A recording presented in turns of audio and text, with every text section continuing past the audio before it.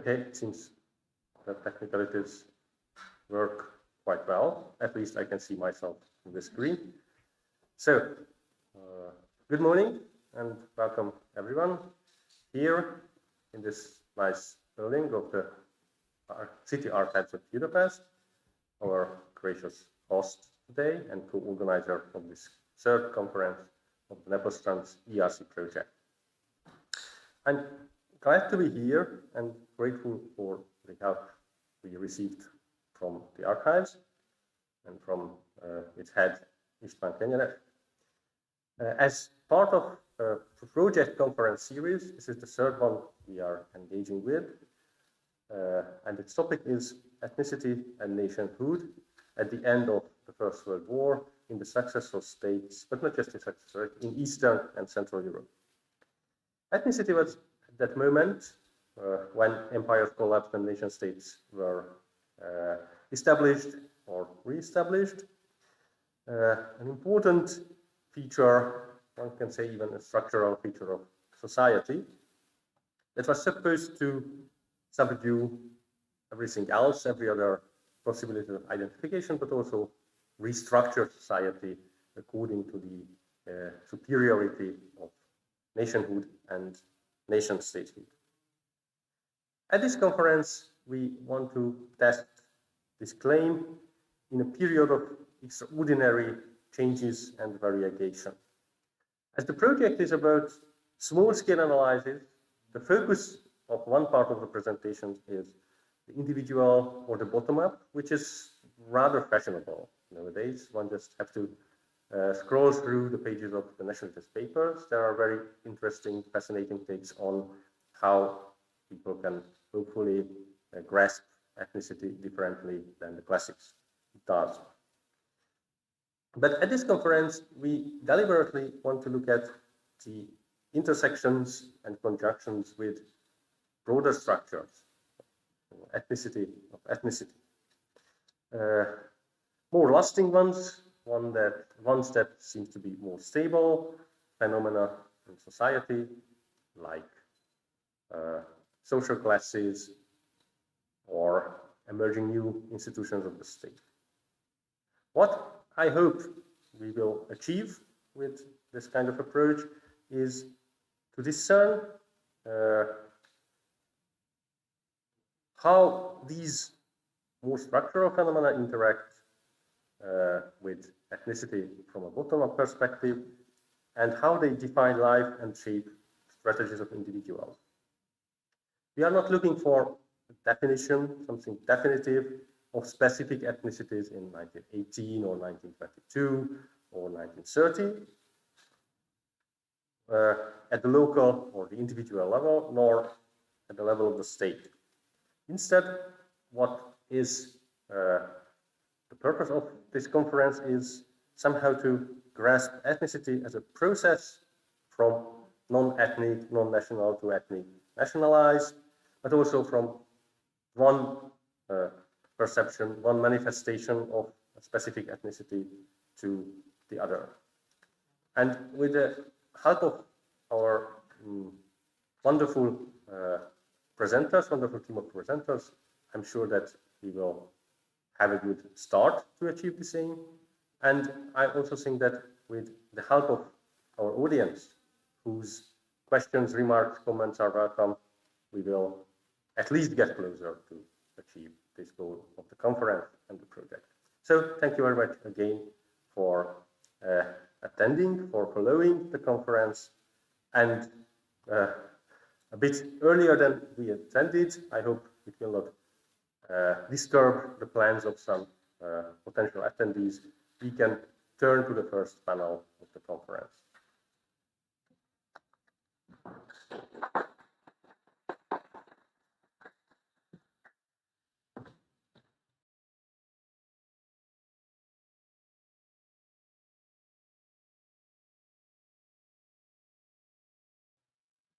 Hi everyone, I hope you can hear me.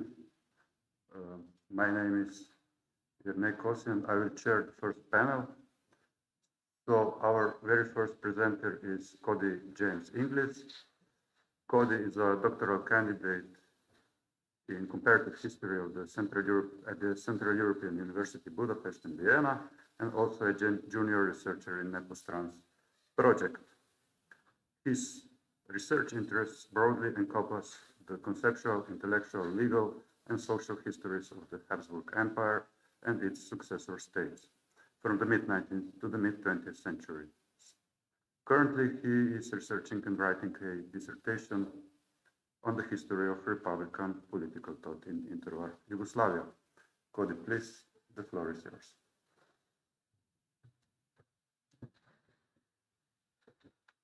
Thanks very much. Let me pull up the presentation.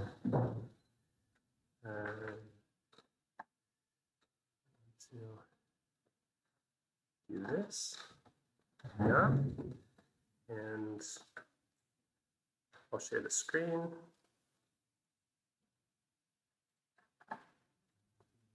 If I can.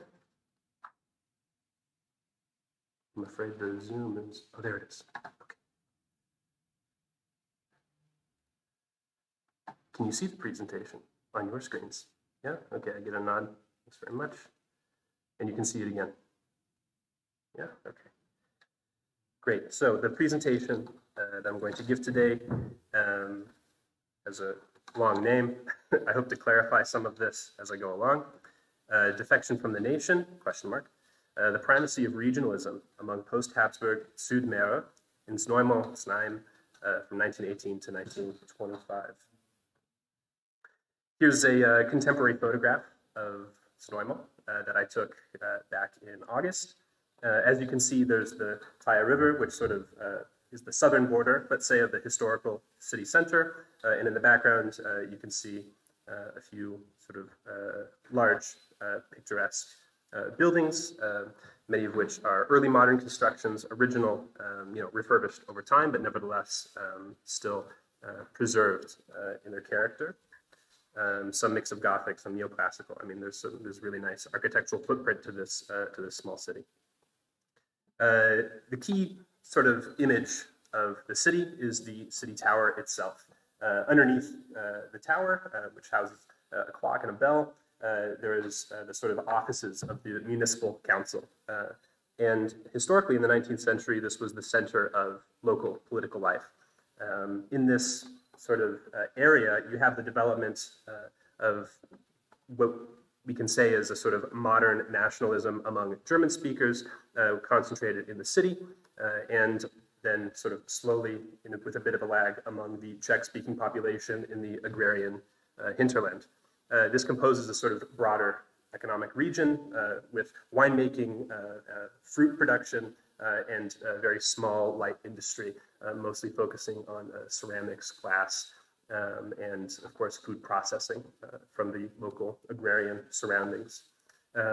Now this also created a sort of particular cultural space, not just centered on the city, but across the wider territory of southern Moravia and northern Lower Austria. If one takes the train still today between Vienna and Znojmo, one can hardly perceive that there's any sort of border aside from a political one. The agrarian landscape is still the same. The vineyards run into each other across the border. And now, of course, since Austria and the Czech Republic are now part of the Schengen zone, there are no border controls. And so when one goes across what is perceptibly a border, if you pay attention to the change of signs, this is the only designation in this whole sort of economic, cultural region. So what I want to talk about is not a sort of longue durée development of ethnicity, but rather how local and regional identifications became a primary focus of individual everyday, let's say, ethnicity. And among this, there's a sort of let's say, a regional, let's say at the level of the Crown Land, legal and constitutional development with certain legal autonomies that are developed in Moravia from the early modern period, even from the medieval period, from the 11th century already, when Moravia is created as a sort of margravate. And then over time, you have the development of a certain independent corpus of laws. In the 19th century, these are canonized into a separate Crown Land constitution, legal structure, and so on. And this creates a certain focus of everyday politics, which is at the level of the district and at the level of the Crown Land. And this creates, let's say, certain political dynamics among the burghers in the city and the agrarian hinterland. The development of mass political parties sort of functions very much in a similar way as you would find across the Austrian half of the monarchy after 1867. But what's very interesting is right after the First World War, you have a certain Czech nationalist discourse which claims liberation from Habsburg and in some more explicit ways from German political hegemony of the region. Here in the caption you can say, on the day of liberation, the city of Znojmo, the 16th of December 1918. This is a photograph taken after a month-long, let's say, small breakaway state was created by German nationalists in the city that covered the entirety of southern Moravia. These events are highlighted very much in local historiography, even to this day, but also from the 1950s onward, when more intensive study of the local conditions in the region was sort of institutionalized in local journals, in local historiographic conferences among different local historians working in Znojmo and the next sort of big regional cultural center, Mikulov or Nikolsburg in German. But what I'd like to focus on is more about the everyday identifications of everyday people who were not falling so cleanly into either the Czech or the German nationalist camps in its most extreme versions especially. Rather, the region very interestingly created a sort of endemic left-wing political culture for itself, which focused more on class identification, on a sort of regional cultural and economic heritage, and less so on these bigger categories of nationhood. And this can be seen in a way by the local reaction to the end of this German nationalist breakaway state and the sort of occupation of the region by the Czechoslovak military and its formal incorporation into the Czechoslovak state after the Treaty of Saint-Germain. Here we have a quotation from a book published in 1926 called the Gedenkbuch der Stadt Znaim, the Book of Memory of the city of Znojmo from 1226 to 1926. Anton Wörtke was a local historian in Znojmo and had a certain particular view of the region and the locality and how people had coexisted and interacted with one another over this extremely long 700-year period, 1226 being the date of the foundation of the city. I'll read the English translation. Cooler-headed people thought it highly improbable from the very beginning that the Czechs would quietly allow part of the land that had belonged to the Bohemian crown to be taken away from them, or that the decisive factors in international relations could make an unfavorable judgment for them. This quotation refers to the sort of vortex, let's say, of international events that were focused locally in southern Moravia and the creation of this German nationalist-led breakaway state and its incorporation into the Czechoslovak state a month after its creation. While nationalist sentiments ran high, it's abundantly clear that the local population also felt that it was, in a way, just, given the developments of the war and the international situation, that Znojmo and southern Moravia, while having a German-speaking majority, at least according to the 1910 census, would be incorporated into the Czechoslovak state. Now I say German-speaking majority in 1910 because, as we can see from the census data, there's a very large shift in population in the 10-year period between 1910 and 1921.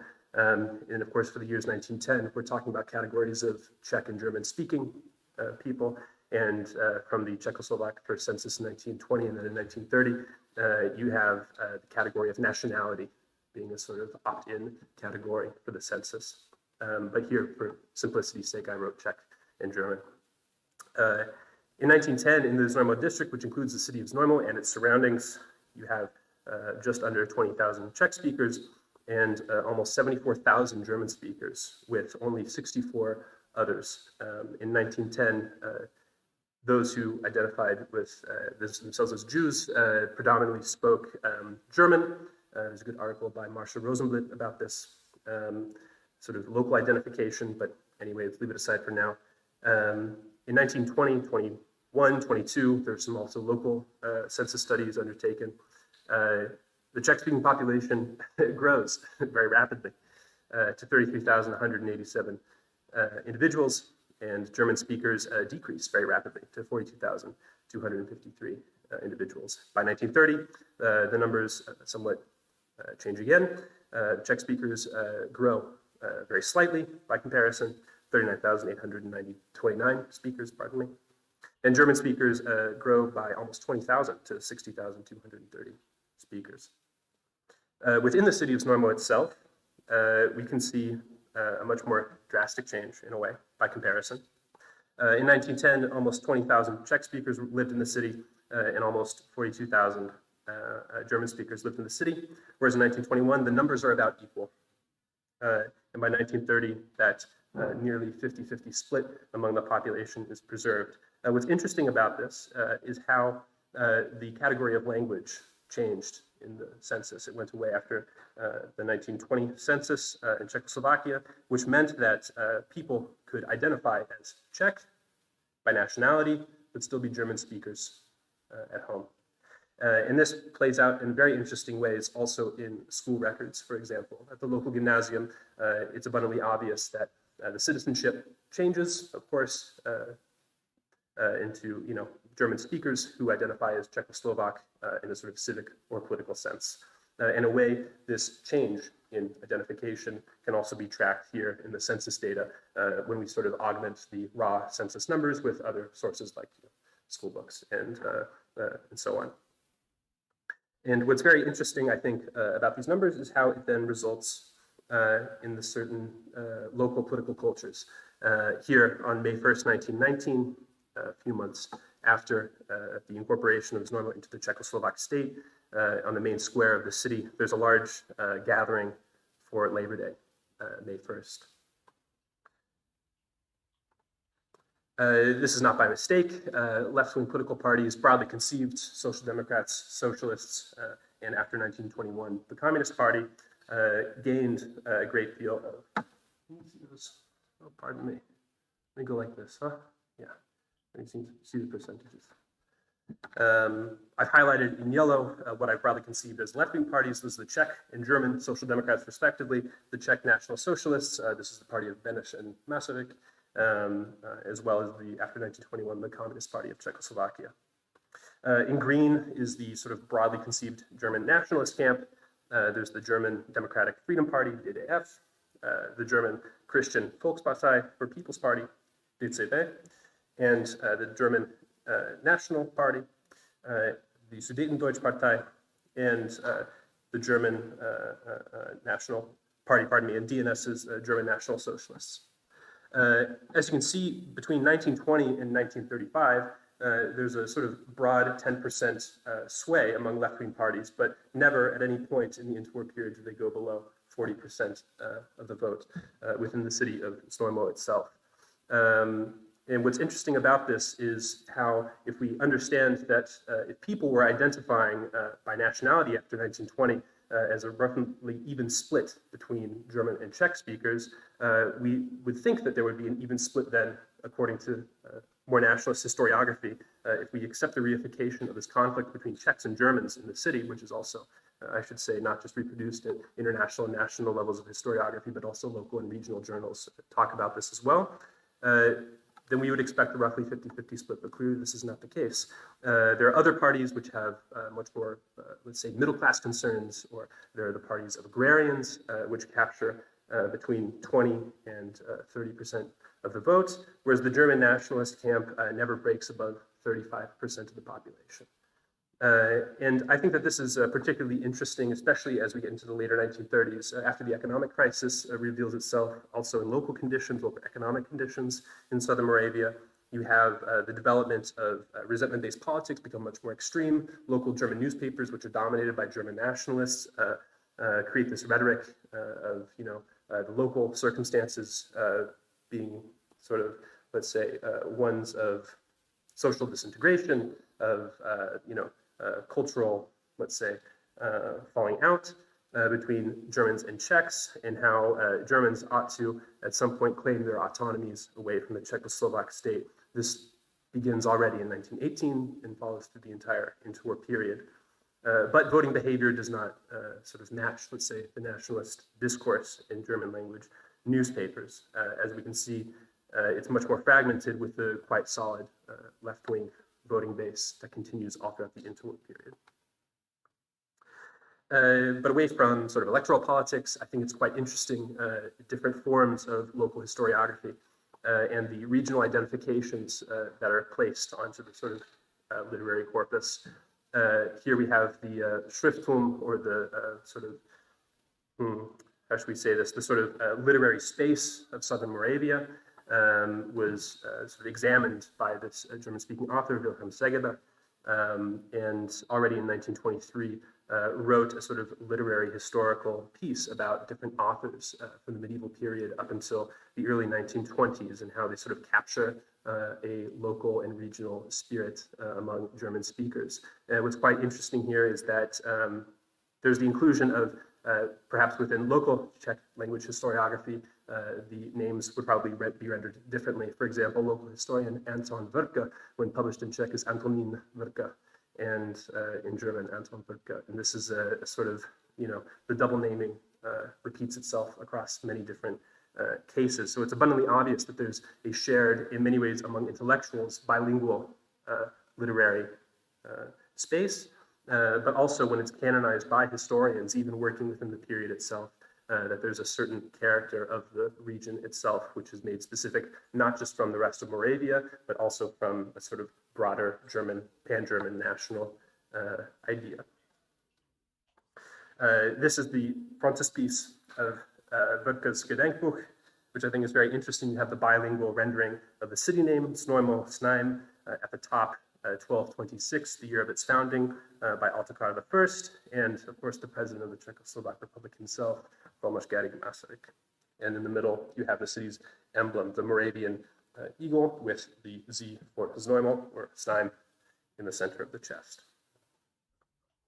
Jumping forward a bit, it's clear that these regional identifications also match with certain, let's say, retrospective idealizations of these regions, Bohemia, Moravia, and Silesia, as these places of homeland for German speakers. On Kreuzgasse 21 in Vienna, I saw this as I was taking the tram, got off the tram and had to take this photo. I'll read the English translation. You lost your old homeland, Heimat, in Bohemia, Moravia, and Silesia, and found Austria again. Of course, this refers to the expulsion of German speakers out of Czechoslovakia after 1945, a result of the Beneš decrees. But here you have quite regional symbolism, and beyond just the political symbols themselves of the crownlands, of the flags, you also have the very regional specificity of this being an agrarian hinterland to the main urban centers with the stalks of wheat at the bottom.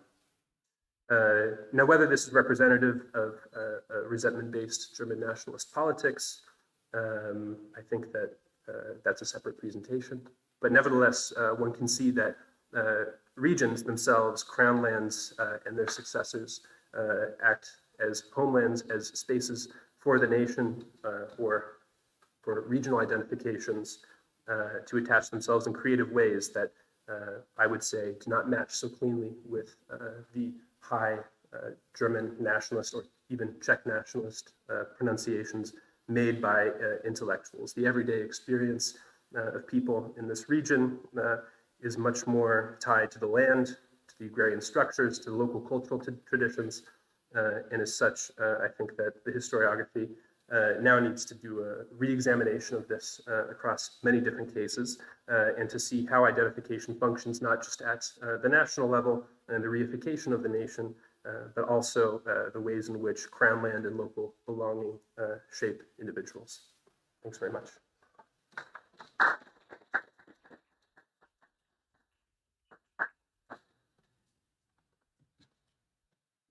Thanks, Cody, for this thought-provoking talk.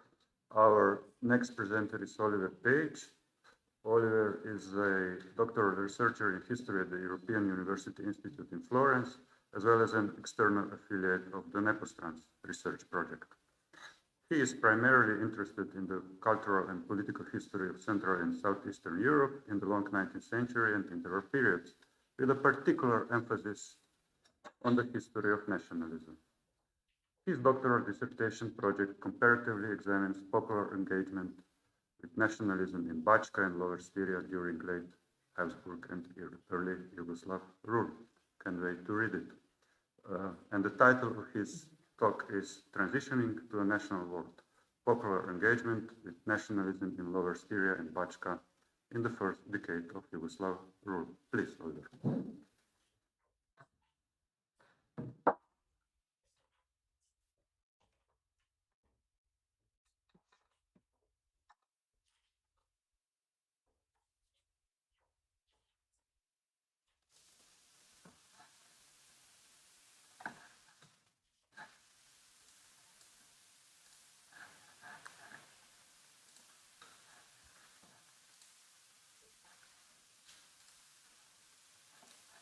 This is visible now, I presume? Yeah.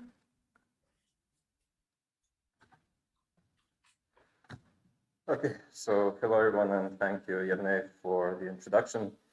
Today I'll be using the opportunity to present some illustrative examples from my archival research thus far that hopefully offer some insight into how what we may call ordinary people experience the transition from the Habsburg monarchy to what was at the time propagated and understood as an unambiguously national state, namely the Kingdom of Serbs, Croats, and Slovenes. So first of all, just a short word about the two case study areas. Yugoslav Bačka refers to the territory of the former Hungarian Bač Bodrog County that ended up within the confines of the interwar Yugoslav state. Its administrative center was Sombor, or Zombor in Hungarian, but Subotica, that is Sobatka, was by far its largest city. Much like the rest of Vojvodina, it was a very diverse region in demographic terms. What the language statistics for 1921 don't reveal is also a very important presence of a Catholic South Slavic speaking population that encompassed ethnonyms such as Bunjevci, Šokci, and also Croats. And in addition, I should also mention the presence of a small but economically very important Jewish population. On the other side, then, we have Lower Styria, Spodnja Štajerska, Steiermark in German, which is an informal designation for the majority Slovene-speaking southern portion of the old Austrian crown land of Styria. While its rural population was overwhelmingly Slovene-speaking, the urban population at the time predominantly used German, and this was regardless of its presumed ethnic origin.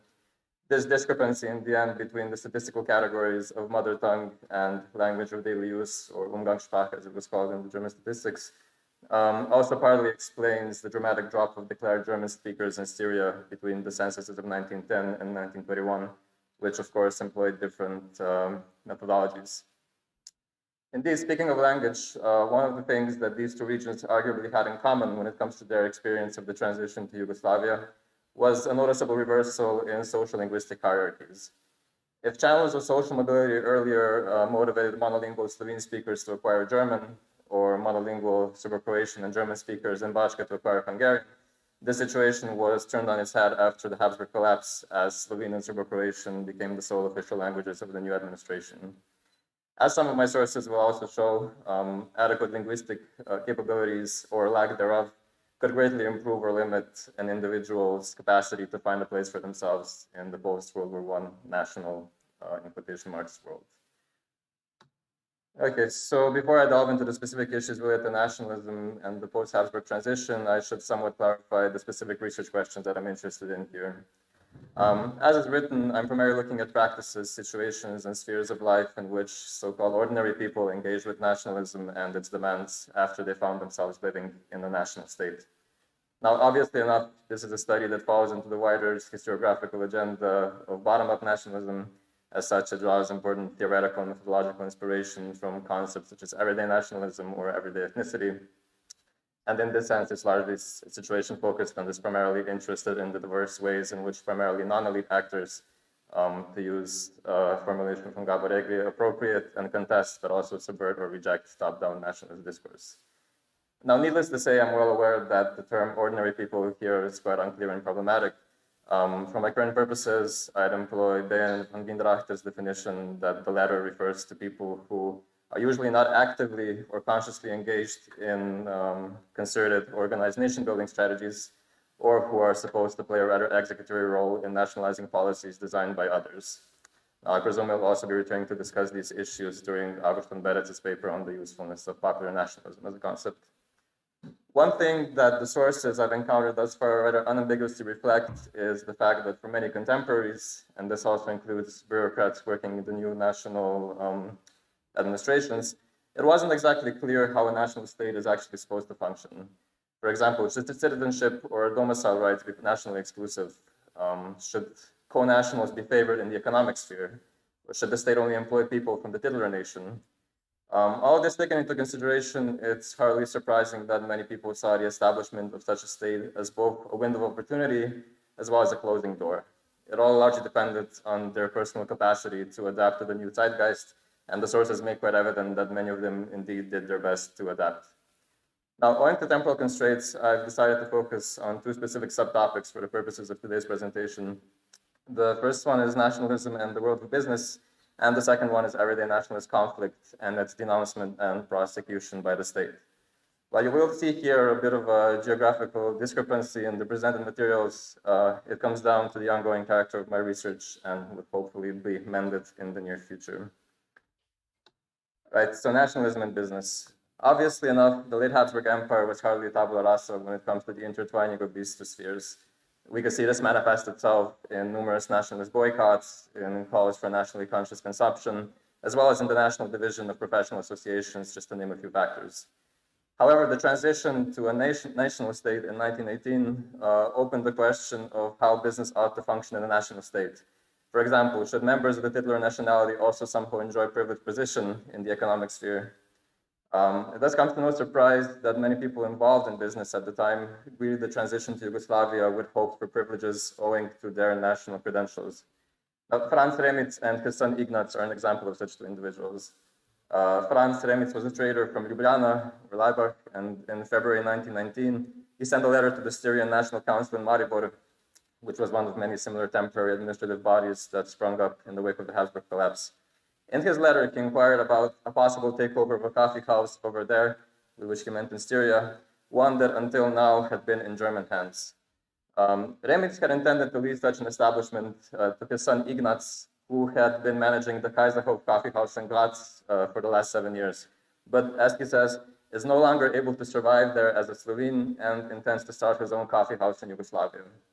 2 days later, Ignaz himself wrote to the National Council and explained that he was advised by the gentlemen Cizler, Majken, and Dr. Franz Igoric to take over a Slovene coffee house in Maribor, and is thus kindly turning to the glorious National Council in Maribor in order to support this enterprise.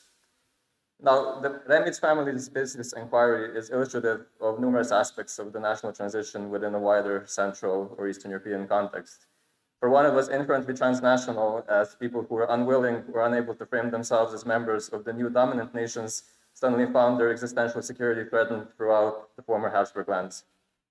Secondly, it was evidently both the expectation and fear of many people that the transition to a nation state would not only mean a change of government, but also transform society in a wider sense.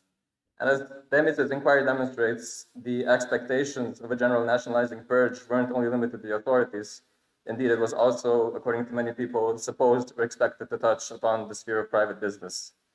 And to follow up with a further example, A neat illustration of this kind of nationalizing anxiety is offered by the strikingly similar life stories of Karolina Jochimsen and Teresa Pretzdilo. These were two waitresses from the Styrian town of Peta or Ptuj, and they saw the 1918 Habsburg collapse as an opportunity to climb up to the status of innkeepers and made ample use of nationalist discourse when doing so. Jochimsen and Pretzdilo petitioned the Municipal Council of Ptuj on 3 separate occasions during 1919. Quite logically, their first round of letters were petitions asking the municipality for innkeeper concessions. However, they were both rejected based on the fact that they had foreign pertinence rights, or domicile rights, so I'm talking about Heimatrecht. And since both Jochimsen and Pretzdilo had inherited pertinence rights from their husbands, they appealed to the municipality by employing the language which was most fit for the historical moment. In her appeal, Jochimsen claimed that her second husband, who was a German citizen, I quote, did not like her because I am Slovene and do not want to leave with him to Germany. While petitioning for a certificate of conduct by this Zeugnis, she stated that it was his drinking and German nationalism that had triggered their separation in the first place. Pretzdilo likewise had similar things to say about her husband, who had left for German Austria after the Habsburg collapse. Now, when Jochimsen later applied for a pertinence right in Ptuj, she tried to boost her nationalist credentials even further. This time, she called attention to the fact that one of her sons, who was a trained confectioner, had been working for an esteemed Slovene public figure and has also been catering at the Sokol festivities in recent times. Her other son was also wounded and captured by the German Austrians at the Carinthian front and was now suffering from deprivation in German Austria, she said. In the end, however, Jochimsen's attempts proved futile as she had not been living in Ptuj for the minimum required period of 10 years, which was necessary to get a pertinence right. What about Teresa Pretzdilo? Her petition for an innkeeper's concession is particularly interesting as it contains lengthy reflections on the unacceptable national state in which the innkeeper's profession in Ptuj supposedly found itself at the time.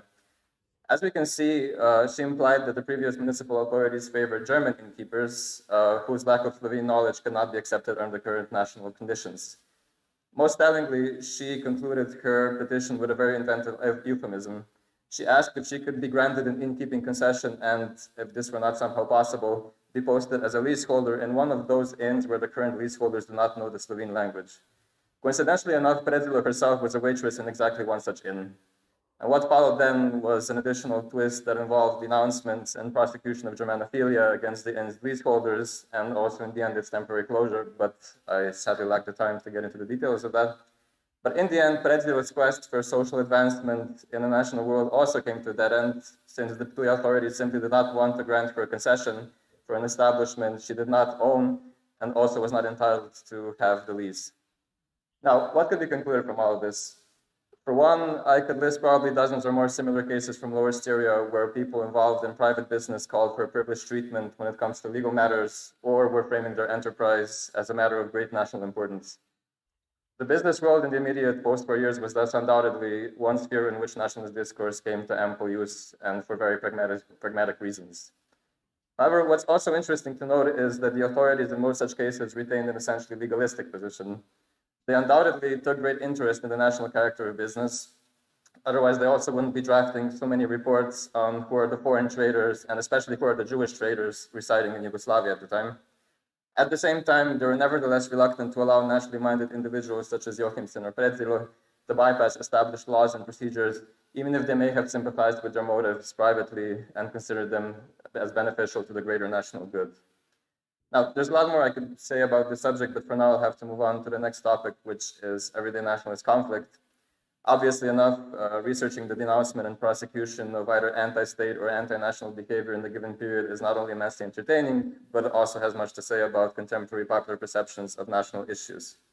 The cases one encounters not only demonstrate what were the kind of situations or behavior for which people could end up being denounced and prosecuted, but also the strategies with which they employed to defend themselves once they were involved in the prosecution process. Now, it pains me to say that the most entertaining cases I encountered in the archives aren't also the most revealing ones when it comes to popular engagement with the national world, as more often than not, the accused would usually just blame alcohol and drunkenness and claim that they were too drunk to remember what happened. Instead, what I've chosen for today are some illustrative examples of nationalist conflict that are at least somewhat informative when it comes to the national convictions of ordinary people. The first such case happened in 1921 at a Catholic gathering in Herceg Santo or Santovo, which would later be ceded to Hungary and is today located in the Hungarian side of the Hungarian-Serbian border.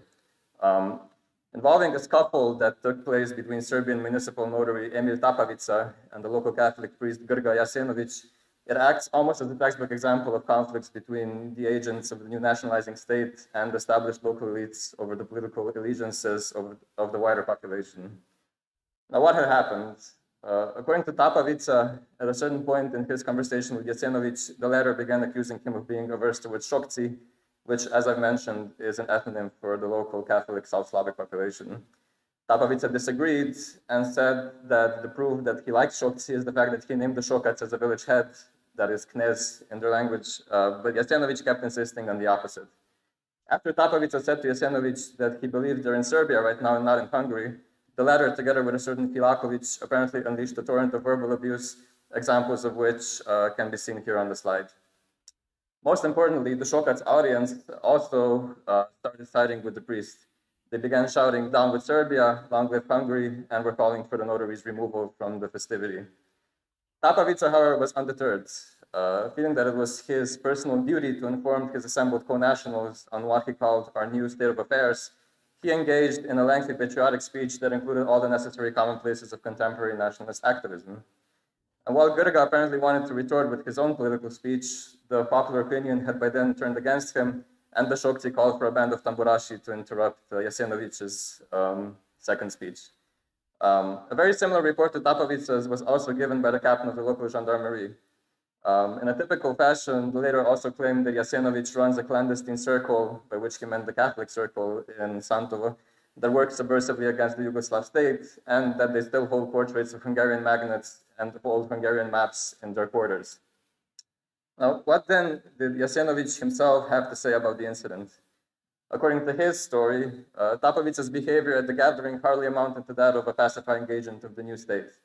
According to the priest, the latter was claiming that Bunjevci, with which Jasenovic also identified in this situation, had it easy during the war, or rather that they were spared during the war, and that they ought to listen to Serbs now. How did that happen? He then began a speech in which he glorified Serbia as their savior and concluded it by shouting, "Long live great Serbia." According to Jasenovic, he and his company retorted by shouting, "Long live Yugoslavia," and they said no more than this. In his opinion, the entire case against him was likely a setup by the local Serbs, who blamed him for the wartime denouncement and arrest of 2 local Serb notables, including one Orthodox priest. Now, the case against Jasenovic and his friends is illustrative of conflicts that took place between representatives of the nationalizing state and local elites that expressed allegiances which were at odds with the state-sponsored narrative of national liberation. Unsurprisingly, in both cases, the assembled Shokci play a rather passive role in both of the 2 narratives, sometimes swings towards the notary, other times towards the priest, and at times also expressing their own sentiment by the various slogans they would shout during the time. And while it's obvious that the interrogation hardly says much about Jasenovic's true political loyalties, whatever that would mean, he was evidently well aware of the identity options available for him as a Bunjevac when he tried to save face during his interrogation by blaming his anti-Serbian rhetoric on his Yugoslav patriotism. Right, and then for my final case, I'd shortly like to return back to Styria and offer an example of a situational form of national self-articulation that wasn't influenced by an interrogative framework. In 1919, the Yugoslav authorities intercepted a small postcard sent by an unknown sender from Graz to a certain Johann Gregor in Maribor. While neither the sender nor the recipient of the postcard were ever identified or caught by the police, it caused a very strong uproar among the local authorities, and looking at it here at the slide, you'll be hardly surprised as to why. For one, the unknown sender of the postcard was apparently not a highly educated or articulate person, judging by his colloquial register of Slovene. His professed support for German Austria and dislike for Yugoslavia went down to very pragmatic factors. He lauded the lack of obligatory military service in Austria and decried what was likely the recent violent suppression of a mutiny of Slovene soldiers in the Maribor barracks. Finally, he also finished his letter with some Habsburg nostalgia by referencing the old emperor and saying he wouldn't like to serve the new emperor of Serbia, which is King Peter. King, to be exact. Even if we may sense a certain verbal distancing from the Slovene nation through his use of the second person here, the author of the text was apparently a proud Slovene. But this notwithstanding, he rejected a wider Yugoslav framework and some of the key patriotic duties and expectations of contemporary mainstream Slovene nationalism. And in the end, it's hardly surprising that his letter would cause such an extreme disturbance to the local authorities.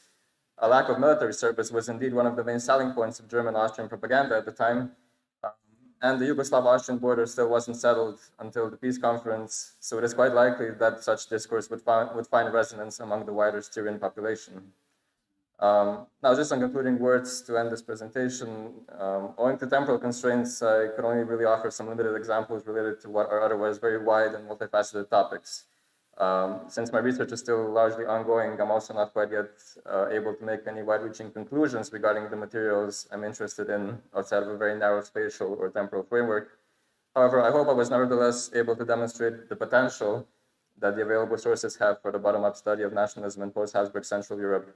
And while I wish I had time to expand on these topics in more detail, I'd be happy to try to answer any questions in the ensuing discussion. Thank you.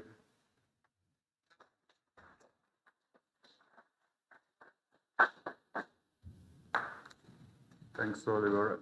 Oliver, I'm sure the questions will come during the discussion. Our next presenter is Christopher Wendt. Chris is a junior researcher in the Nepostrans project, focusing on the region of North Tyrol. After completing his master's in comparative history at CEU, he's currently a PhD researcher at the European University Institute in Florence, Italy.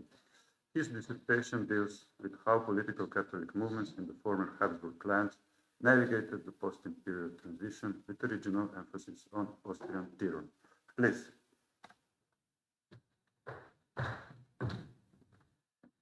Thank you, Jan, and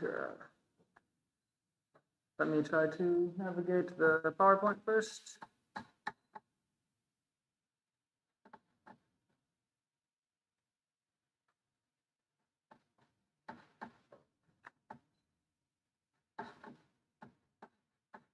Let's see.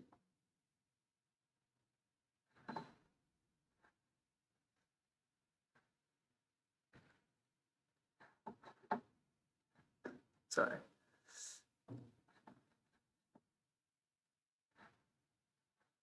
Oh, there we go.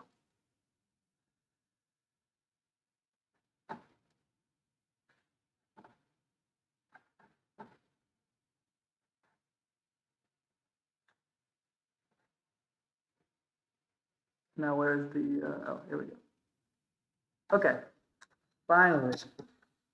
Thank you, Yerne, for the introduction. Hopefully everyone can hear me who's not here with us.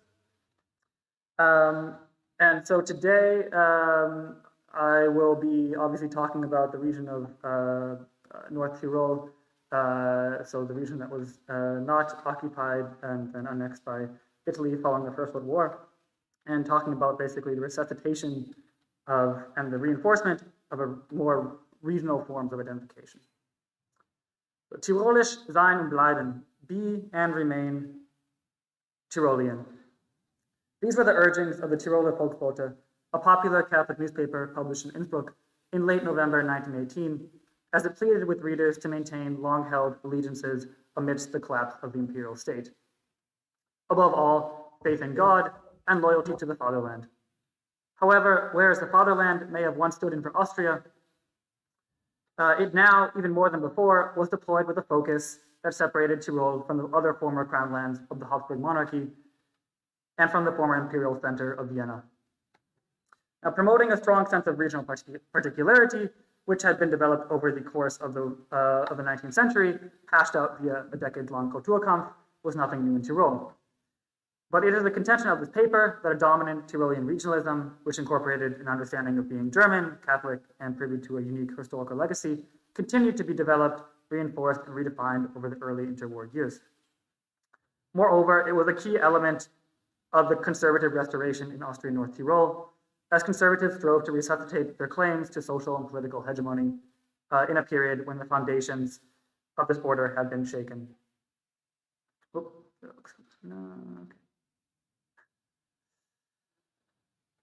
So, by the early 1920s, the myths and practices associated with the Tyrolean regional identification proved to be effective in helping to re-legitimate this conservative political class and in serving as a point of identification for many people within Tyrol.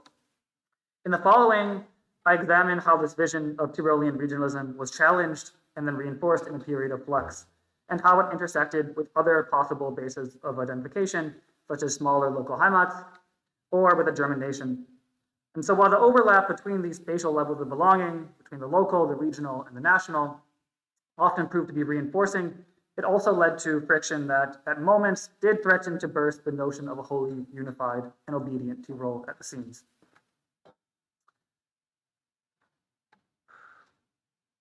Okay, so first a bit of context. Of course, the immediate post-war political situation in North Tyrol was defined by overlapping crises. November 1918 witnessed a chaotic retreat of the former Imperial Royal Army over the Brenner Pass and through the Inn Valley, the momentary impotence of imperial officials during the dissolution of the empire, and the failure of a provisioning system directed from Vienna. The arrival of Italian troops, of course, calmed the situation, but their presence presented a long-term challenge for Tyrolean politics. The Italian occupation of the Crown land up to the Brenner, including most of what was predominantly German-speaking South Tyrol, split German Tyrol, as it had become known, in two. By early 1919, when it became clear that the Italians did not plan on leaving South Tyrol, maintaining Tyrolean territorial integrity, the Landeseinheit, became an issue that was that all major parties in the province, the dominant Christian socials, the Tiroler Volkspartei, the German nationalists and social democrats could agree on. However, the question of how to do so, by way of declaring Tyrol as a free state, joining Germany with the rest of the former German-speaking Austrian crown lands, or joining Germany alone, among other more fantastical solutions, continued to divide Tyroleans.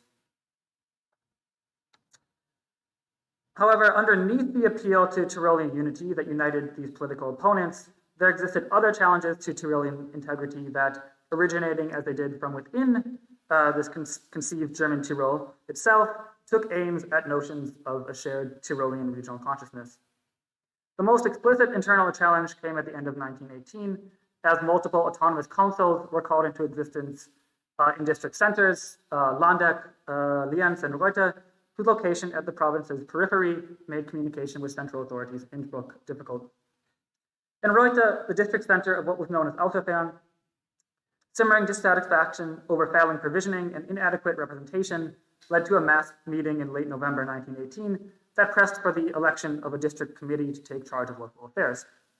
In line with appeals to Außerfern's own right of self-determination, a resolution was passed which promised that if an Anschluss of Tyrol to Germany were to be impossible, Außerfern, which, I quote, Außerfern would, I quote, separate itself from Tyrol, from which it is geographically and economically isolated, and pursue its total political and economic unification with Bavaria. In other words, Außerfern was threatening to leave the rest of Tyrol, or North Tyrol. Outside of Reutte, in the rural district itself, the threat to secede from Tyrol brought forth an energetic reaction. A counter-demonstration rejected joining the district with Bavaria and protested against the leading role in the movement of the bourgeois bürgerliche Reutter lawyer, Dr. Hermann Stern. From his correspondence with a friend in Innsbruck, it becomes clear that Stern, who before the war had been a benefactor of local tourism, was indeed at the center of this push for district autonomy. However, after a fleeting truce negotiated by allies of both sides, tensions boiled over again in early March 1919 when a rally led by Stern protesting further ration cuts attracted an estimated 500 people, again in Reutte. Here, Stern demanded the replacement of the district captain before declaring a struggle against every successor who does not have the courage to energetically represent the demands of the people to the provincial government. Stern again brought up the necessity of Reutte district's Anschluss to Bavaria and urged those present to make use of their right of self-determination. And so, although in the end the district captain was not immediately expelled, by mid-April he had been transferred from his post. In the end, this effort at more district representation was eventually subsumed after the provincial administration had more or less reasserted itself. But what is the point of this long example about a movement for increased local control in a remote Tyrolean district?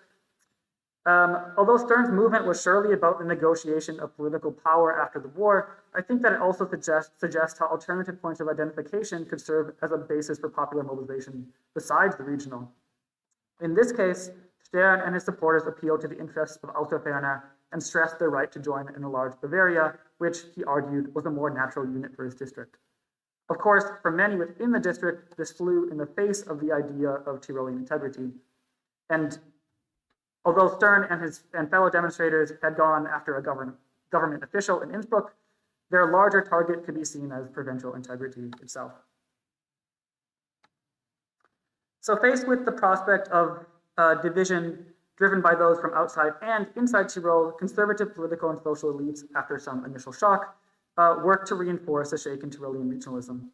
In doing so, these actors turned to familiar symbols that had been developed before the war to promote the notion of a unified German Catholic Tyrol. Once again, Tyrol was portrayed as a pious Catholic Holy Land whose inhabitants were to follow the mythical example of Andreas Hofer, the freedom fighter of 1809, whose rebellion had, for a while, defeated Napoleon's invading armies.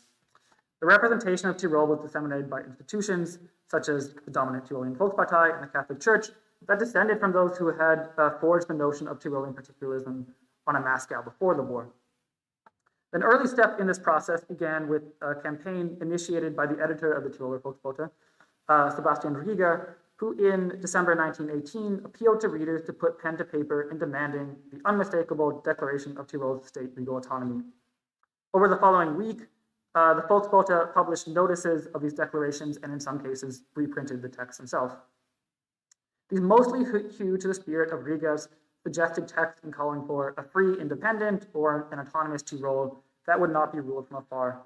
A declaration from one village took aim against the trifecta of Italian annexation, separatism from within North Tyrol, and perceived political passivity, lamenting, "This dear Tyrol will be torn apart, and Tyroleans themselves are those who desire it," as in Lienz and Reuter. The author closed by reaffirming where allegiances were to lie. Not to Berlin, not to Vienna. There is only one Tyrol, even if it may be small.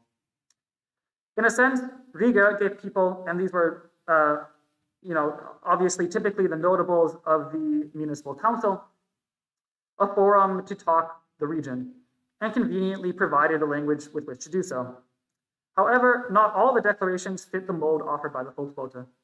Some went beyond the suggested language to make even more radical claims in demanding, for instance, the enlargement of communal property, usage of state forests, and land redistribution. And these, of course, slipped into the Volksbote itself. So within the oft-employed expression Tyrol to the Tyroleans, or Tirol den Tirolern, there existed the seeds of a more populist, egalitarian regional order that existed at odds, that was at odds with the more conservative hierarchical vision, seeds that nonetheless rarely seem to blossom into outward defiance. Now, a further symbolic effort to situate regional belonging and the trauma of regional division at the forefront of popular consciousness came through the Tyrolean days of mourning, the Trauertage, which have of course been spoken of before. But these were first held to commemorate the annexation of South Tyrol by Italy on October 8th and 9th, 1920, and were held each year thereafter through 1937 as solemn reminders of German Tyrolean heroism during the war and the pain of the division of the province. Although the shape shifted over the years, the events followed a script set during the provincial mourning held after the terms of the Treaty of Saint-Germain were made public in June of 1919. The first public mourning was actually largely the initiative of the Heimatleague of South Tyrol, or the Bund Heimat für Südtirol, which operated as a transitional group between a pre-war regional nationalist association, the Tiroler Volksbund, and its post-war successor, the Andreas Hofer Bund. Notably, this ritualistic event was to unfold simultaneously at the regional center of Innsbruck and in smaller locales across the province. In Innsbruck, a mourning procession began at the Berg Isel, the mythical site of the 1809 victory, where a statue of Andreas Hofer was draped in black before winding through the city to end at Hofer's tomb in the Hofkirche. Outside of Innsbruck, provincial government encouraged municipal authorities, school boards, and parish leaders to participate through smaller ceremonies. School children were to go without instruction for the day, but were to observe a dignified commemoration led by their teachers. So, as the days of mourning became, in the words of Lawrence Cole, a density point for memory, so too did the Bergisel above Innsbruck become an altar to a conservative provincial consciousness. Once again, however, this was not always without friction. In a notorious example of rejection of the conservative interpretation of the war that gives a sense of post-war popular discontent, the priest-poet known as Bruder Wilhelm was openly insulted as he delivered an open-air mass to veterans at a homecoming celebration at this site in November of 1919.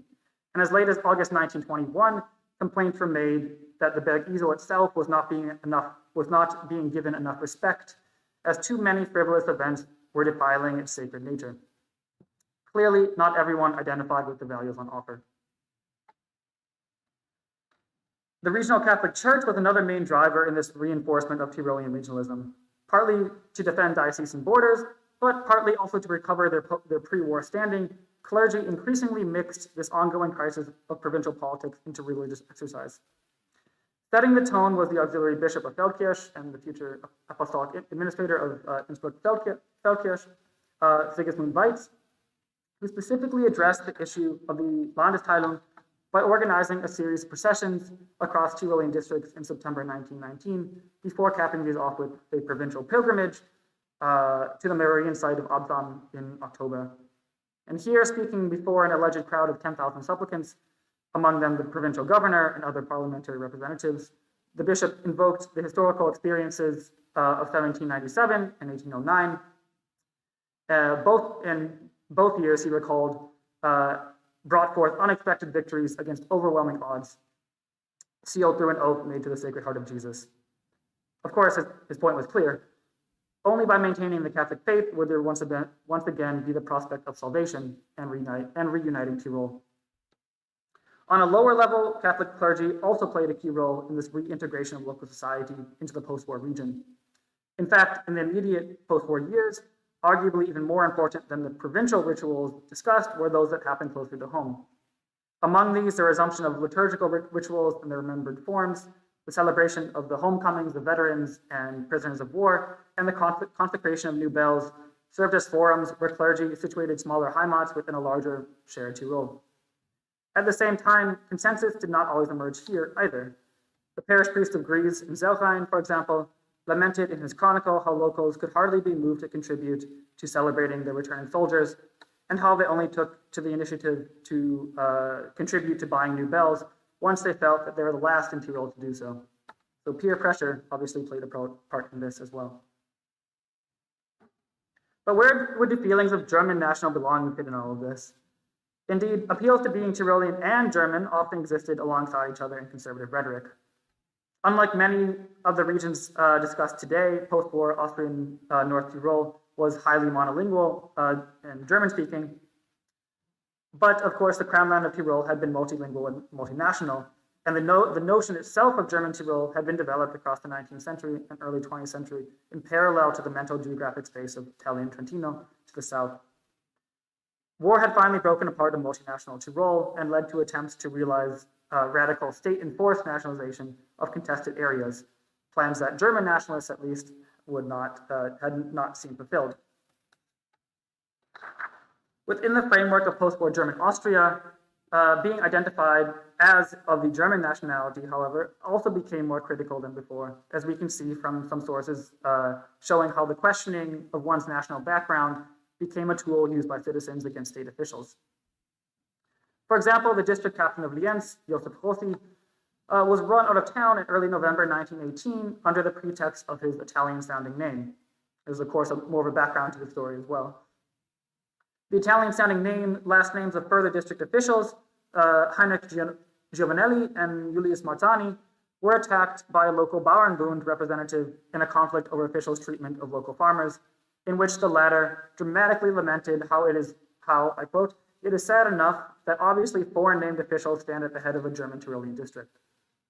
Marzani's case is especially ironic, considering that until the end of 1918, he had been stationed in Merano-Meran in South Tyrol and was dismissed by the occupying Italian administration after he held a rally at which he proclaimed his loyalty to Austria.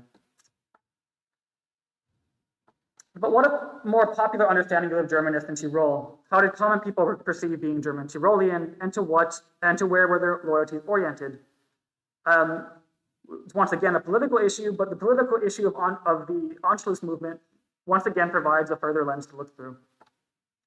In political terms, among the various designs for Tyrol's post-war future, the notion of joining Germany had a strong level of support, especially among Social Democrats and German nationalists.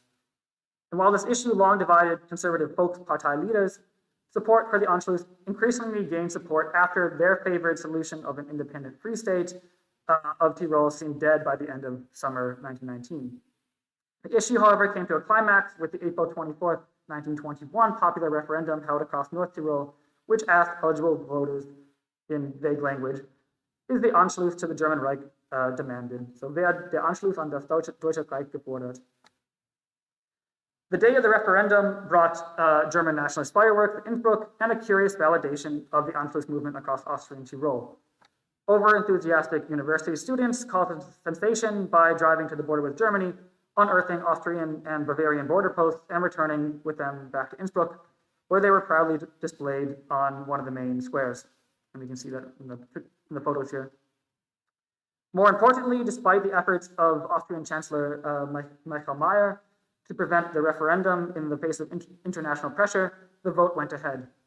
According to tallies by Tyrolean authorities, 98% of votes cast were for the pro-Anschluss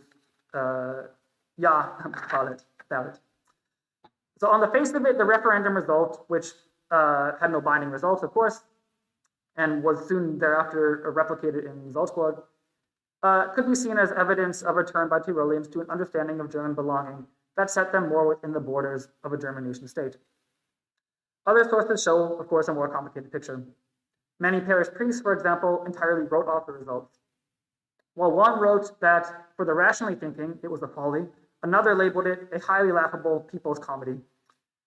Father Kinninger of Obertiliach was more descriptive in writing that the referendum was a quote, provocative, useless propaganda campaign in which the people were mostly not in agreement. And he attributed the vote from his parish in favor of the Anschluss to the unprecedented, once again to an unprecedented propaganda campaign, and gave a stark assessment of what, from his point of view, most Tyroleans actually desired. He said, in reality, as the ill-born German Austria threatens to fall apart and one recognizes the Anschluss to Germany as impossible, one would have rather wished for a union with South Tyrol under temporary Italian sovereignty. In the end, feelings that German Austria was non-viable, as well as a desire to stick it to Vienna, seem to have played just as much a role in the referendum's outcome as strong German national inclinations. So, some conclusions. While finding themselves momentarily embattled at war's end, Tyrolean conservatives ultimately contributed to a persuasive model of regional identification that operated by integrating the present trying political circumstances into the framework of old myths and practices. So by keying off of issues such as Tyrol's lost territorial integrity, stressing its cultural specificity, and juxtaposing this with a distant Vienna, they continued to develop a strong sense of regionalism that, of course, had deep pre-war roots, and which was also largely compatible with the German national belonging.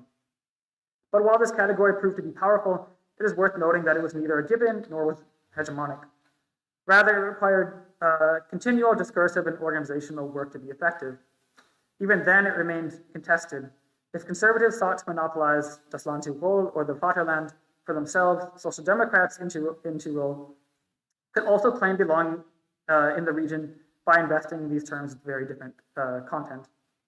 And so if I've mainly explored in this paper how a mainstream conservative regionalism was propagated and received, it seems, of course, equally important to examine, to have a deeper examination of these countercurrents, which momentarily found space in a time of upheaval.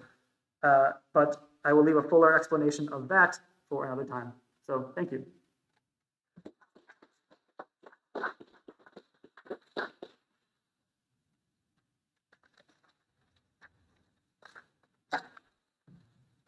Thank you very much, Chris. We have plenty of time for discussion because we are right on time. I guess that we can take questions from our Zoom audience as well. Okay, will we hear them or do they need to put questions? Okay. So the floor is open for questions.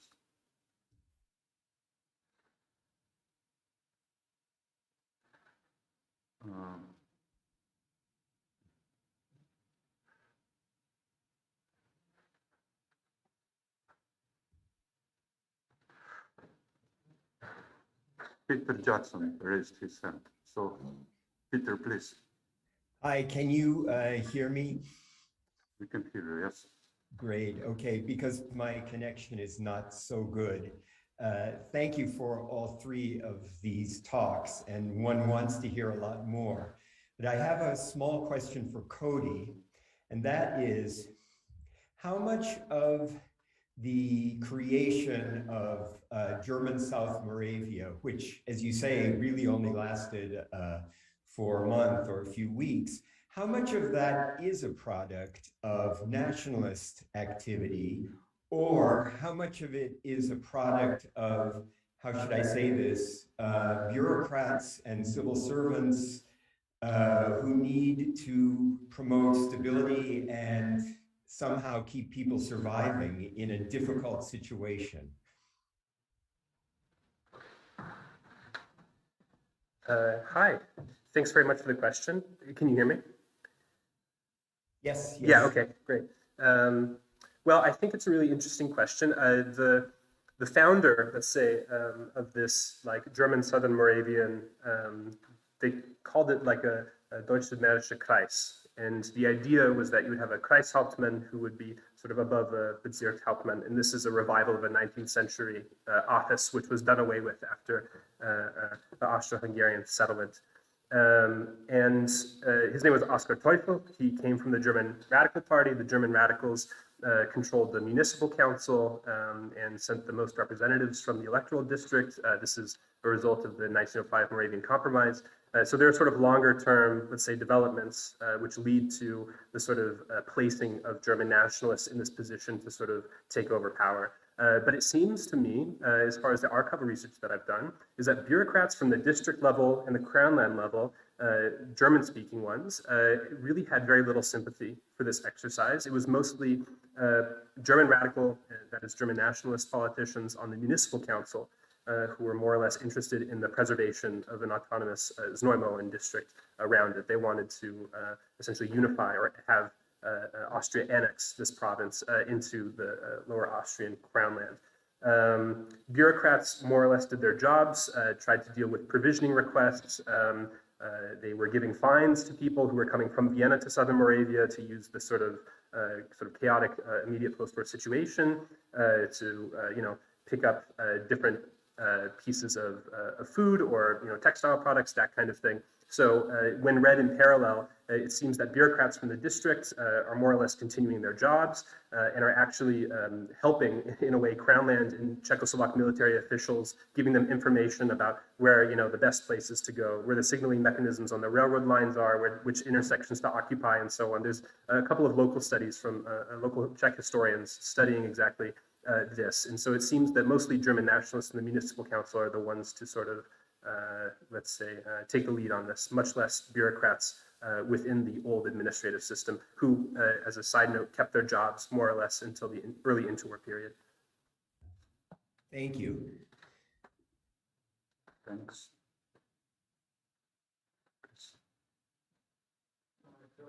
Yes, please.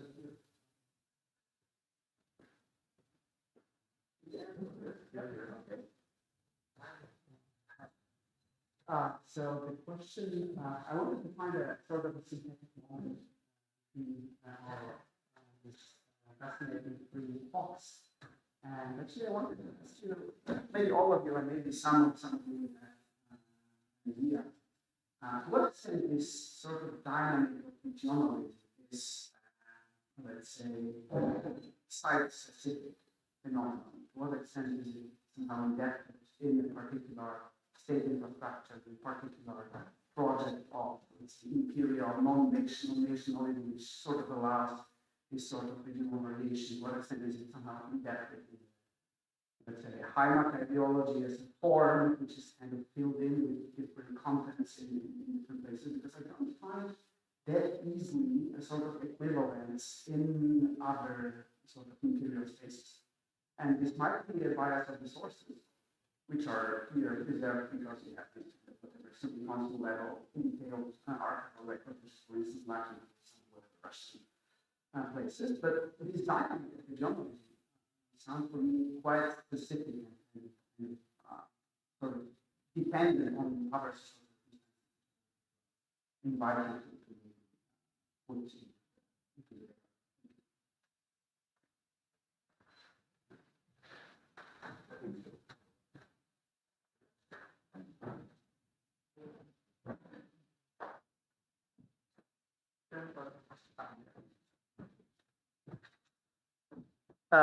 Well, yes, thank you for the question. I mean, I think in the Tyrolean case, it's perhaps not the best case to kind of compare as, well, to use as a comparison here, because there's so much that speaks about regionalism that I think that obviously goes back to the idea of having certain provincial rights, certain provincial autonomies, and because this idea and the use of this certain the political use of certain institutional arrangement was made so prevalent or so powerful already in the 19th century. So I mean, I think almost in the Tyrolean case, what's interesting is, as I tried to with at least one short example, to show how this can be undermined and how there are these currents that don't actually always agree with this sort of strong regionalism. Yeah, I would, well, maybe I'll just end here and see what what's.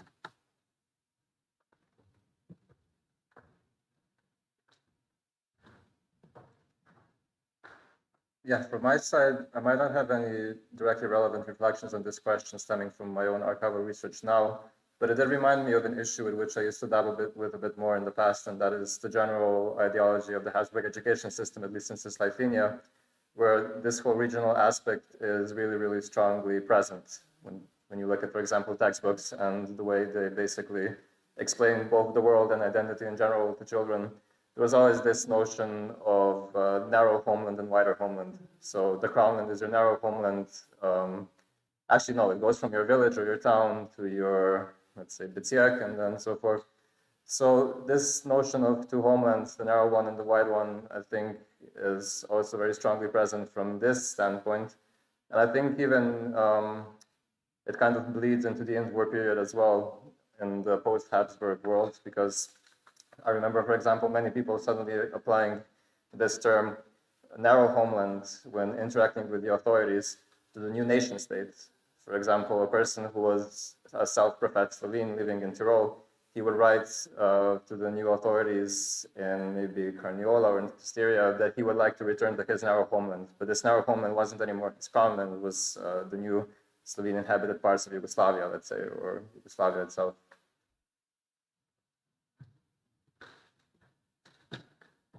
Yeah, I'll go quickly. It's a great question. I mean, I think that in my case, it's abundantly clear that there's this constant evoking of a notion of Moravia as a crownland, as a historic crownland, even after the 1920 Czechoslovak constitution, which does away with the sort of autonomies and separate political offices that existed in Moravia up until that point.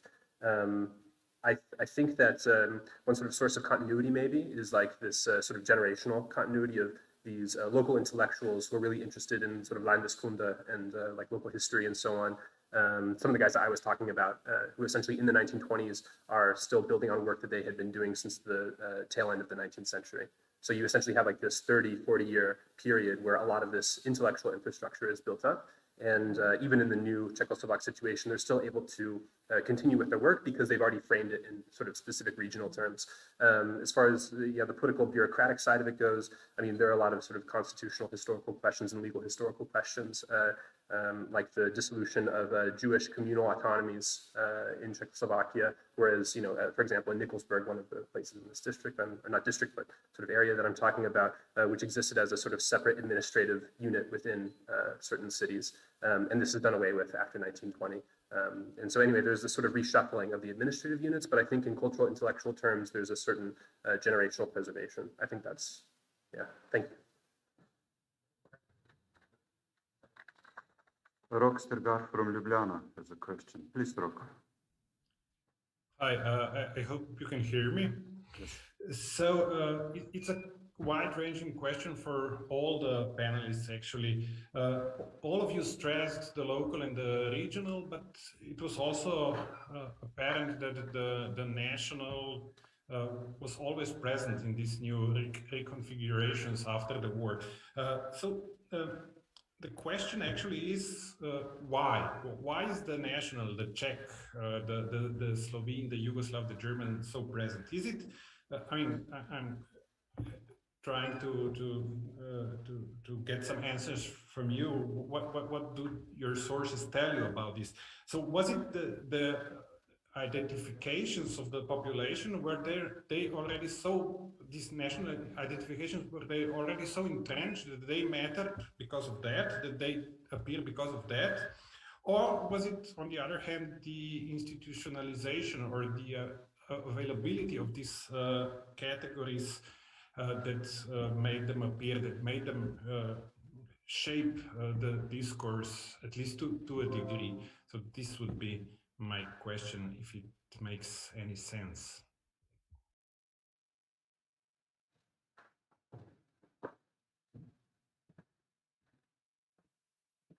Thank you, Rob, for the question. When it comes to my research, I think what I would point out on the one hand is this general zeitgeist of the nation state, which comes into play after 1918. But on the other hand, there's also, of course, pragmatic factors, which also kind of manifest themselves in the materials I've been presenting today when it comes, for example, to the economic sphere and to also various everyday interactions with the authorities when it comes to basically gaining basic privileges or rights which you need for your everyday life. At the same time, in my own research, what I also realized is these national factors oftentimes are not emphasized by the people who are trying to basically procure something from the side of the authorities. People applying for jobs, for state jobs, they might boost or they might emphasize their national credentials, but very often, more often than not, actually they don't. They just try to emphasize their, let's say, technical skills, education, and so forth, experience, but very rarely would they actually talk or frame themselves in a national way and emphasize their patriotism when it comes to very practical issues. So in this sense, I think it's largely ambiguous. To a large extent, national discourse gains a very pragmatic function, I think, in the immediate post-Habsburg collapse, but at the same time, for many people, it doesn't really appear as relevant, and it also comes through in the sources they leave behind from this period.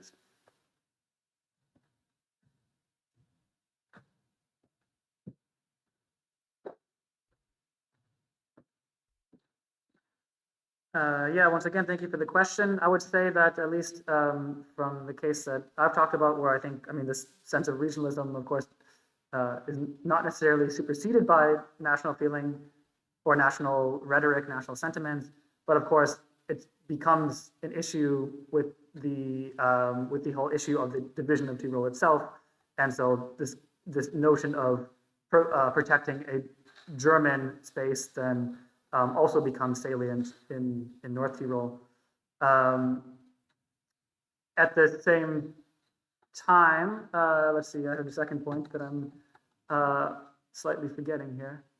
At the same time, though, I would say that, and I talked about this, I guess, almost a couple of years ago, looking more at how these officials navigated the post-imperial transition, where they were supposed to then be of a more German nationality. Even in the decisions that the provincial government was making regarding local officials, it seems like there is some sort of Tyrolean specificity that is allowed, where people could have more of a dual German-Italian sort of national background, and that was something that was more accepted within Tyrol because of the historical legacy and because of especially having to be proficient in both languages.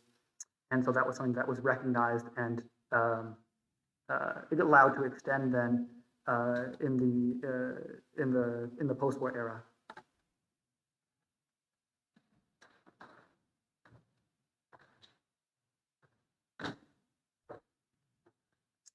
Thanks, Rock.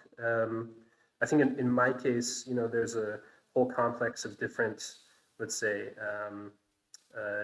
places of identification. So one could be very local, like within the city itself, like a sort of local citizen of the city of Znojmo. And it's abundantly clear that many intellectuals sort of felt this, you know, they sort of reference the city as much as they do sort of Southern Moravia. And then after, you know, then you can sort of talk then about sort of wider national frames, but also within those local and regional identifications, it's abundantly clear that things are also framed in slightly national terms.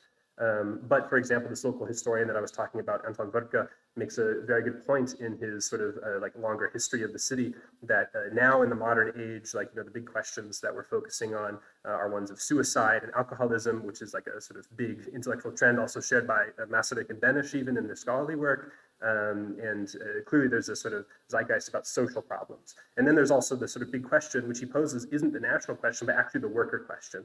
And I think that this is very interesting as a way to sort of reframe the ways that we think about local identification among people who are speaking different languages, but who are living, let's say, with each other in the same economic and social space. Another example is this local cultural association, the Znojemska Beseda, which is like a sort of Czech language society of learning, and they hold language classes in Czech, German, English, and French. And this is very interesting. Like over time through the 1920s, you have this increase in attendance.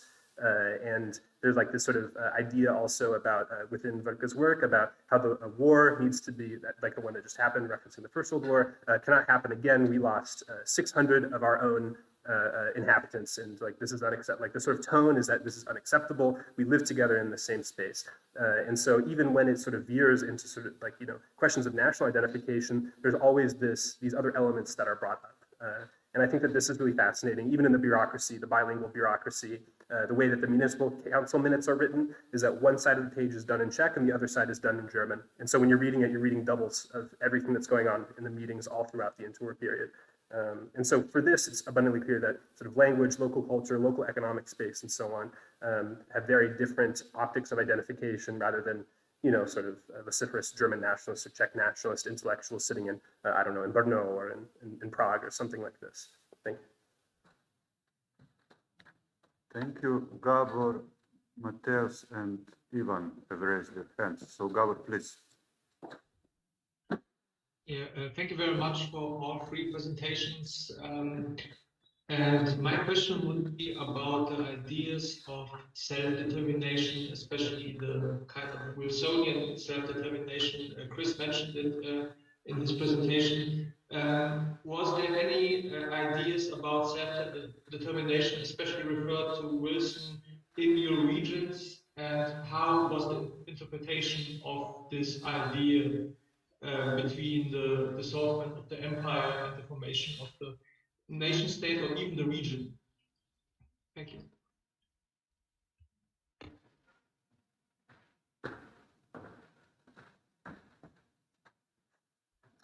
Thank you again for the question. Nice to see you.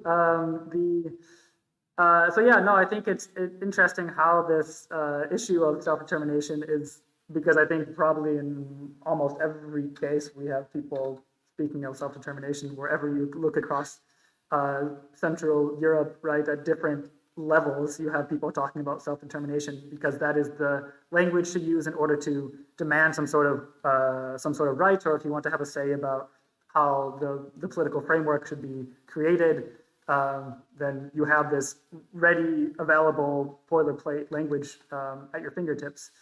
And I do think it's then especially interesting how, so on the one hand, in the Tyrolean case, you use the self-determination to talk about national issues, but, you know, self-determination for South Tyrol, for this German national space, but then you can have other people using it for, I mean, in this example of Stern, and I think they also use it as well in the other case of Lienz, where there was also a sort of quasi-separatist movement, or at least with rearranging provincial boundaries and perhaps also joining onto some new sort of Bavarian conglomerate state, which of course never came to pass, but that they can be, this language is very valuable for appropriation and for undermining sorts of more explicit national self-determination.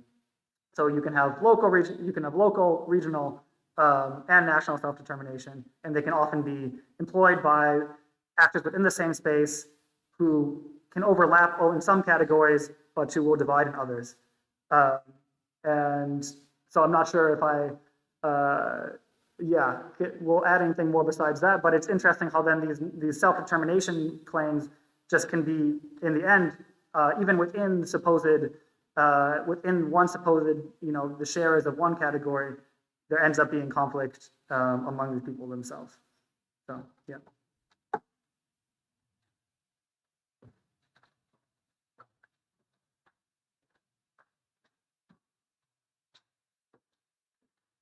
Okay, so I first want to add something to Victor's question on regionalism, how much it is site-specific, because I think there is another factor there, and this is the extent of the state breakdown. It's not necessarily the practical extent, but certainly the perception of that something has disappeared and authority is at its end and something new is emerging, but it's unclear what it is. So you can see it in cases like in Hungary, where not these classical, politically also institutionalized regions emerge alone, but really odd grievances surface and are reformulated in political terms, leading in some cases to some kind of claim on statehood at the local level or micro-regional level. So I think it would not have happened without this kind of extensive state breakdown. On the other hand, it also raises an interesting question what Oliver said in this regard, whether we can also conclude that somehow lower levels of education, as it brings supposedly lower levels of national socialization, could lead to this kind of claims. My experience is mixed, but definitely it's an interesting question. But I have also questions for Cody and Oliver. For Cody, it's about the content of this local politics, whether you have seen anything that it's also localized in terms of not just in focusing on practical issues, because this is usually the nature of local politics, but for example, in recruiting personnel, distributing positions, when there is a competition between an external and a local figure, whether there's a tendency to give those posts to locals, but also the programmatic issues or the campaigns, local campaigns, on what kind of platform these parties are running. And for Oliver, it's actually two, but you can probably choose which one you want to answer because of the time constraint we have. So first, I'm just really curious of what kind of cafe this Kaiserhof Cafe in Graz was, whether you looked at it, whether it had a guest of extreme nationalists or a more moderate bourgeois environment or whatever. That could be interesting because, as we know from your material, the guy was for 7 years the manager. So it will be really interesting to see whether someone is switching from an extreme nationalist milieu to a nationalist Slovenian milieu. But what is also, and probably more interesting for our discussion, is this case of the Shokti Bunyavti. If I'm not mistaken, the parties to this conflict were relatively educated. You can make that a notary, a local priest, whatever. So what do you think, whether how much education people needed to maneuver relatively flexibly among these categories? Because you can see that they are playing with the category of Greater Serbia, Yugoslavia, pro-Hungarianness, or just loyalty. So one would assume that it's not just automatic in this. So you also have to learn something about these issues to be able to manipulate the categories.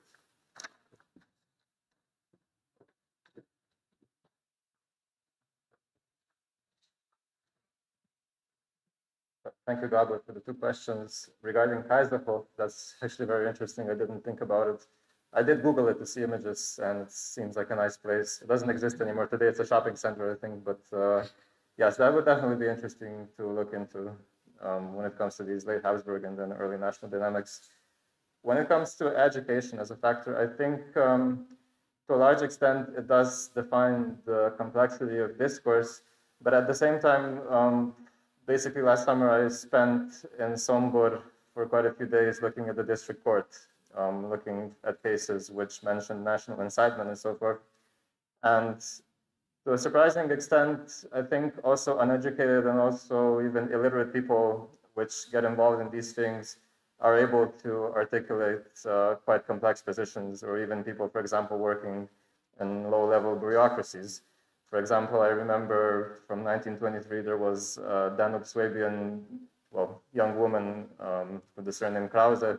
She was working in Baranja in some kind of state-owned company, even though she didn't know Serbian. Basically, she was a bookkeeper. And in the end, she got caught into this very intricate interrogation system about how she behaved when she was forcibly expelled from Baranja with her parents in 1921. They also then brought up some conversations she had with coworkers and so forth. So this was, for example, a person who I think finished the commercial school, as was written. And the things she talked about and the things she was interrogated about, they were quite big political issues. Like, for example, she was asked by her friends, would you be happy if the Hungarians came back? And she said, yes, I would be happy if they came back just as much as you were happy when the Serbians came in 1921. But I would only be happy if they came as some kind of mutual agreement between Hungary and Yugoslavia. I wouldn't want a war conflict or something like that, for example. But then again, I also encountered much more vulgar cases involving also underage people. Let's say there was a case in Bachka involving a 15 and 16-year-old girl who ran into some Serbian military volunteers, and they were dancing around and having a party at the same day as King Peter was having his funeral, which was not good, obviously. And then the volunteers kind of verbally attacked them for that. And one of the girls, first of all, started singing a song which included Long Live Austria. So she knew very well what she was doing. And the other girl was also saying, well, if King Peter maybe was closer to here, to our geographical region, then we'd be more sorry for him. Or if he came to us right now, then we'd stop singing or something like that. So it's interesting how basically these kinds of conflict situations which end up in court really show a kind of very diverse span of discursive possibilities that people of various backgrounds have available in order to articulate either nationality or politics in general, because in the end, very often it's not about nationality, it's about how they feel about regimes, practical issues, life standards, prices to a large extent, and so forth.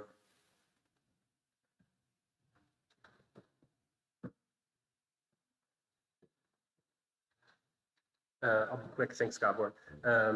When it comes to the sort of foundation, like the platforms of these different political parties in the city of Znojmo, it's abundantly clear that the sort of left socialist, social democratic, after 1921 communist wing, the issue is mostly about sort of provisioning workers' rights, avoiding strikes, that kind of thing. I mean, there's still a certain level of economic deprivation which continues into the mid-1920s and then repeats from late 1929, early 1930 onward. This becomes a key point of agitation. The national question, not so much. When you get out into the countryside, it's actually much more of an agrarian question. So the Bund der Landwirte, for the German speakers, and Schwele's agrarian party are capturing the plethora of votes among these different communities. Issues about redistribution of land, crops, harvesting prices, that kind of thing. So this is, in a way, the national question kind of is put to the side. It's a secondary issue. Mostly economic questions are at the forefront. Thanks. We still have some time for one very short question. Ivan, please. Okay, thank you. Then it will be just one question for Cody, even though I had questions for everyone, but we'll talk about it later. Yeah. A quick question. I was wondering who was actually entitled to vote during these elections and how much people actually did vote? So in the sense, how much the political parties represented the population in the sense of, who were the people who voted? I mean, because it seemed to me that the numbers were somehow lower than the actual population of the city. Yes. The electorate was much smaller. I forget what the age threshold was, but it was a sort of secret, equal, and gender balance. Actually, women voted more than men. So there are a couple hundred more women in the city who were part of the electorate. In total, I think the electorate varied between 11 and 13,000 over this period, which is about a third of the population. I think many were underage, and there are others who, yeah, for whatever reason, were disqualified from voting. But I have to check this. I mean, it's a very good question why the numbers were lower. Thanks. Okay, thank you very much to our three presenters for excellent papers, to thought-provoking questions. Maybe it's time to conclude. Maybe I can conclude with one very broad question that we can discuss over coffee. Namely, Oliver presented one case of so-called non-canonical nationalism, which is a bit of an extreme one, considering the situation in Southern Syria. But I do wonder, couldn't we use this term, non-canonical nationalism, almost always when we speak of the presence of nationalism on the local ground, on the local level? I mean, it seems to me that all those three cases implies this, and it would be interesting to see to hear your answers over coffee. So see you in 15 minutes, a break. Thank you very much.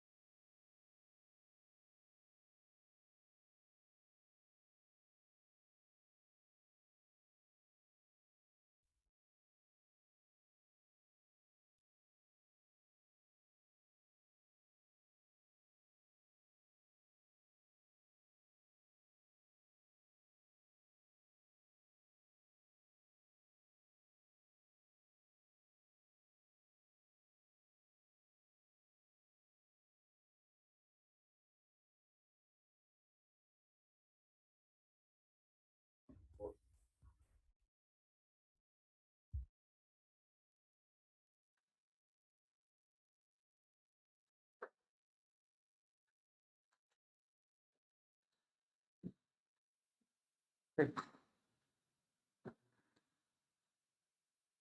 You can hear me, I suppose. Yeah. You can hear me online? Do you hear me? Okay, super. Okay, I'm Ivan Jelicic. I'll be the chair for this panel. Yeah, we'll start in right now, I suppose. Our first speaker is Ségolène Plier. She's a senior lecturer in contemporary history at the University of Strasbourg, specialized in German and Central European history. After having worked on both post-war periods in Germany, France, Alsace, and Czechoslovakia, she's currently studying the Northeast Bohemian border as a multicultural region in the first period of globalization, 1870-1930s. And Plier is also senior researcher on our ERC project Nepostrans. So, Ségolène, the floor, or let's say the online floor is yours. Thank you. Can you hear me? We hear you here. Yeah, we hear you. Okay. Thank you. When I ask myself, when began the national question in the Northeast Bohemian region, and for that, I thought it would be interesting to study the local field, because you will ask me why. The energy shortage had been very severe during the First World War, so that afterwards the Northeast Bohemian textile industrialists tried to regain control of the local coal field, extending from the north, from Silesia, from Brandenburg at that time, and to the hills between Trutnov and Naut in the Northeast Bohemia. You have here, I think you see it, Trutnov, Naut is a little bit in the south, and you have a direction to Silesia. At first glance, this coal field is appropriated to an analysis in terms of ethnicity, as it was located at the German border, and its settlement was more German-speaking in the north, in Jacques, and more Czech-speaking in the south. They are the yellow villages, big villages of Svatonovice. I'm sorry, I'm hearing something, but is it, you don't try to tell me something? Yeah. So I will continue.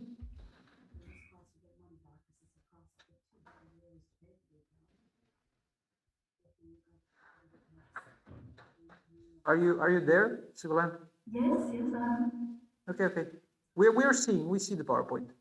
Is it all right? I was just hearing something, so I was not sure it was all right, but okay, so I will continue. So at that time, two main companies operated it. You have the names in front of you. Well, I will be a little bit quicker, and they left sources in the regional archives of Hradec, the main cities of the south in German Königgrätz, and I consulted as well as the archive sources of Trutnov about electrification of the region. In these sources, ethnicity is less dominant than I would have expected. It appears only gradually as a driver of social change and as a structure of social organization, as I will show in this communication.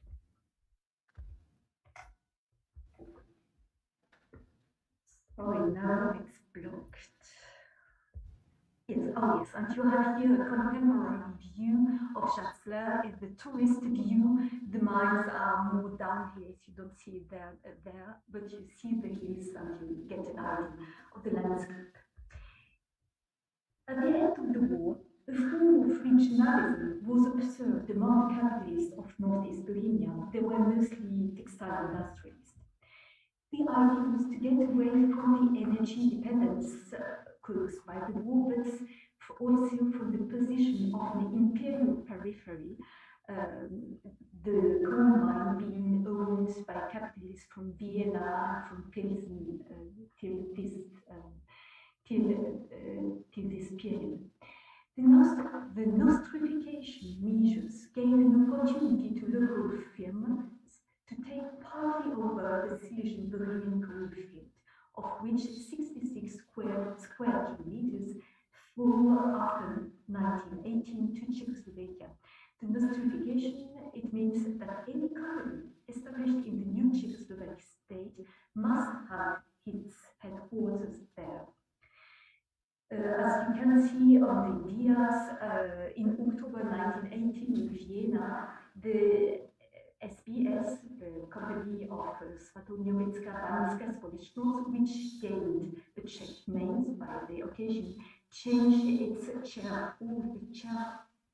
shareholders. They became German-speaking East-Berlin textile industrialists, and the headquarters were transferred to Malé-Svato-Německá. The same happened for the second company, which transferred his seat to North Berlin. Well, for the new Czechoslovak authorities, Nostrification was enough. Indeed, ethnicity did not play a big role, and I would suppose it was because it was not still a firmly established category in international relationships at that time. Of course, the negotiations of peace tried to were aware of the importance of ethnicity, but citizenship remained more and more important. And the conception of the border that appears here is a traditional one. It corresponds to the administrative limits of the state and not really to the distribution of ethno-linguistic groups. And you have the same in the regional idea of border at the time. I take an example slightly before the First World War. It is a letter addressed to the municipality of Malé-Svato-Německá by the Czech electrician providers from Hradec Králové, who tried to gain a new client, and we were against, you certainly don't speak Czech, but it's written here, trying to get a new client and to attack the German provider of Trutnov. But this German provider was at that time possessed by a German from Germany, firm, the AEG, which is still known. And the letter is referring to German, that is attacking German capital only in the sense it is German capital from Germany and not German capital from the Czech country. I haven't seen any difference in my sources until the 30s between Czech and Czech-German capitals. And on the field, among the worker, that is the same situation. Ethnicity is not a category which appears as really problematic, and the accent was more on international solidarity. Owners as well as workers were nationally mixed with local nuances, as I said, Schatzler speaking more German and Svato-Německá speaking more Czech. Entangled interests of the coal and electricity companies, a labor force, social democratic in majority, with a strong communist wing after 1921, seemed to put the national affairs on the back burner. To be minors at the time was not an environment, but they distinguished themselves from other workers by the precociousness of the health insurance funds. As you see here in the dias, they had already many medical cares from the beginning, from the 19th century. They show some signs of an own professional identity, like the phrase in the first Oba jsem hvěrš, kdo je víc, I am a miner, who is better than me. And they had also, for example, in the region an orchestra in Naples around 1870, and began to demonstrate at the end of the war. You have here a leaflet from the 7th November 1918, by music, by forming by leading a demonstration on the street. The demonstration was led by the miners band, which played dance music in the afternoon and wanted more bread and less work. And miners were able to impose the 8-hour day as early as mid-November 1918. In the other column, in March 1919, a mining court was established to investigate the complaints of miners from the time of the militarization of mining during the war. You see, the initiator was the Gutenberg Mining Office, which under direct pressure from the miners forced the former director of the company of Schatzlers to resign. So that's an example of the ruling power of the miners.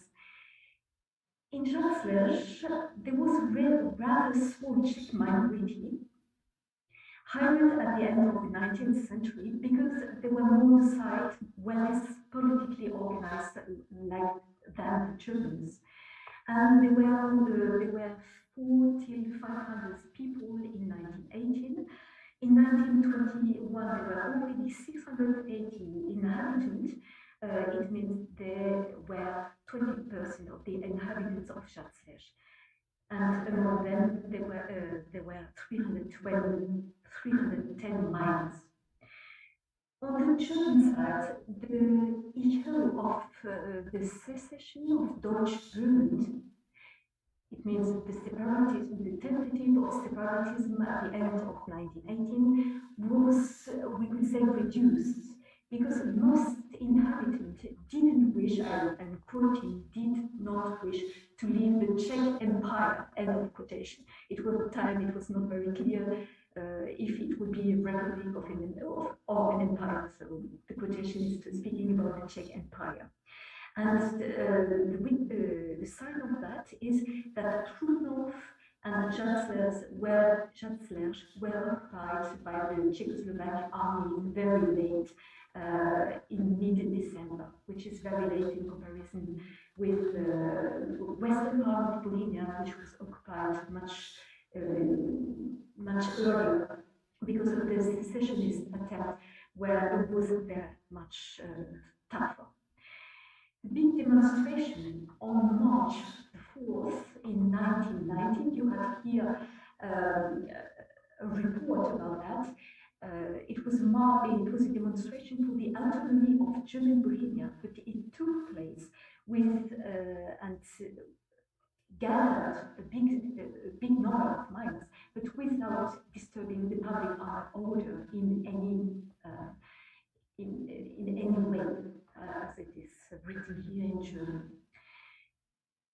In Slavonice in the south, the population was predominantly Czech-speaking, even if the miners' jargon was full of German words, because the language of the mine was German in the 19th century, and there was also an immigration from Silesian Prussia. But the German workers tended partly to assimilate, and the Czech language was introduced in April 1919 as the language of administration. Well, the impression from the sources is that the ethnic or national problem was not so important. The more important in 1920 was first the food situation, which was still a problem in 1920, so late 1920, and there were 3 strikes in these years. And after, the miners organized themselves very quickly. It is not so well to read here, but I just wanted to show you that you have 2 big organizations, one German-speaking and one Czech-speaking. And for example, here you have the German National Socialist Workers, and there are only small minorities among the workers. Most of them were organized by when at the beginning I was socially more present after there was some problems and quite a lot of communists.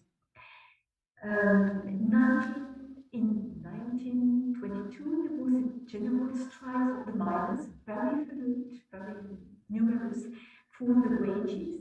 But in fact, the situation was not very positive. I put some French in order to remain that the problem was closely watched internationally. It's not, it's just to show that the coal mine of Czech/Svatonovice were the fourth one in the new Czechoslovak states. And the general evolution was, as I put here, the intensification of work with less worker and more machines and bigger investment than before. So you have quite high production, but with less and less workers during the 20s. And against that, the workers striked and protested quite a lot of time. The culmination was in 1927, the strike organized by the Communist Party of Czechoslovakia. They organized a meeting with German miners at the border near Žatliš. So you had Czech and you have Bohemian Czech and German miners meeting German miners from Germany. Well, this situation led me to look after ethnic problems in other parts of the coal mining organization. And I found that ethnicity was indeed a driver of social changes, but it was in the group of mine employees, which is called in German often Mittelbau. That's why I kept the word today.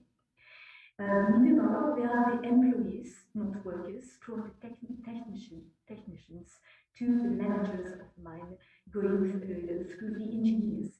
And they were more and more Czechized, they became more and more Czech after the war, which is a very important thing to know, because on the scale of Czechoslovakia, it was not so often to have this middle group of professionals represented in the frontier zone. They were mostly Germans, but in the mines, in the mines of northeast Bohemia, they became more often Czech persons. That's quite, I think, I'm not sure that's a common thing. That begins in the beginning of 1919 with still a German protest. According to this circular, these employees felt threatened by the evolution, by the beginning of Czechoslovakia, and I don't know if you can read it here, by the terror, by the pressure of the workers against them. And they tried to gather themselves, and they founded a trade union. As you see in January in Bruges, it means in North Bohemia. And they claimed already 2,600 members in February 1990. But it is just showing that as a sign for this organization, growing organization of these employees. And I will now concentrate myself on the figure of Jędrzej Maciej, or Marian, it's not very sure, of the Czech. Czech is a very interesting personality. He was from a very simple, of a quite poor family. He visited the secondary commercial school in Chudin, which is a small state not far away, in East Bohemia, became a trainee in the mine, Svatonovická společnost, from the year 1804, and rose through the ranks. In 1990, he became the vice director with limited powers of the mine, And in 1923, he was the director of the mine. So a company with German-speaking capital, but with a Czech-speaking Czech director. And he remained that until 1839. Czech was also an active nationalist. On October 29 of the year 1918, he became the head of the Okresny Národní výbor in Úpice. It means the committee for the transition from the empire to the republic. He was elected mayor of the commune of the municipality of Malé Spatrovnice in 1927, and he remained it to the annexation to the Anschluss in 1938. He was active in association, especially the soccer and hiking associations, and was the owner and editor of the magazine Naše menšina. It means our minority. It means, of course, our Czech minority. He advertised in it to attract Czech tourists to the neighboring mountain range. First thing, he earned the nickname of, it is written on the dice, of Hraniczářský hetman. It means the prefect or district captain of the border, and very active against Germanization, according to sources. These Hraniczáři were those who were advancing the Czechization of the predominantly German-speaking border in the interwar period. The link between and two last interesting thing is as shows this extract of his diary in the entry of the 11th January of 27. He spoke as well Czech as German. I don't know if you can read it, but this meeting with two owners of with Ludwig Moravec, which is one of the owners of the mines, is written. The notes are written in German, but the other notes and the notes were written in Czech. So he was able to negotiate, to communicate in German. And the second interesting thing is that in 1936, these electricians of Hradec Králové, of whom I was speaking at the beginning, bought majority of the shares of the Svatognovická společnost. It meant the textiles owners were out. They were not very satisfied with the mines. It was too complicated for them. They wanted to sell, and now it became an only Czech firm, only in the hands of Czech capitalists, and especially as you see here, agrarian capitalists took over the energy, part of the energy exploiting of the northeast region. Czech remained director, but he was closer to the national democracy, to the Czech national democracy, and he was not very satisfied that the capitalists of the firm were now agrarians. What is interesting in this example is that it shows again, I will say, a link between local industry and political local functions connected to the Czech political life on Czechoslovak level.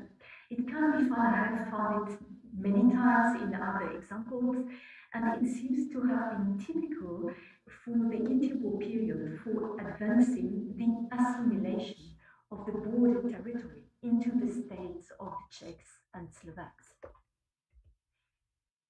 So to conclude, I would say that there were two moments in the evolutions of this conflict connected in connection with ethnic problematic.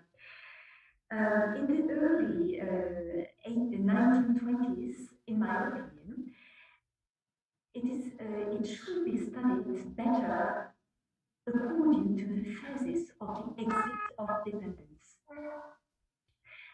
This approach is particularly fashionable now, important for this historical period. You have here the two titles in which I found some inspiration.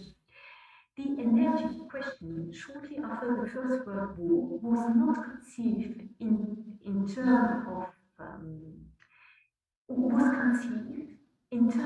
national independence, but national meaning the state of Czechoslovakia. And it was also understood in terms of regional independence by the local economic actors. The main concern was for the national authorities, I mean the prime authorities, to secure the borders. And the main category for distinguishing, the main category for categorized populations was still that of the citizenship. But then the reality on the ground obeyed to other power relations, which I will summarize as follows. The first aim, the first challenge was to ensure social peace, and it was easier to do it through Czech intermediaries on the line, when the majority of workers spoke Czech, especially in Svatomirice. In Žáclaš, there was also more and more employees and managers speaking Czech, but it was to complain, I would say, to the prime authorities. And the second point is the idea was to strengthen the Czech element on the border in order to gradually assimilate the border into the state of Czechs and Slovaks by all means. For Director Czech, it was a matter of securing a political, economic, and social position at the same time by connecting the possibilities brought by different social spheres together. These trajectories, these individual trajectories, seems quite typical for the context and for at that time. Seems to be quite typical for this context, not only, and I would say, because it was so typical for the Northeast Bohemian region, it could also have been typical for the whole Czech part of Czechoslovakia. Thank you for your attention.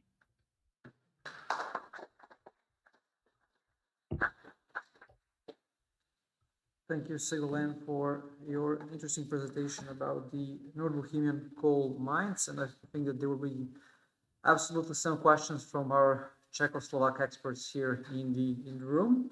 Now I will leave the floor to Viktor Marzec. He's an assistant professor and project leader in Robert Zion's Institute for Social Studies, University of Warsaw, Poland. Viktor holds a PhD in sociology and social anthropology from the Central European University, Budapest. He's also the author of Rising Subjects, the 1905 Revolution and the Origins of Modern Polish Politics, co-author of From Cotton and Smoke, Which Industrial City and Discourses as of Asynchronous Modernity, 1897-1994, and also author of several articles on Poland between the Russian Empire, focusing on labor history and the history of concepts. Currently, he runs a comparative project on political trajectories of the late Tsarist borderlands, and I suppose we'll hear something more about this topic right now. So, Viktor, please. Thank you. Okay. I feel so naked now without the mask. Let me run the presentation too. Thank you for the introduction. Thank you for having me here. That's a great opportunity for a sort of a conceptual smuggling between the empires, perhaps, just like the border somewhere between the Domprova Basin and Schlesien, usually used to work. So I will try to address some questions about ethnicity from within. About ethnicity from within the Russian imperial borderlands. And now I have to still share the screen, yeah? Or is it already visible? Share screen, yeah. Is it visible now for the audience online? Do you see it? Yeah, it's okay. Okay.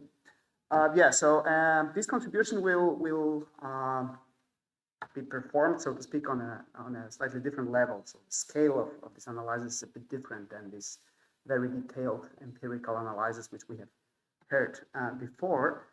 And I tried to reach a sort of a synthetic moment, which is maybe a sort of premature attempt in this case, but I tried to work through different cases and different materials which I have to see how ethnicity may work as a relational category defining the trajectories of working class politics on the borderlands, ethnically diversified borderlands of the Russian Empire.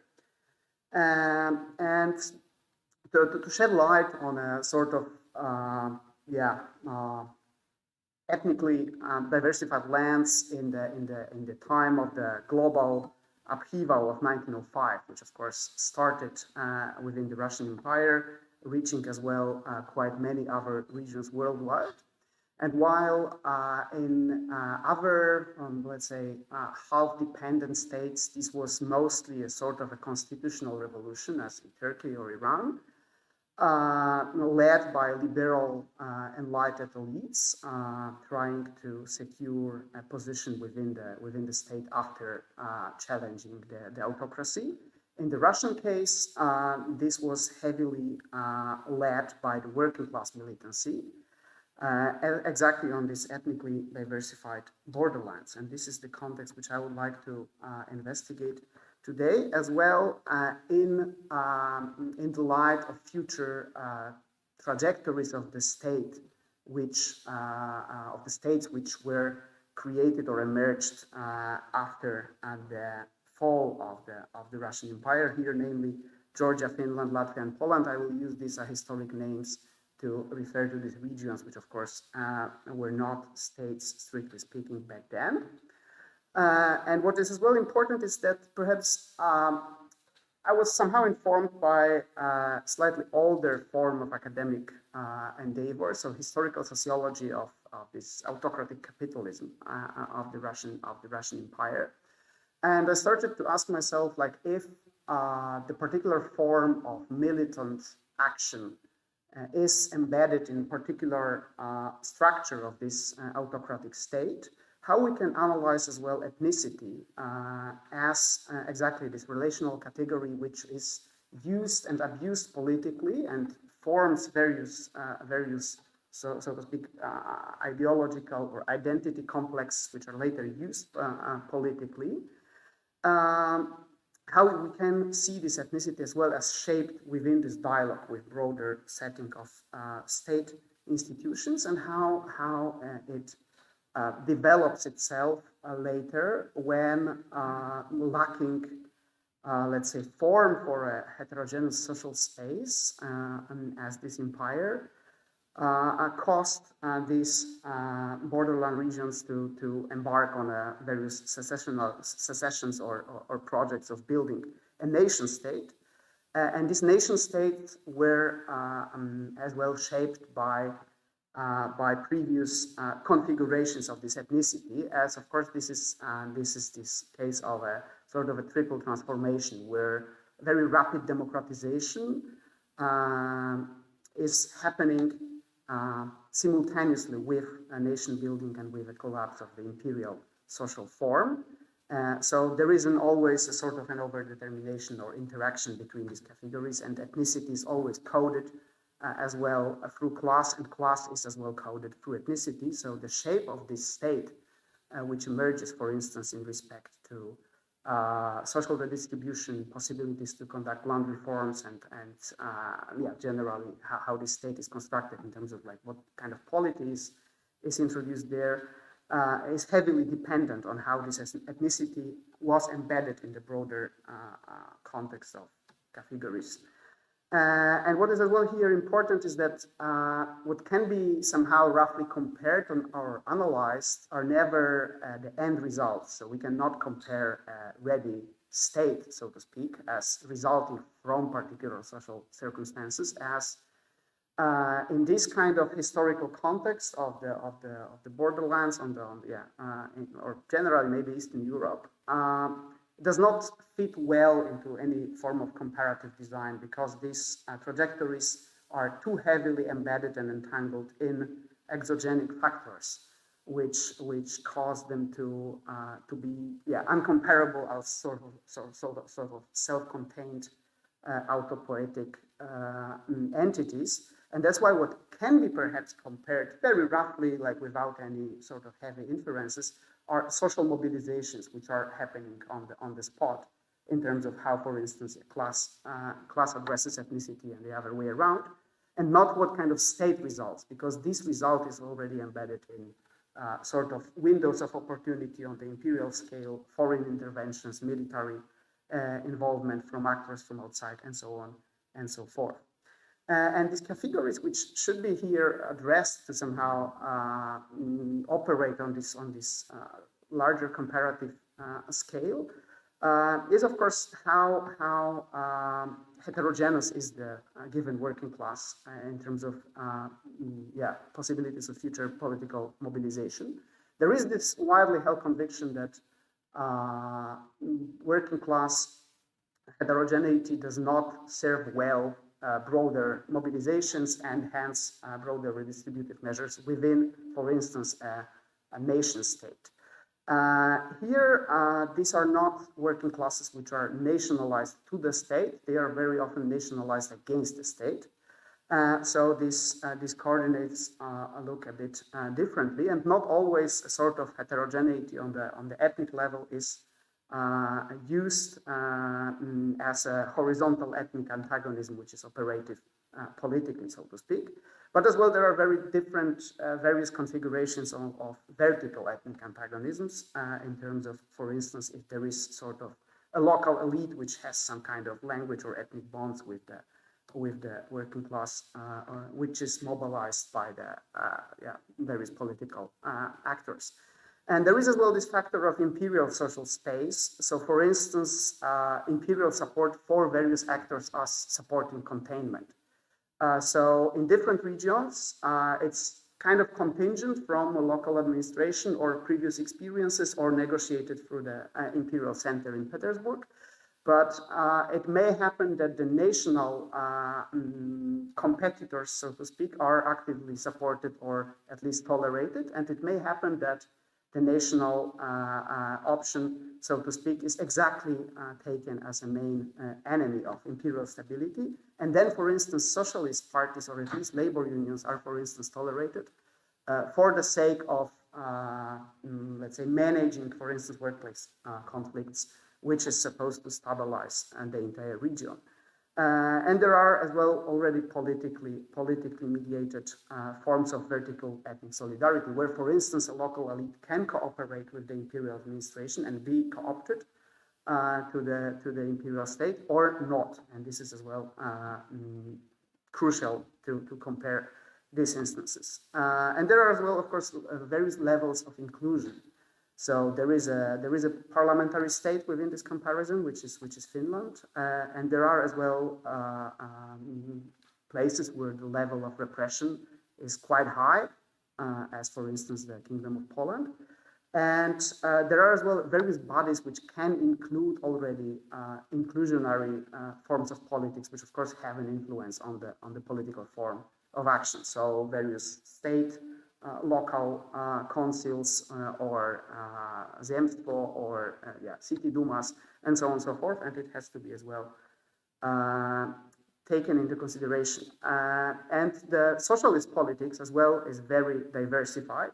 Some parties split very early, some of them were as well very much more oriented to the sort of irredentist project of secession from the imperial state. And some of them were as well sort of hegemonic, organizing not only the working class, but sort of expressing a broader set of demands. And some of them approached very fierce competition as well among parties directly directing their projects towards, broadly speaking, working class. And this is as well a very heavily divergifying factor. And here, how can we boil down it to particular cases? So the Polish case is a heavily divided working class, both horizontally and vertically antagonized, But this antagonism as well is mitigated through some sort of ethnic solidarity. There is a local elite, of course, and imperial exclusion of this elite, which was previously involved in various forms of irredentist politics, which sort of makes these ethnic contenders closer to each other under this heavy policing and low inclusion policy.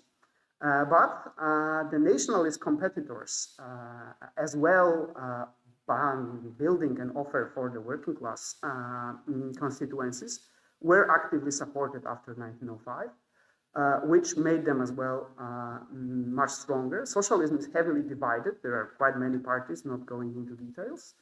And workers have very, very diversified political affiliations. There is absolutely no way to somehow classify it as a socialist inclined project. There are several socialist parties with different projects and very heavily, very powerful nationalist project. But nonetheless, a sort of revolutionary socialism was hegemonic at the verge of the First World War, but lost to the sort of more nation-state oriented socialist option, and socialists supported the construction of the interclass state, playing a crucial role in stabilizing it in 1918.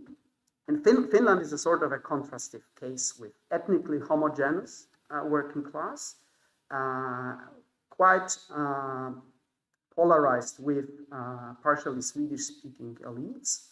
But the Swedish-speaking elites were as well excluded from broader imperial policy and as well were interested in maintaining the Finnish autonomy, which as well kind of made them closer to the moderate forms of liberal Finnish nationalism expressed in the constitutional form, especially before 1906. And the socialist movement is unified, is extremely powerful, acts as a sort of Western type social democracy, scoring extremely high in parliament. And nonetheless, contrary to this kind of worn out standard thesis that parliamentarization does not serve radical politics, opt for a revolutionary claim and tries to seize power in 1918, which is a sort of a maybe outlier in broader pictures, but you can argue quite legitimately that this is exactly the strategy which sort of revolutionary social democracy was putting into practice for years, and exactly thanks to this parliamentary legitimacy and work on the ground to mobilize working class constituencies, this kind of revolutionary surge was possible. In Latvia, the ethnic homogeneity of the working class is even stronger, made even stronger through strong vertical antagonism with German-speaking elites, and the sort of alliance of this elite with the imperial administration, especially during and after very heavy repression of the 1905 upsurge, which sort of secured a coherence of the popular surge expressed in national and class terms together, and nonetheless the radical left was able to as well stage a revolutionary upsurge in this crucial moment of state collapse. In Georgia, there is as well a sort of a sub-ethnic heterogeneity on the high level, so this regionalism maybe, but not expressed in these forms we have discussed here before. But there is a certain cohesion of class politics and still present vertical ties weakened by imperial cooptation. Georgian elite plays a quite important role on the imperial level. And this kind of popular surge is sort of hegemonically controlled by the moderate socialist project, which later sort of pushed a bit by the imperial collapse, seized power and builds a pretty functional social democratic but still integrative state, somehow co-opting the elite actors as well and performing reforms only in the moderate extent. And how we can put it together? Of course, this is too rough, and the case, there are not so many cases. You cannot build a sort of serious Boolean table, and so this is only a way to systematize it and not to make any serious inference. But still, if you somehow compare these factors systematically, there is, of course, a certain level of arbitrariness how you classify a particular case, to what extent, for instance, this particular social landscape would be classified as landscape with high level of vertical solidarity, in which case it won't. But still, what you can somehow roughly see, and please be reminded that we classify here the social mobilization and not the final outcome of the state, which is a contingent thing in this kind of historical circumstances. So we have 2 cases of revolutionary search, which is Latvia and Finland, and 2 cases of integrative interclass state project, which is Poland and Georgia. Maybe it's to some extent contrary to some sort of standard historiographical narratives. And we can see that actually something which binds Poland and Georgia as this interclass state project, it's exactly the vertical solidarity in ethnic terms existing prior to this kind of reconfiguration. So there is sort of an important element in the pre-existing sort of fully vertically developed ethnicity/nation later, which contributes to building of this integrative state. What diversifies these states is, of course, the level of competition which socialist actors had to force. In the Polish case, they opted to back a sort of a military effort under Piłsudski to build bourgeois state or interclass state and parliamentary democracy because they were too weak and this competition was too high. In Georgia, contrary as well to some maybe estimations based on the class structure, social democracy was so hegemonic and so able to express so broad set of grievances that they controlled this state building effort.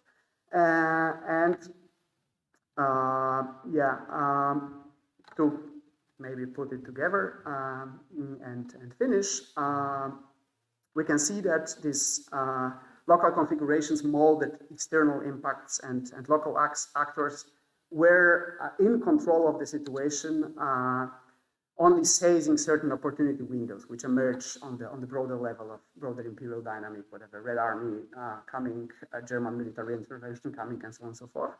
But nonetheless, the working class politics was crucial to define the local outcomes and transformations or reconfigurations of these external factors. And it was absolutely crucial to define what kind of revolutionary conjuncture happened in particular case. And socialist parties, these which were sort of dominant in different contexts, opted either for stabilizing the intra-class state or questioning this state in a revolutionary manner. This is, of course, the split between sort of more revolutionary proto-communist wing of the socialist movement and this kind of Mięshevik, Mięshevik type, more oriented towards collaboration with different actors.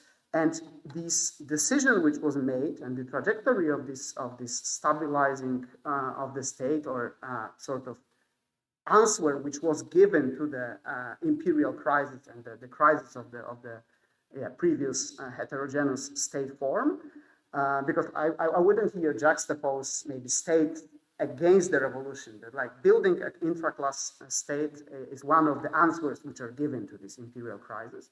And this was to large extent defined by the figuration of ethnicity which was there placed within this interracial relational interplay of factors, defining to a large extent what kind of polity would be built after, even if it was a parliamentary democracy. For instance, the level of reform and particular languages of reform which were later used to push through land reforms or broader redistributive measures were highly embedded in these ethnic contexts. And with this general remark, I would like to thank you for your attention.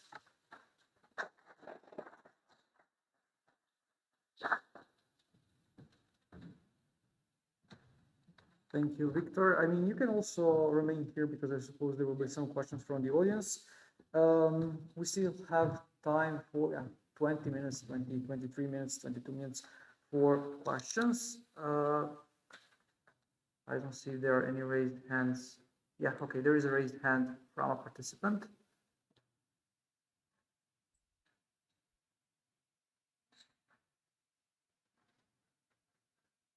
Will you do it or should I do it?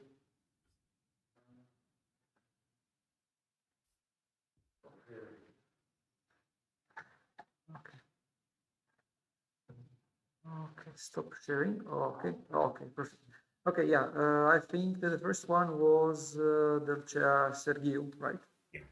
Can everybody hear me? Oh, okay, perfect. Thank you very much for these intriguing presentations. I have a comment and a question for Victor's presentation. Firstly, the comment is that I think it's a fantastic job to look at how ethnic fragmentation within the labor force doesn't really mean all these consequences that we know for mobilization. And I find this particularly interesting because I also will talk a little bit tomorrow about how nation building and nationhood interact with social politics, actually, with welfare state development. And I actually find a lot of the things that you can have this fragmentation, but still have a functional welfare state. This would be the comment. And the question I would have is some sort of personal curiosity of mine, because I think you mentioned at the end that there are a lot of these intervening variables that may in fact trump ethnicity. And one of the questions I have is there a place for, have you seen in your research, a place for even lower than class association, professional association? Because, and excuse me if my historical picture is misleading here, but to my impression, in these borderlands, a lot of this class configuration and a lot of class politics actually has an even older strata, which is professionally driven. I mean, even if you go back, if you want to, guilds and all this kind of stuff. And my question is there a place for such factors, or is it just that we have arrived at, let's call it a stage of modern mobilization, where it's just the blanket idea of a working class? Or do we still even see these micro associations playing any sort of role? Thank you. Shall we collect questions or? I mean, maybe you could all answer first, Yeah, sure. and then we'll, yeah. Ségolène, did you wanted to go first, or? I didn't hear you. Sorry, I think the question was not for me. Okay. Maybe you could also reflect about this professional and guild associations, but yes, sure, Victor. Yeah, thank you for the question. I'm not so sure if I got everything because there were some problems with the sound, but yeah, I still will try. So as a general remark, it's kind of very interesting how you can scale down these broader questions to sort of analysis of local power dynamics as well. And it's kind of visible how various political forms are dominative in certain sub-regions or even cities of the empire because of diversified configurations. So for instance, the level of repression is either sort of supporting and fostering radicalism because there is like nothing to lose, yeah, and or sort of local associations are growing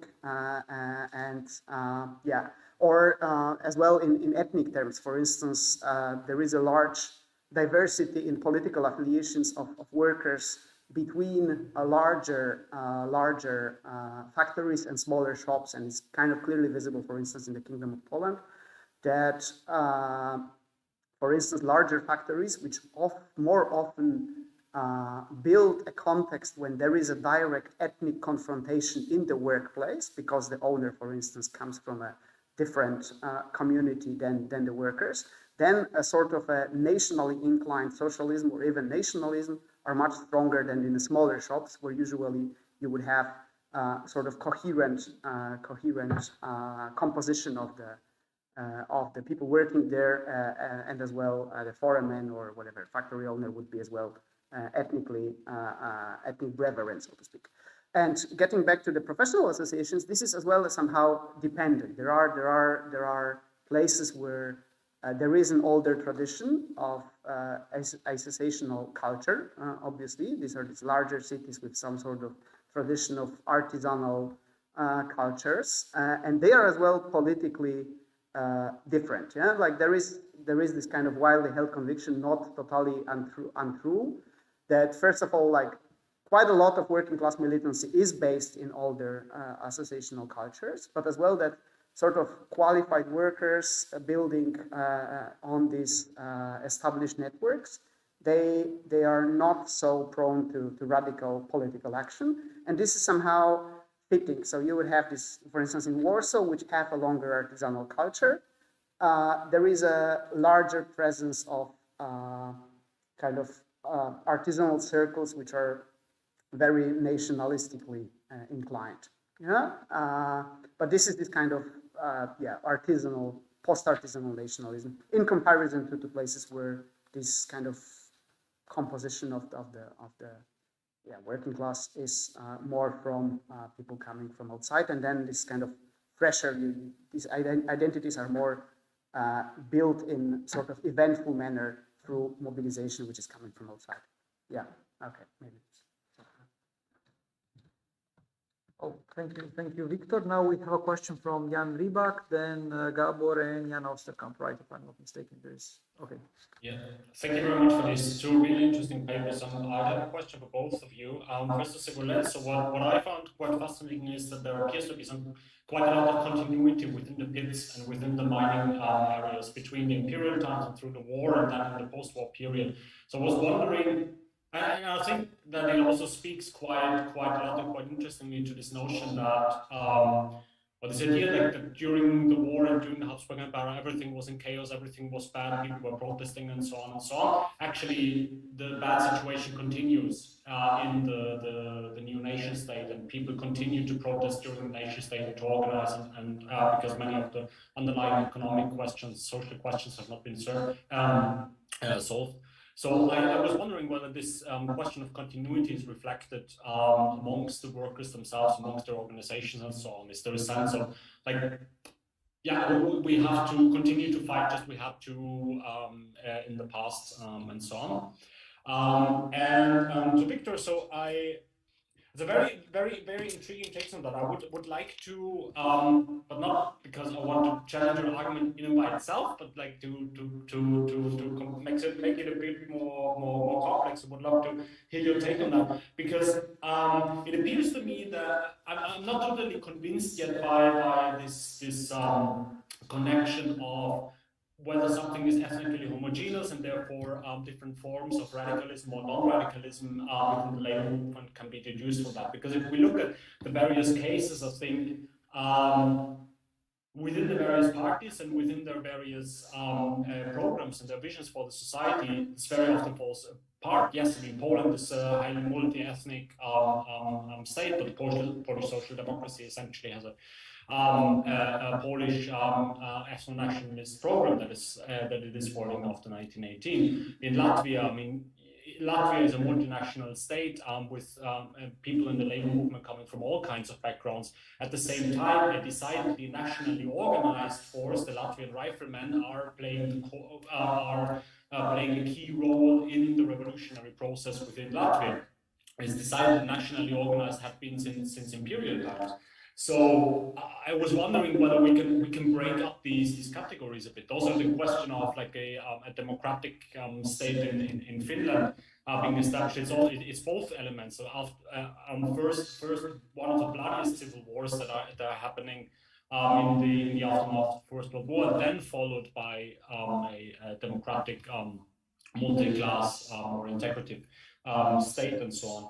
And then, just last, I would be grateful if you could clarify, because I didn't fully understand it, your response to the last question about this artisanal culture. So I gather that this, in your statement, would lead because it's more ethnically homogeneous, so the employer and the employed are of the same ethnic group, that this would lead to more moderate kind of politics. I was whether you could clarify that, because my experience and my reading on that mainly is concerned with the Jewish working class in Poland, and they are usually their practices and the workers in these small artisan shops are usually the most radical because they're the most exploited. But they're also directly confronting a member of their own ethnic and religious community. So I would just be grateful if you could expand a bit on that. Thank you. And maybe Sigolene, you can go first, and Victor. Okay. So I think, thank you for the question. I think I will be quite brief because I don't know that so well. So your question is, I think the answer is no, but I'd like to nuance to bring some new things or more local ones. Because the columnist historiography will answer to you, they were disappointed. They were disappointed by the Republic, and that's why they made, after the Second World War, the communist revolution, which applies more to Czechoslovakia than to other countries.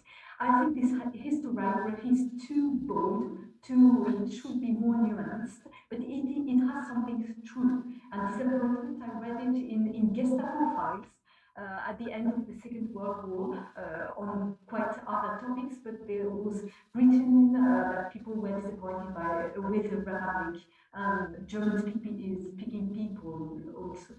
But I think also an important element that is that people were satisfied to get the 8-hour day, and they were satisfied, people, organization of workers, and they were satisfied to co-organize the work with the social. There were more co-organization in the interwar. So now I stop here because I don't think that for the coal mine, the crisis of the 30s was so an important shift that for other branches. So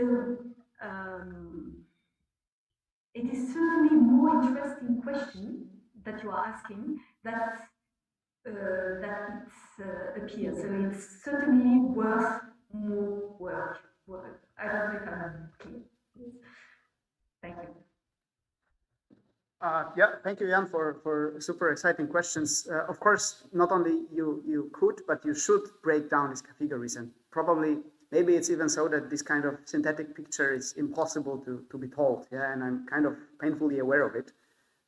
But I still try to somehow build a sort of a vocabulary or maybe sort of a toolbox to have concepts to describe this kind of configurational parameters which always are active in a particular configuration. And this configuration can be described from other sides, and you can describe these configurations on different scales, yeah, from sort of whatever, national, regional politics to boiling this down as well to the small shop, which is as well embedded in particular social context. And as obvious as it is, I think that sometimes we need these kind of synthetic toolboxes to somehow lead the narrative on a different level than sort of empirical description of the detail. Yeah, that would be sort of improvised, not that improvised, but sort of an answer which I would like to give to myself as well when I'm struggling to tell as well this in a coherent way as well for myself, so to speak.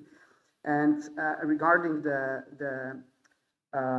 details maybe here, like, sure, like that's why I was saying that I'm trying to compare these kind of mobilizations and not the states which come after. So for instance, Finland, even if in sort of comparative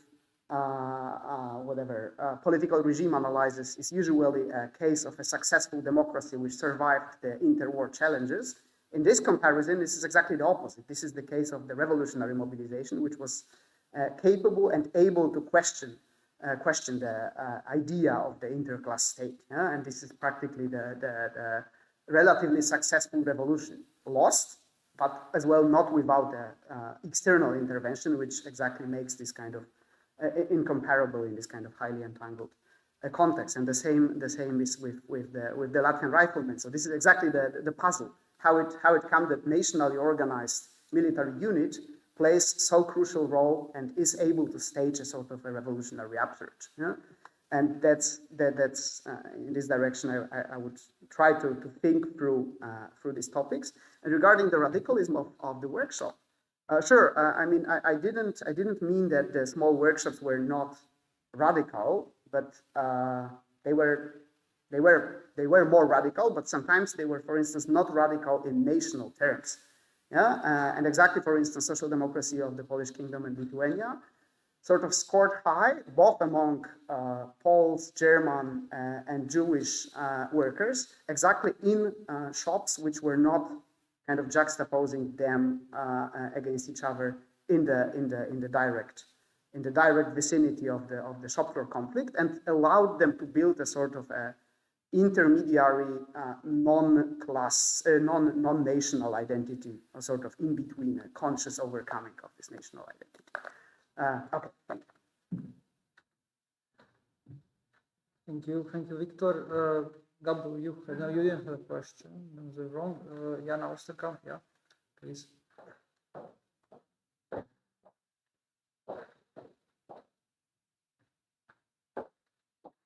Yeah, thank you both for your talks. I have two questions for Sigurlin, and I want to return to your picture of the international solidarity. And my question is how the national cleavages at the upper level of social democracy break down to the local level, because the breakup of the Social Democrats into a Czech party and a German party in Czechoslovakia was just a couple of years before. And is it like, do you see it still in your sources? And the other question is with regard to the headquarters of the mining companies, does nationalism play a role there? So whether, for example, forced to move the headquarters from outside Czechoslovakia into Czechoslovakia, and was it discussed under national like headlines? Thanks.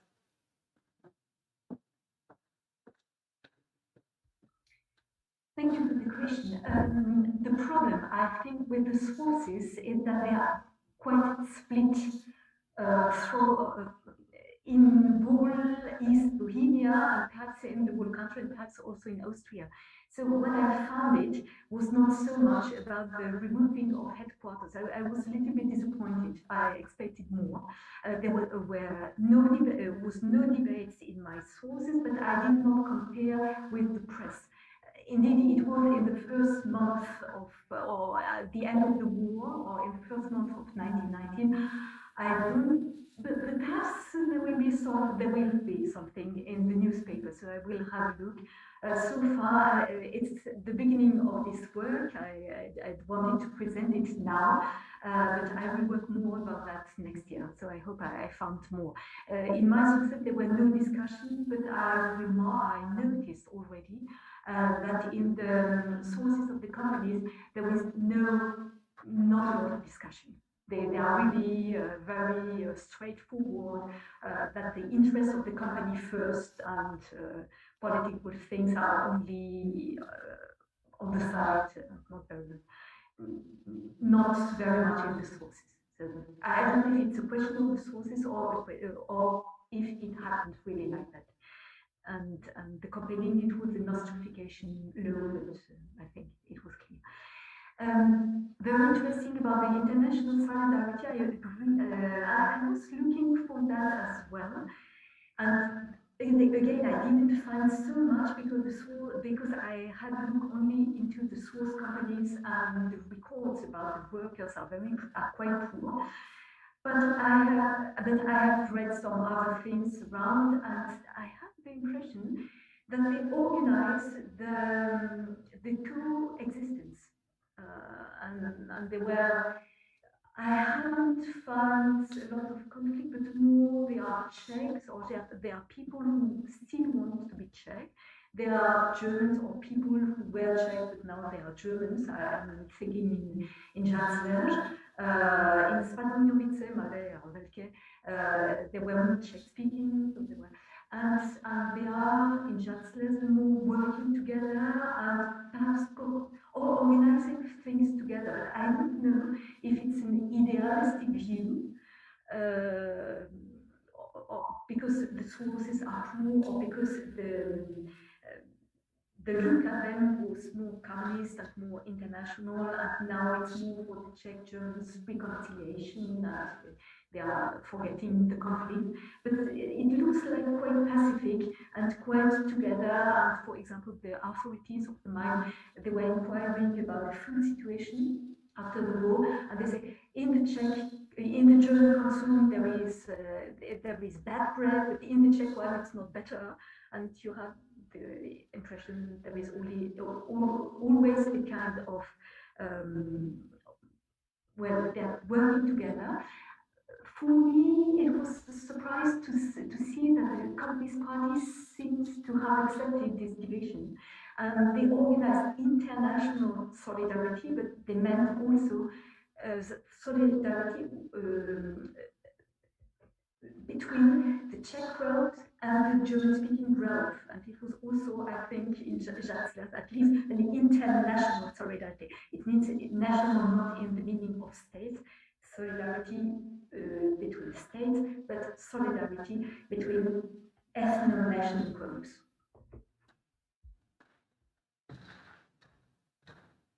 Okay, thank you very much. Does anyone from the audience have another question? So for the virtual audience, and before I conclude, I just have a quick question, Ségolène, and something that I didn't understand quite clearly about the property of these companies.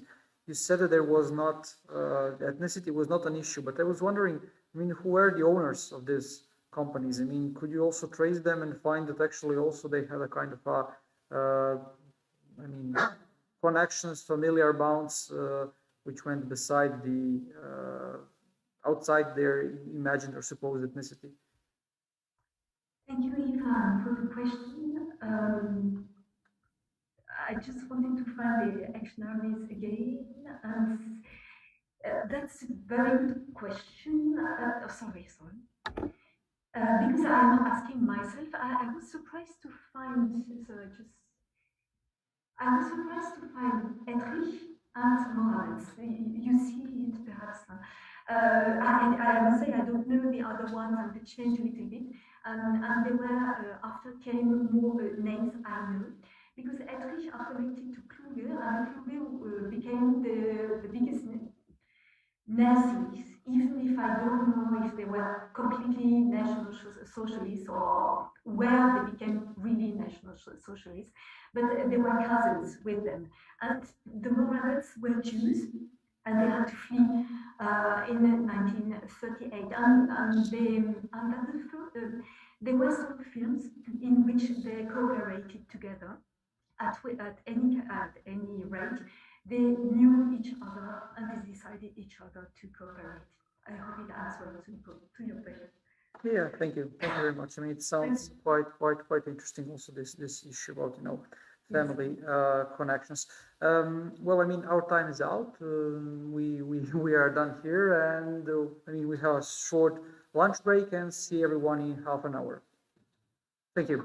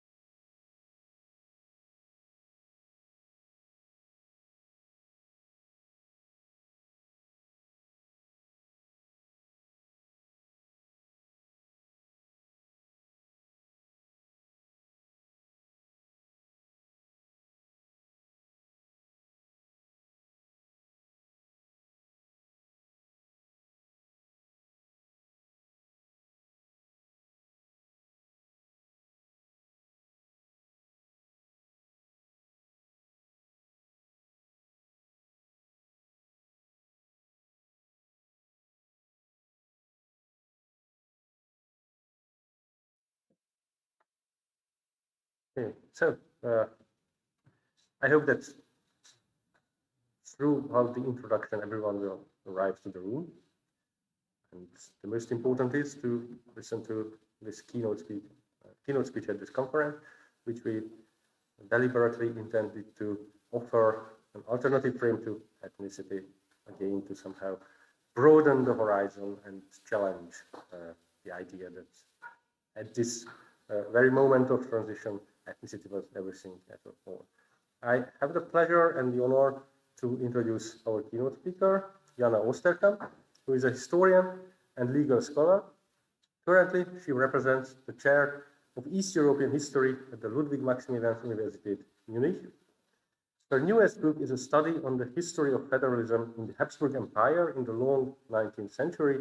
Between 2012 and 2020, she was director of the Emmy Noether Junior Research Group, Ordering Diversity, Concept of Federalism in the Austro-Hungarian Empire and its Successor States, that was funded by the German research fund, the DFG. Since 2018, and together with Peter Becker from the University of Vienna, she has been the principal investigator of the DACH research group, funded by DFG and the Austrian Research Fund, with the title The Emperor's Desk, a site of policymaking in the Habsburg Empire, Francis Joseph and his cabinet office. So a research that connects probably the smallest scale we can imagine within the empire with the broadest. Jana, the floor is yours.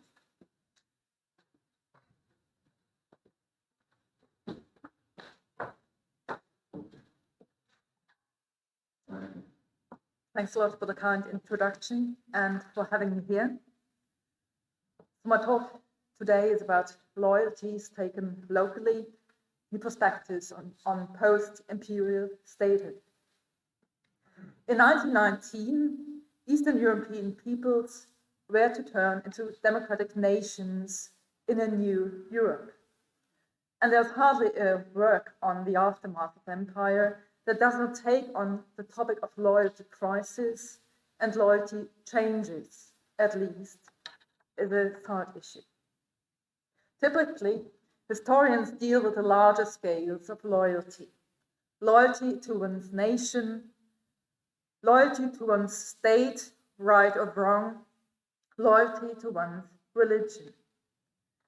Today, I'll try to use the concept of loyalty to shed light on the multiple intertwinement of loyalty building and democracy building in the post-Habsburg realm. National, democratic and constitutional self-determination and self-government then went hand in hand. So, reconfigured ethnicities and a democratic state. Ethnicities during the post-war transition in East Central Europe were reconfigured against the backdrop of a complex history of multi-layered loyalties.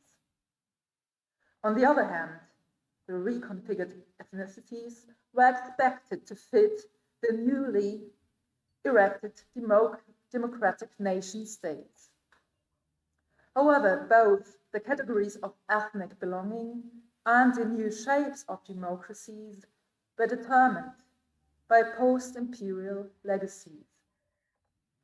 The new democratic unity in East Central Europe could not rely on a social, be it national, confessional, or social uniformity. After 1918, the successor states inherited a complex Habsburg legacy and remained small empires, as Peter Jackson had put it. Neither in Czechoslovakia, Poland, Yugoslavia, or Romania did the proportion of titular nations after 1919 account for more than half of the total population. And as the work of your ERC group has already shown, social and confessional differences in the peripheral regions and at the local level were even more complex.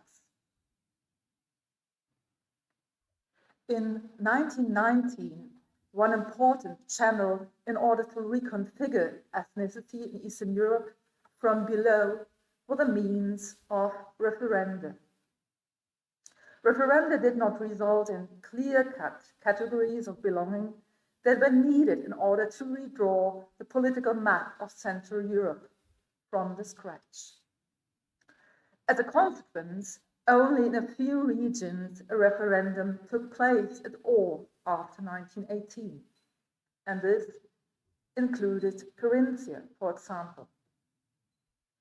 When in mid-May 1919 it was leaked from the Paris Peace Treaty negotiations that a referendum would take place in Lower Carinthia, the daily Cantor Tagblatt welcomed this news and emphasized, I quote, "We don't have to shy away from a referendum.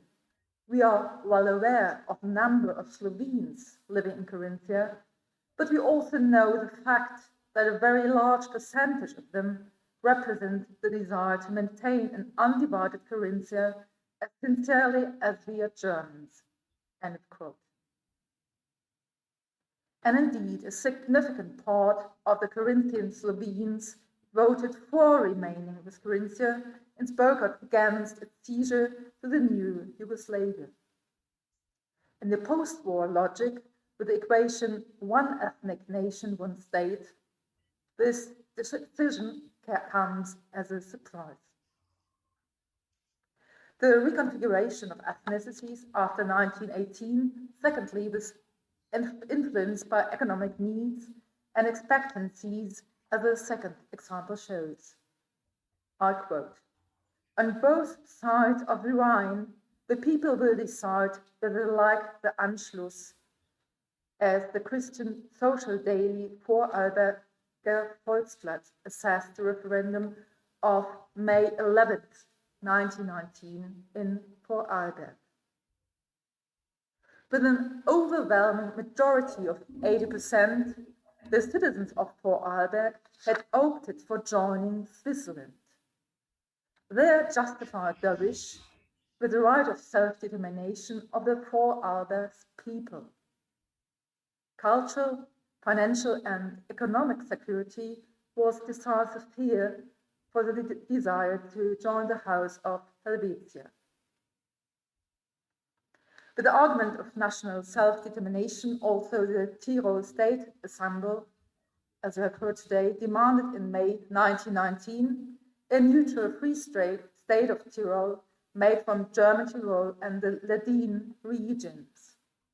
The impending division of Tyrol into an Italian part, the so-called Belgian Tyrol, and an Austrian part north of the Brennerpass, should thus be mitigated in their consequences. Many municipalities called for a referendum on this issue, also Italian ones. So in Tyrol, similar to Carinthia, different concepts of nation played a role. Italian-speaking Tyroleans would have had to weigh up between an Italy as a cipher for their own cultural and linguistic nation, with which there were also close economic ties, and Tyrol as a historical unit of a crown land. And for the German-speaking Tyroleans, the question of unity of the state of Tyrol was on one side of the scales, and questions of national affiliation to Germany or Austria on the other. In the Bohemian lands of Moravia, Bohemia and Silesia, the national constellation was once again different. The Czech and German-speaking population could not be separated into national territories as in Tyrol. In 1918-1919, the German state assemblies for Deutschböhmen, Sudetenland, Südmähren and Böhmerwaldgau were founded. That is like four German smaller territories. Once again, different municipalities, as for example the West Bohemian spa town Karlsbad, Karlovy Vary, asked now the American president in a telegram on May 4th, 1919, to help German Bohemia to its right of self-determination. In Austria-Silesia, as you know, the border dispute over the German-Polish-Czech city of Teschen ended with an elite arbitrary decision that turned Teschen into a two-tiered multinational city. The different attempts for referenda at the local and municipal level are like a magnifying glass for the diversity of loyalties. The legacy of federal loyalties and its living environments. If one wants to understand the multi-layered transformation after 1918 from empire into nation state, from monarchy into democracy, and on the individual level from imperial subject to a national voter, it makes sense to include historical loyalties into the picture. Political loyalties are considered as moral resources, as Albert O. Hirschman put it, and they are central to the cohesion of political orders. In the long 19th century, the Habsburg elites had found innovative ways to constitutionally order the diversity of peoples and nations, languages, cultures, and denominations, territories and spaces. In my research, I argue that since 1867, the Habsburg monarchy has been characterized as a three-tiered federal structure, even if there was no written constitution, overall written constitution. The constitutional basis of the monarchy was rather composed of a large number of different legal acts and political practices. The Austrian-Hungarian Compromise ordered the affairs common to the Reich. At this highest level, Austria-Hungary, there lay the competences for common security, foreign affairs, defense, as well as foreign trade and economic community. The Hungarian constitution applied to the Hungarian part of the empire and was based on an unwritten tradition of rule divided between monarchs and estates dating back to the Middle Ages. The 5 Austrian basic laws of the state, which had been enforced for the Austrian half of the empire since 1867, played here the role of a fragmentary constitution. The two states, Austria and Hungary, were responsible for traditional policy fields as domestic affairs, economic policies, finance, and taxes. The lowest federal level in the Austrian part, the crownlands, were in charge of developing and financing new policy era of the new modern social state. The crownlands were responsible for the primary and secondary school system. They built hospitals, old people's homes, and welfare facilities, and invested in new infrastructures such as local railways, roads, flood protection systems, telecommunications, and electricity. The flip side of this federal Habsburg multi-level system were multi-level affiliations made by common political practices. However, the political order only sharpened certain aspects of social diversity and anchored certain affiliations more, others less. The entire empire, Austria-Hungary as a whole, was rather distant from many in their everyday life. There was a lack of common symbols, and even the ruler was considered a divided monarch with different names and titles, king in Hungary, emperor in Austria. Citizenship in Austria and in Hungary was divided too. So the rights of protection and participation for the individual differed widely. For Austrians, the Basic Laws of 1867 guaranteed a comparatively extensive basic right catalogue and guaranteed their judicial enforcement. Democratic participation was significantly expanded in 1907 with the introduction of universal, equal, and secret male suffrage to the House of Representatives. Hungarian citizens did not enjoy the same judicial protection of fundamental rights, and their political participation was restrictively limited. Conversely, some confessional rights had a much broader scope here. Hungary's religious policy after 1867 drew on the early modern tradition of denominational tolerance.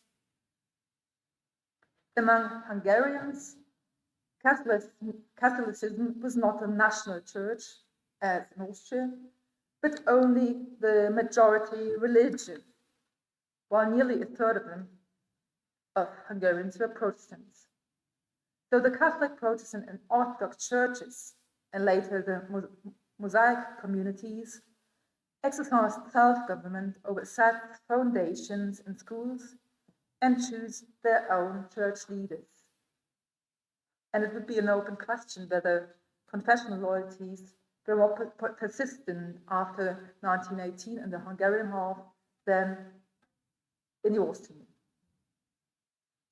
Diversity of loyalties. Multi-level affiliations of the empire became multi-level loyalties. Roger Brubaker once expressed for the nation-state constellation that, I quote, certain persons from birth are very likely to develop loyalty and close ties to a certain society and a certain state, that is, national loyalties. In empires and federations, the interplay of citizenship, belonging, and loyalty is more complex and less clear from the outset. The referendum discussed in the successor states after 1918 in particular show how complex the loyalty structures were.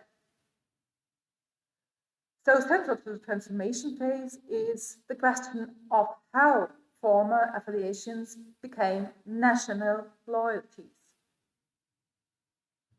The Habsburg monarchy was a laboratory of the national, not in spite of, but because of its federal structure. Nation shimmered in terms of content between the language nation, the cultural nation, and in various ways linked up with the tradition of notion of citizenship nations at the crown level and the level like in the Austrian half and in the Hungarian half too. So the comparison between the imperial powers of Hungary and Austria is instructive. The nation of Hungary was a common topic and associated with the supranational political nation concept, at least officially too. Lawyers, politicians, teachers, and civil servants in Hungary succeeded in popularizing in the wider population a state narrative using Hungarian constitutional law, which offered identification across all confessional and ethnic boundaries, namely through a common language in schools, Hungarian.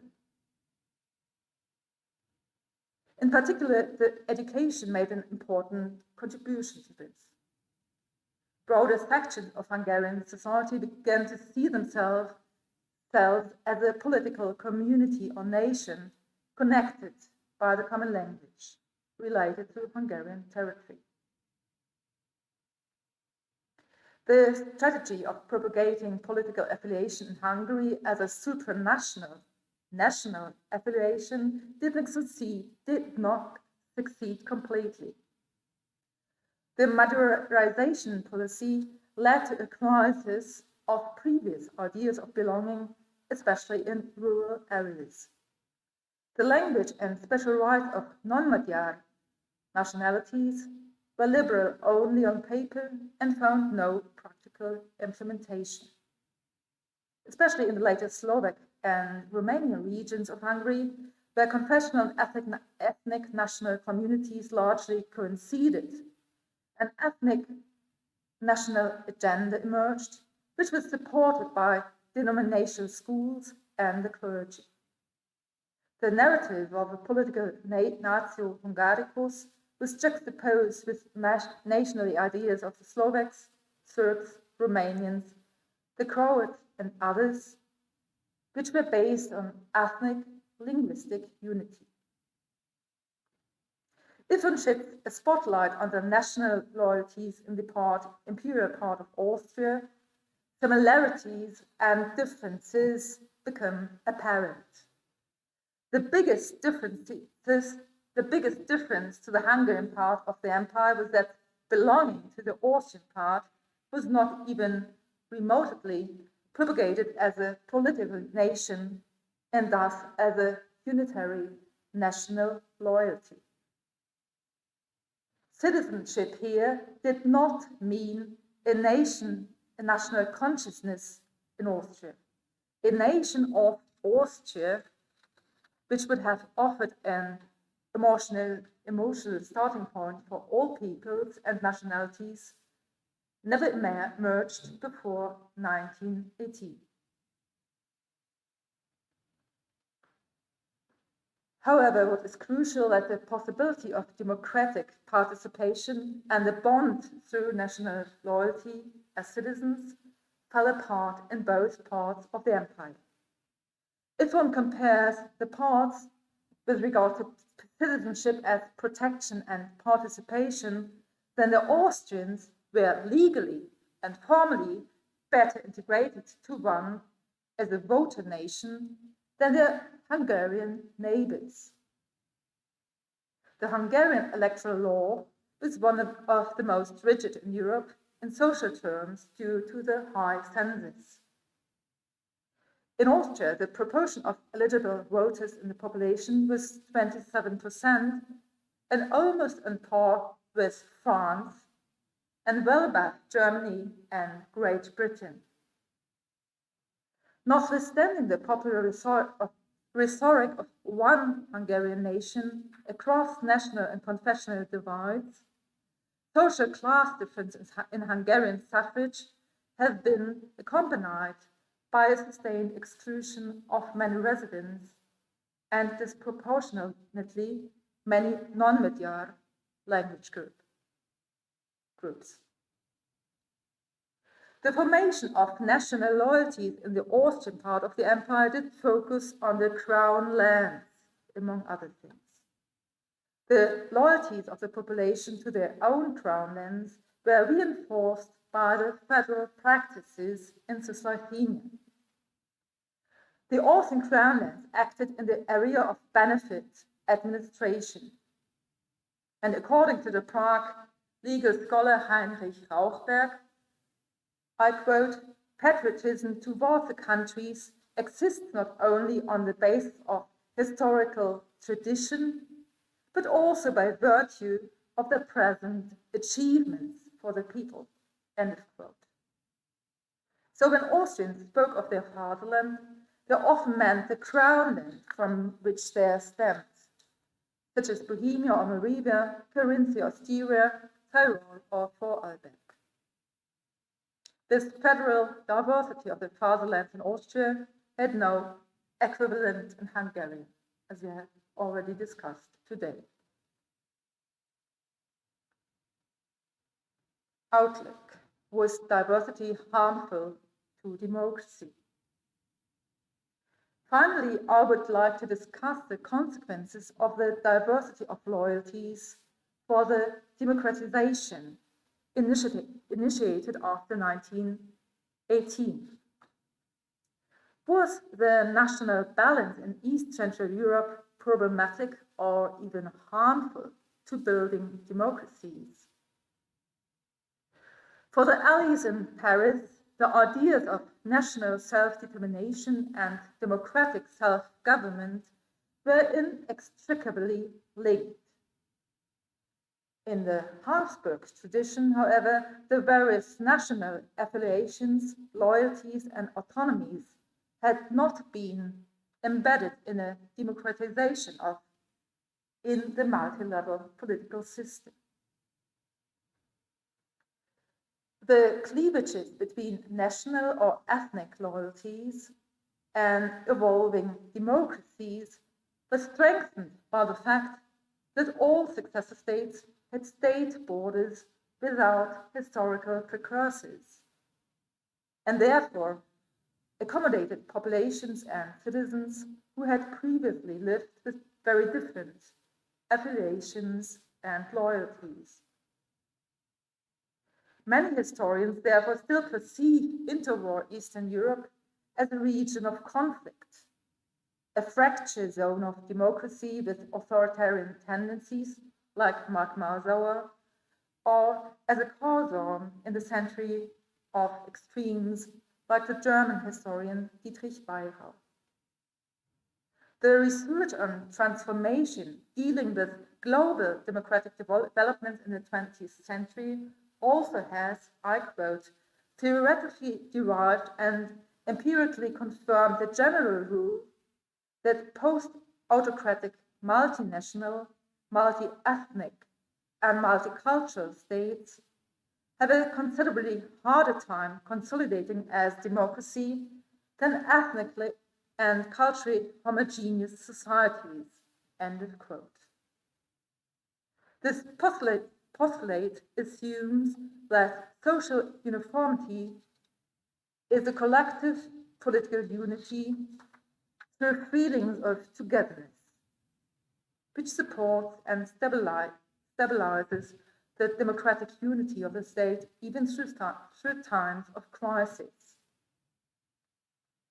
But was it really diversity that had a detrimental effect on democracy after 1919? The answer to this question is, I think, no.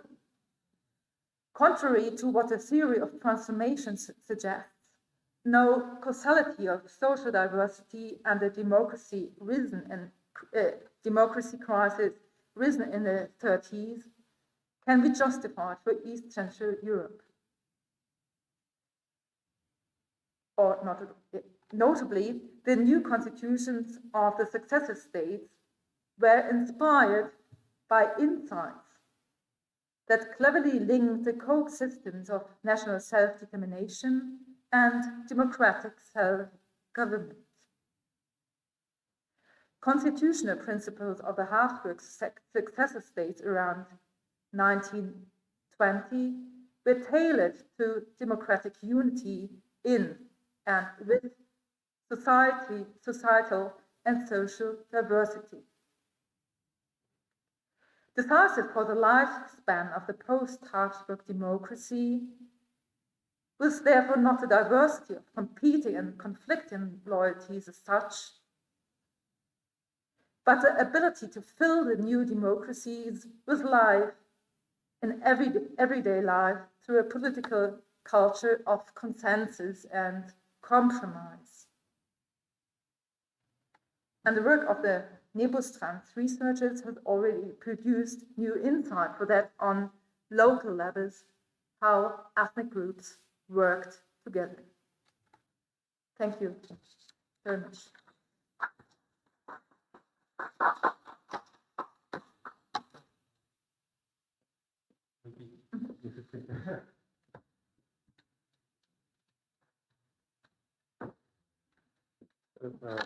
Thank you very much for this talk.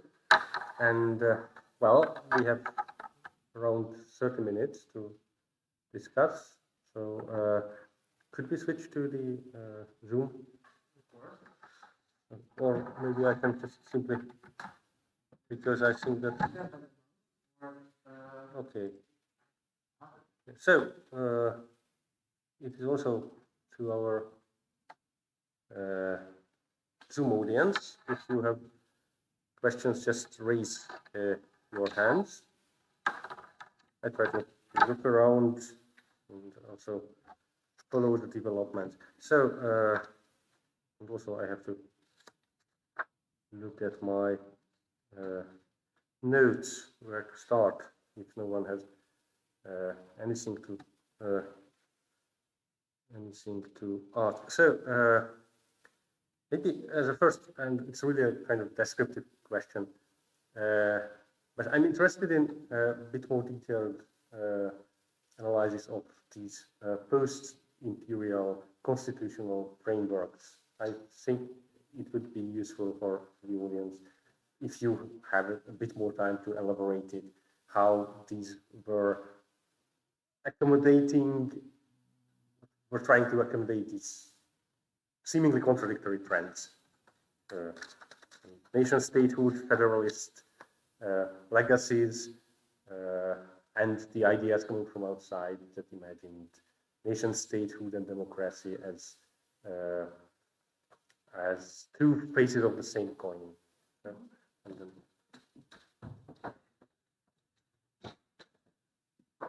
Yeah, thanks a lot for juxtaposing the history of nationalism with the history of constitution.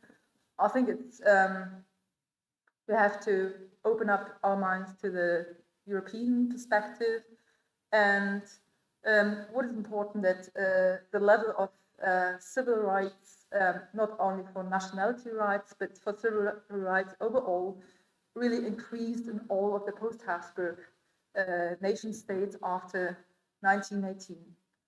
And that brings about that that doesn't mean that nationalities as collectives gained rights. So, for example, in Czechoslovakia, the old Habsburg paragraph of Article 19 that guaranteed the free development of nationalities in school and in cultural development. So the Czechoslovakia actually didn't draw on this tradition of collective rights, but established individual right to one's own nationality. And the point here was that the right to one's own nationality was an individual right that was at the same level of the other political rights of free speech and so on. And with regard to Poland, for example, they integrated the international catalogue of minority rights into their constitution they were the first actually in Central Eastern Europe. And so here at least, so the legal base for a multinational society was laid down. And I would take like the Austrian Republic into the picture too. It's an ambivalent picture because, like in the Austrian constitution, we have a similar picture as in the Czechoslovakian one, that you have a broad catalogue of individual rights, and here we have exclusive tendencies, as in Poland, by the way, to push out certain national or confessional groups from Austrian citizenship, and this affected mainly Jews from Galician or Bukovinan crownlands. So the picture is ambivalent, but I think we have to take into account the constitutional history to outbalance the history of nationalism, and not only the written constitutions, but also the living ones that were engaged by courts and so on, and by legal scholars.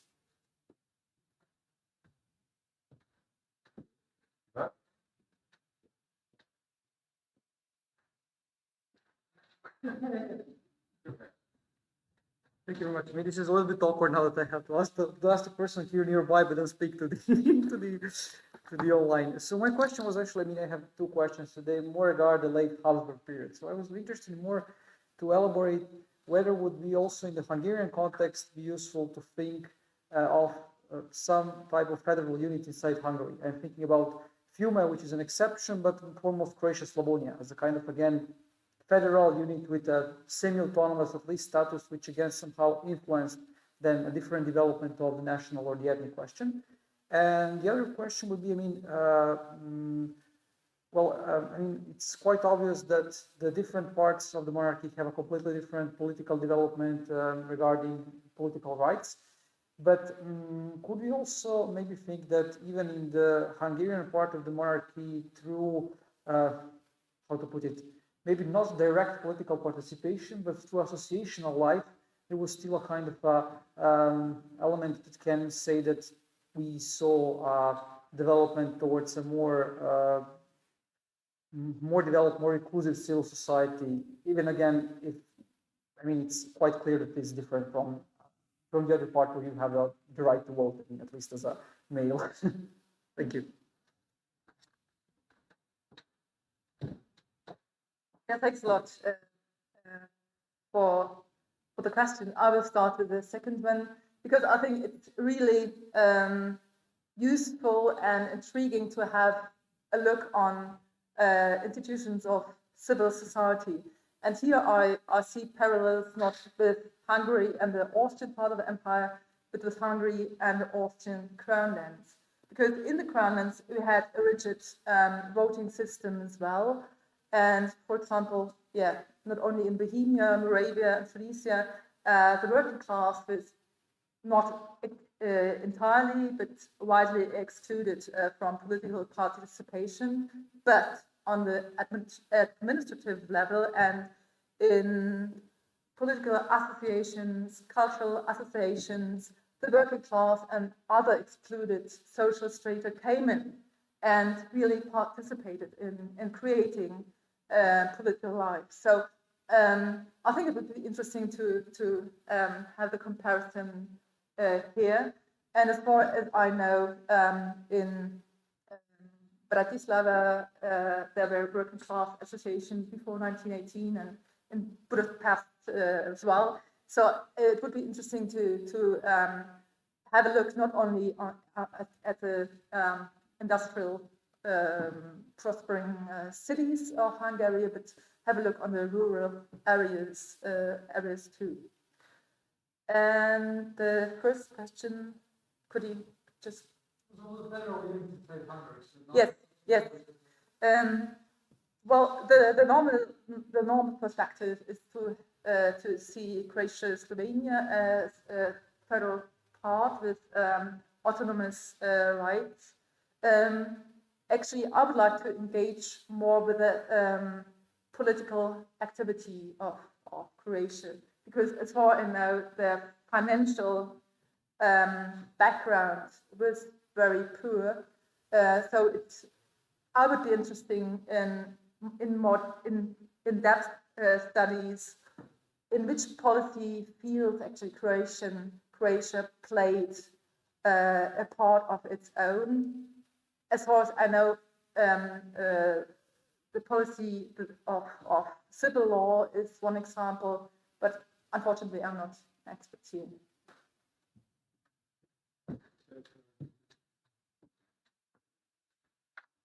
Jan Rybak. Thank you very much for this fascinating talk and very thought-provoking. I would just like to raise a few questions. So the first would be the issue of democratization or the creation of democratic states after the war.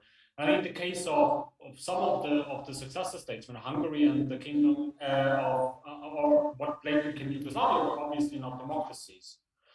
But the other, I think, larger question, and this is what I found really fascinating, isn't it essentially a question in this the proclamation of democracy, or at least the states claiming that they are states for the people, by the people, even if they don't obey by democratic rules, as we would understand it, that then the underlying question is who is the demos and who would be entitled to be part of this new state project.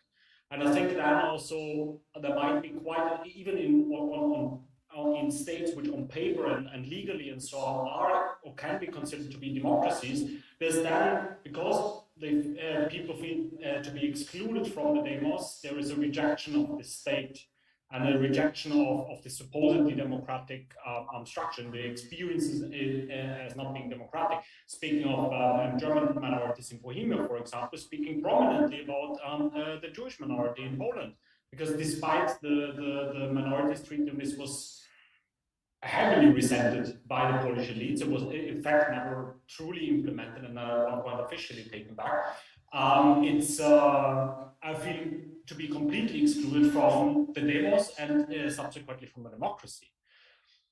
The other question that I would have, I'm somewhat building on that, is whether then the question of whether loyalty is a useful approach, is a useful tool to understand that. And my question is whether, in a way similar to the debate over national indifference, don't we fall into the trap of using category that is employed at the time by people who expected national belonging and people who expected loyalty, and then complaining that people are not loyal and are nationally indifferent and so on? Aren't we falling into a trap if we employ this category as a category of analysis? And can't we observe in such a situation that many people just, they're not only nationally indifferent, they're not necessarily disloyal, they just gave up? Especially if the experience of 5 years of war, might there not be quite a large number of people who say, I don't care, I really don't, it really doesn't matter in which state I am, what's the political system and so on, I want to feed my family and I want to survive. Yeah, and that being observed of not loyal or indifferent and so on, I don't think that would help. But yeah, it was a bit of a rambling, but I loved the talk, and yeah, thank you. Yeah, thanks a lot.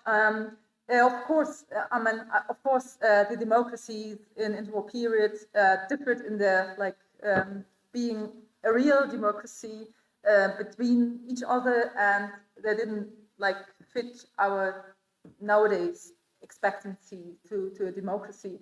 However, taking again the Czechoslovakia as an example, you named the German minority that did not felt integrated into the new democratic system, and the minority or the Germans insisted on the fact that actually the constitution, that they did not had the ability to join the negotiations on the constitution. And I think, and I know the debate whether the Czechoslovakia has been a democracy or not. Again, I would lay the focus on political practices and not only on discourses. So the normal official discourse of Germans in Czechoslovakia was that they are a minority and excluded from democratic participation, that they are not have the same democratic rights as the Czechs have. Again, if we are having a look on which rights they could actually were guaranteed in practice, we still have a large amount of schools and mother tongue about civil servants and public administration, which is over the percentage of Slovak participation in civil service and above level of at the beginning of schools. Oh, not. Well, I finish here. But however, like in practice, I would say that the Germans were integrated, and the fact that German politicians joined the government in 26 is an example to show their right to participation and even their possibility to participate. And I think this is partly an answer to the second question of whether loyalty is a useful concept. I think loyalty is not a useful concept if you take it just as an element of discourse and a narrative, But I think loyalty is a concept which is able to focus on individual and collective practices too. So it's not only, I deal with loyalty not only if one says he is loyal to his religion or to the state, but if they behave cooperative and emotionally involved in a multinational community, in a city or in a municipality or in economic ties, I would apply the concept too and try to work out different layers of affiliation and of cooperative ties.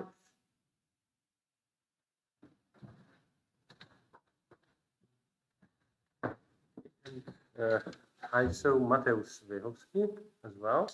Good. Okay. Yeah, thank you very much for your talk. It was highly interesting, and I want to ask something similar to Jan Rybak, because I'm also researching democratization, nationalization after the dissolvement of the Habsburg Empire.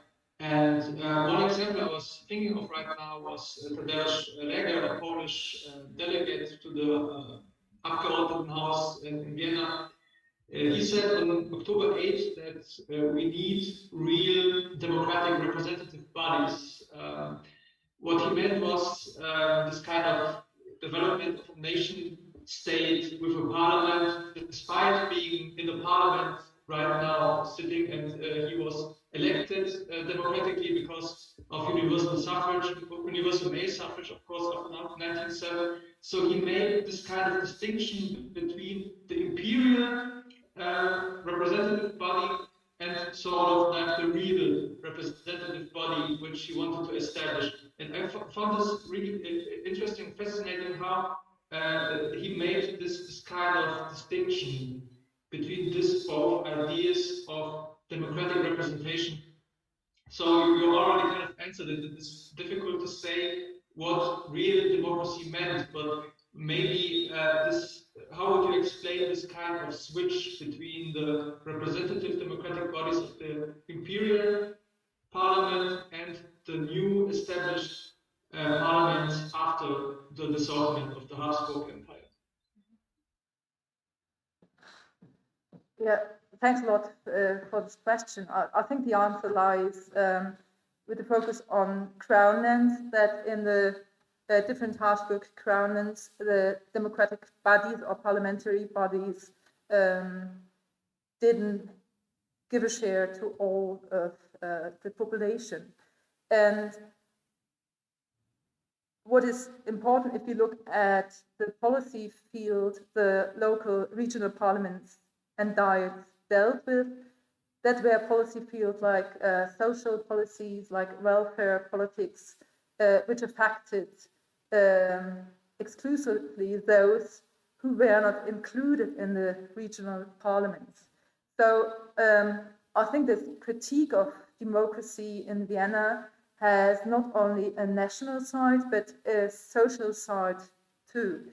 And democracy after 1918, especially if you look to newspapers and ego documents, democracy after 1918 had a very social impact to include all those who before were excluded. So even if you have male suffrage through the parliament in Vienna at the local level and for policy fields which really affected the lower social strata, these were excluded. So democracy had its social side, about the national side, and the widening of national groups to come into the parliament. We talked today, but I think we have to look how contemporaries talked about democracy and what their expectancies were. Okay, so questions in the audience here. First one, and then Victor. So first,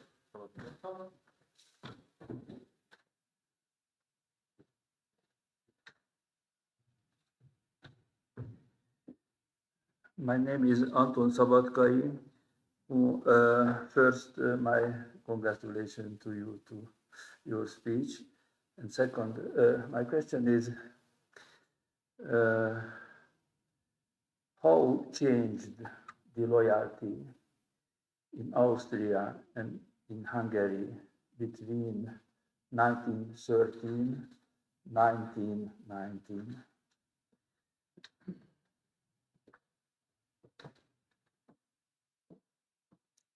Thank you. That is a very difficult one.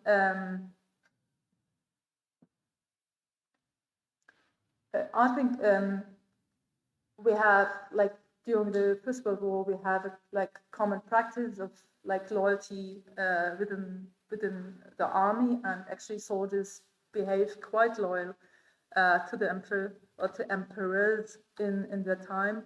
However, in the perceiving togetherness in the population, I think the cleavages become deeper during the First World War. This starts with the crisis of what we call Lebensmittel, food, like foods that the Austrian part blamed the Hungarian part for not delivering enough food, and I think the picture of enemies increased, like during within the population, and also within the Austrian part of the monarchy, pictures of the other as an enemy increased. I think one reason is the Germanization policy by Charles after 1916, which pushed forward a German way of politics, privileging the German population in Bohemia and in the western half of the empire at all. So we have this kind of increasing nationalism, and on the other hand, and I think that is the point the Nepostrans group has, if we are going down to municipalities and local communities, they have to work together. So there is this overall picture of a deepening nationalism, and I think in the end of the war, in all municipalities in the Austrian half, and I guess also in the Hungarian half, the need for cooperation increases, transnational cooperation too.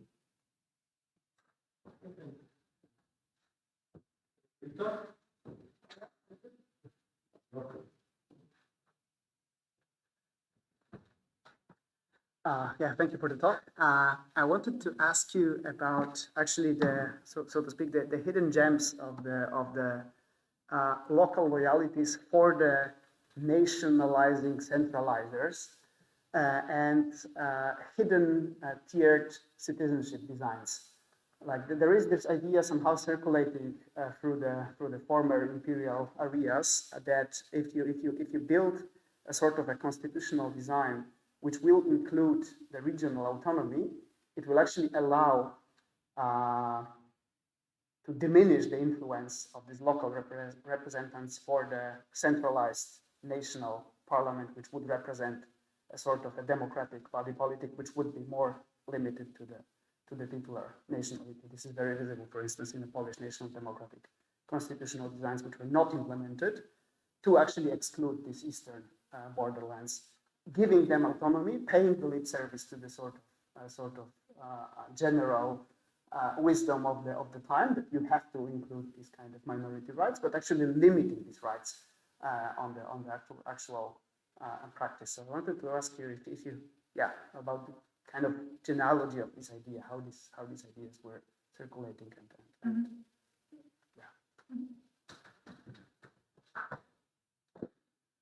Well, this is well like a traditional, so there is this kind of dialogue.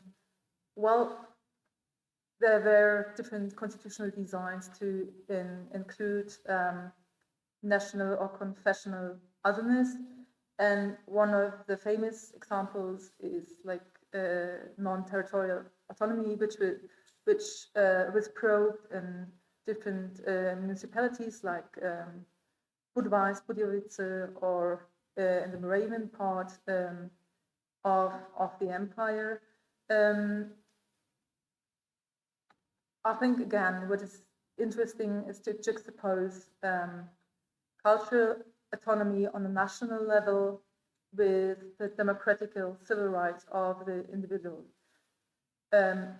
Because I think in Moravia, the compromise between Germans, Czechs, partly Jews, I mean, they then had an autonomous cultural life of their own, but many historians say that the Moravian Compromise actually minimized cooperation and segregated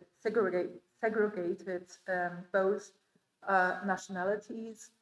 And I mean, it's a counterfactual history, but it would be interesting to have this example in a democratic setting. So they have privileged national rights, but not like same participation for all social groups. So I don't know which constitutional setting really would have brought peace.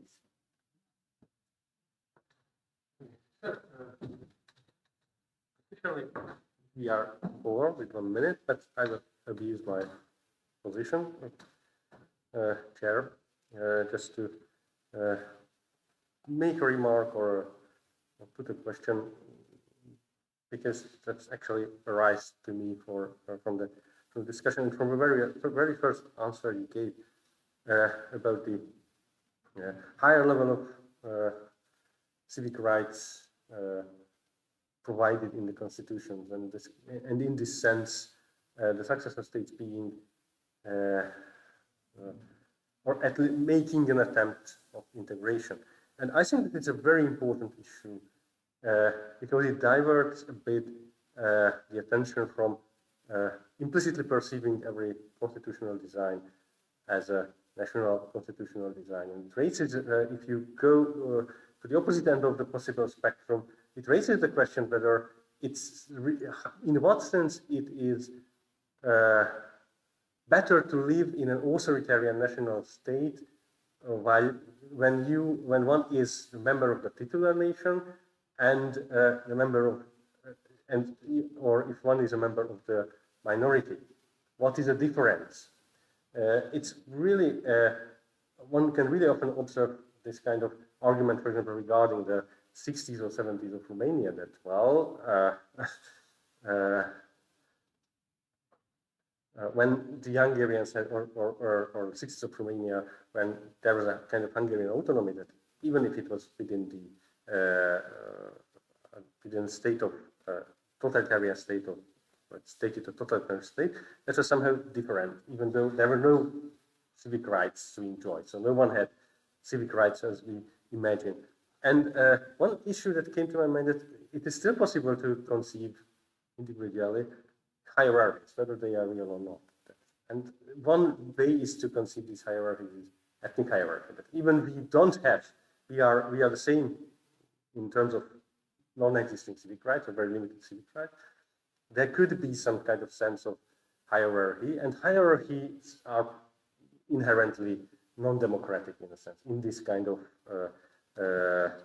democratic constitutional design, and especially when a state constitution pretends to be democratic, that is up to the royal dictatorships or the authoritarian turn in Czechoslovakia. It is quite common for the region, apart from Hungary, probably.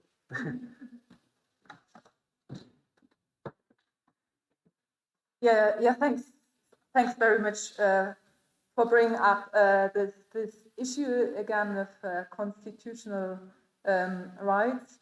And I would try to emphasize again the European perspective on rights development, because we are, as historians of Eastern Europe, are used to look at the region and leaving out other European developments. And after 1918, also Western democracies, Western nation states introduced new catalogs of civil rights. And what is interesting that overall in Europe, we find similar discussions whether civil rights are legally binding, the administration and the parliament, for example. So, and the legal scholars from Czechoslovakia, from Romania, Poland, and Austria, they were part of this European discourse. And if you have a time span from the 20s to the 30s, the discourse change and gives way to a more legal understanding of civil rights. So constitutions play a role because constitutions are based on universalistic principles that are discussed Europe-wide or even worldwide. So you can't just give a constitution which looks similar in Czechoslovakia and France and then dissolve yourself from the professional discussions how to interpret the constitution. So yes, I think we have to take a look on this constitutional utopias. And for the second part, I think constitutions that establish equal rights for individuals or nationalities, and that plays a role for state socialism afterwards too.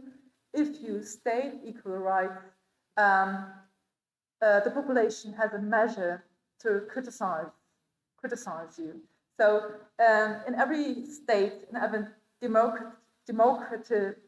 democratic state, you have hierarchies.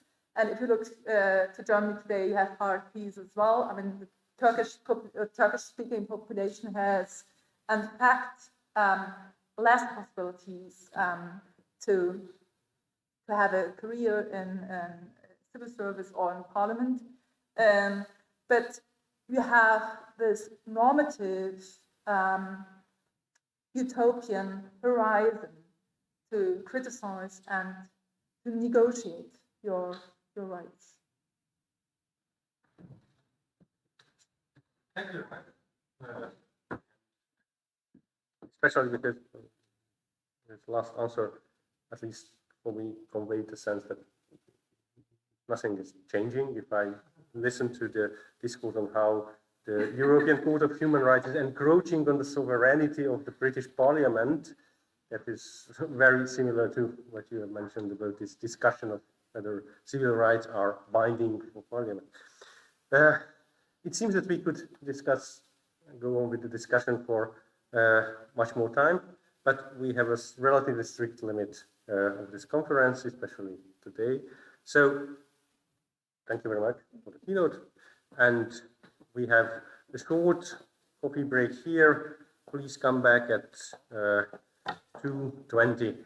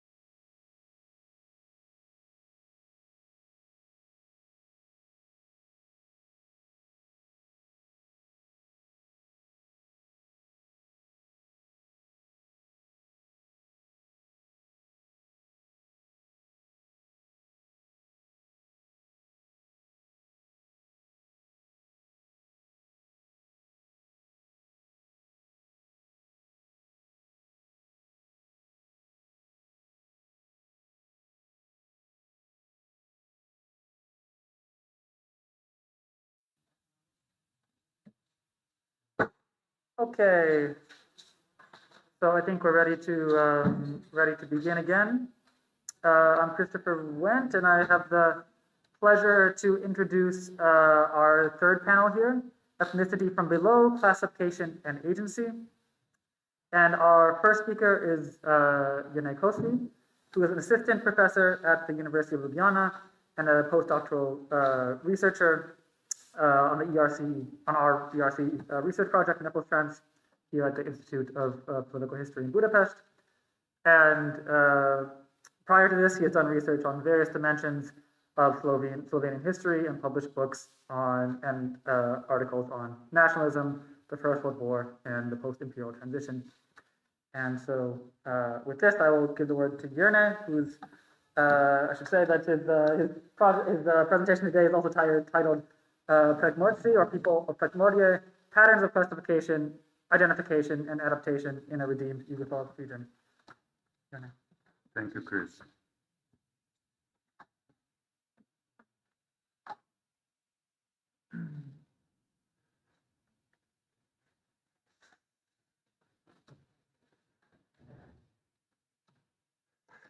In mid-August 1919, the Yugoslav army occupied the western areas of the two Hungarian counties, Zala and Vas, where, directly on the border with the former Austrian Crownland of Styria, lived a dense population speaking various Slavic dialects.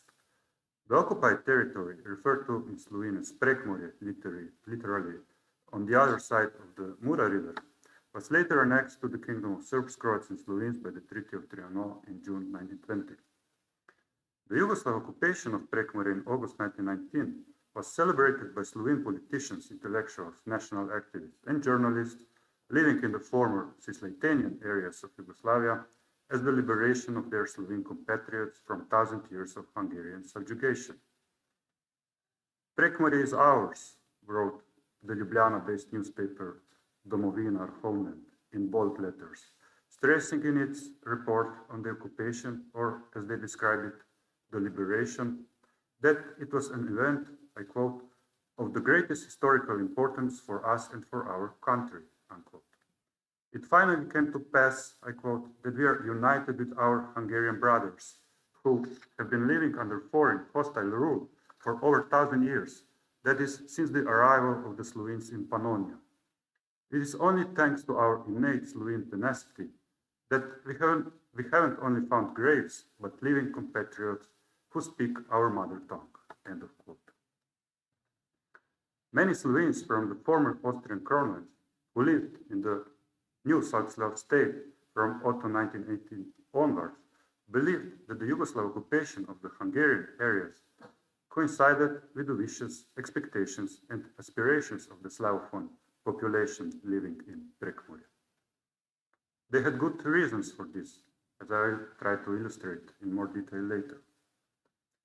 However, the Slovene officials who arrived in Prekmorje in the days and weeks after the Yugoslav takeover of the province soon realized that the situation on the ground differed significantly from the triumphalist nationalist discourse. In the numerous official documents that were sent from Prekmorje to the provincial government in Ljubljana, one can again and again read that the local Slavophone population didn't necessarily perceive integration into the Yugoslav state as a form of a national salvation. The first Yugoslav Civil Commissioner, for example, reported from Prekmorje already in November 1919 that the local Slovenes were, I quote, totally unreliable. The local Magyarons, people of supposed Slovene origin who expressed a certain loyalty to Hungarian state, he continued to the local Magyarons, were inciting the rural Slovene population against the Yugoslav authorities. And the majority of local teachers and priests strongly opposed the new Yugoslav regime, so that the situation could only be brought under control by the presence of a strong police force. So the question is, what can such a discrepancy between the beliefs of the Slovenian liberators about the Slavophone population of Prekmorje and the actual situation on the ground tell us about the patterns of classification, identification, and adaptation in these supposedly redeemed Yugoslav region. Drawing on the constitutive premises of Slovene ethno-linguistic nationalism that had gained popularity and support in the Austrian half of the dual monarchy, many incoming Slovene officials who arrived to the region after August 1919 believed that Slavophones of Prekmurje actually identified with the notion of Slovenes. In reality, it was quite the opposite. By 1919, the crucial historical fact regarding patterns of collective identification in Prekmurje was that there was a complete lack of feelings of Slovene national belonging. In other words, the notion of a Slovene imagined community with supposedly common historical origins and a single national language that densely inhabited the territory between Trieste and Western Hungary simply couldn't be found in Prekmurje. Until the Yugoslav annexation, the Slovene national movement simply couldn't take root in the region because of institutional restrictions that regulated the political landscape in the Kingdom of Hungary. As a result, the Slovene national category of identification, which Slovene national activists devised and propagated in the Cisleithanian Kronland during the 19th century, was almost completely unknown in Hungarian areas that were later annexed and became Prekmurje. In reality, local Prekmurje Slavophones, predominantly rural and mostly illiterate or barely literate, held a very different perception of collective belonging and maintained specific linguistic preferences. In fact, they mostly responded to the imported idea of Slovenes with suspicion and, in many cases, outright rejection. Instead, they persisted in expressing the established loyalties and identifications that had been shaped and disseminated before the 1919 annexation by the Hungarian nationalizing state and the local Catholic and Protestant Slavophone clergy.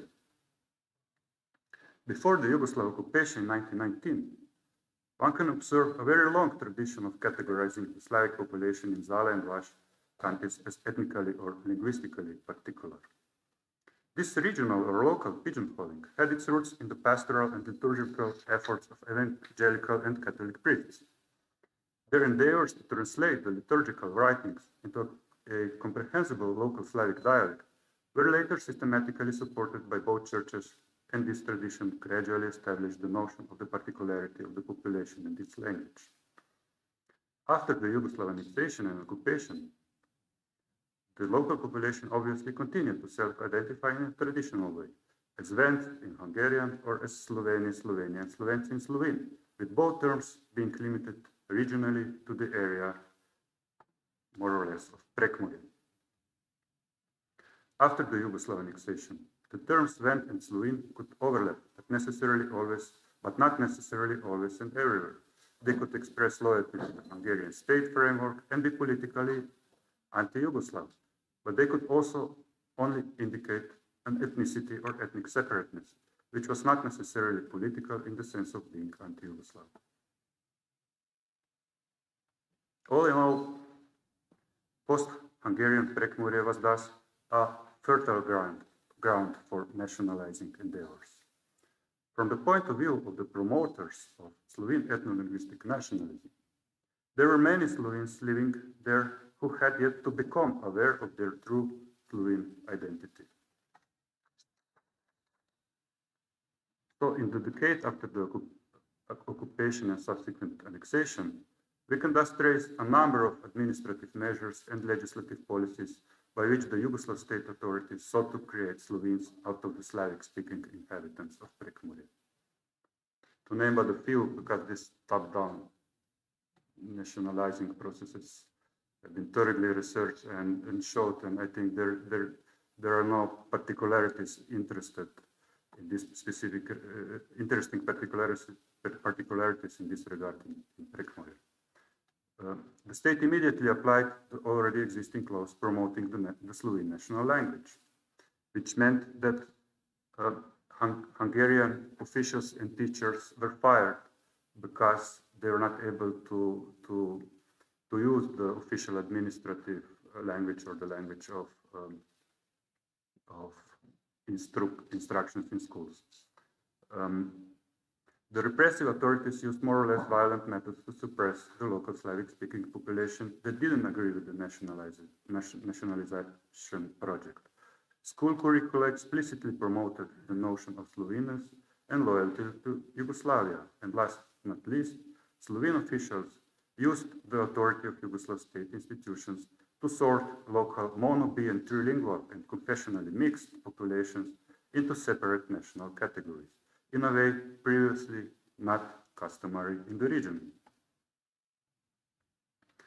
However, when confronted with such state-imposed and state-promoted nationalizing measures, the local population didn't outright abandon the use of established identity categories and dominant patterns of identification. On the contrary, in addition, especially the local regional elite began to adapt to the changed circumstances almost immediately after the Yugoslav occupation and annexation. Somewhat understandably, as for the Prekmurje elite, the transition to the post-imperial state posed a double challenge. Firstly, it was necessary to adapt to the fact that the kingdom of the Serbs, Croats, and Slovenes declared itself as a nation-state, both ideologically and in administrative practices.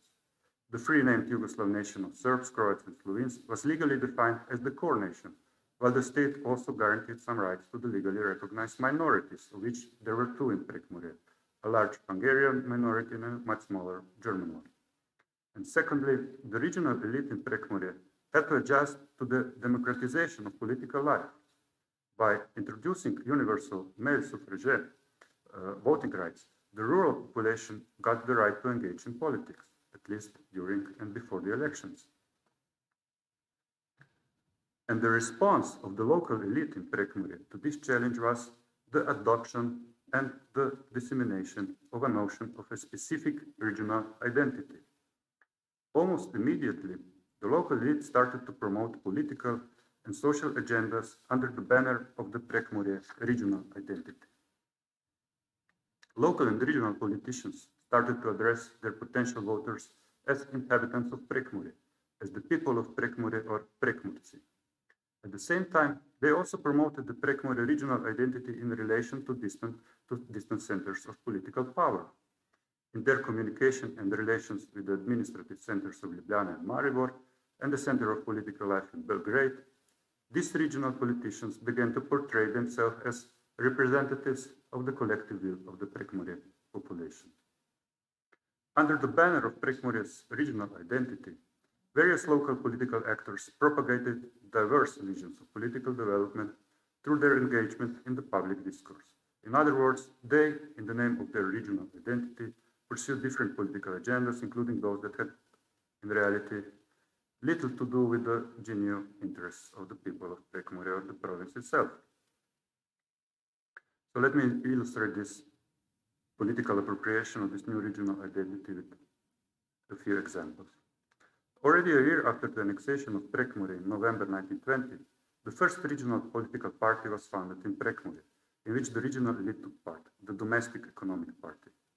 The general orientation of this party, alongside anti-clericalism, was to promote the economic development of all people of Prekmurje or Prekmurci, regardless of social status and class.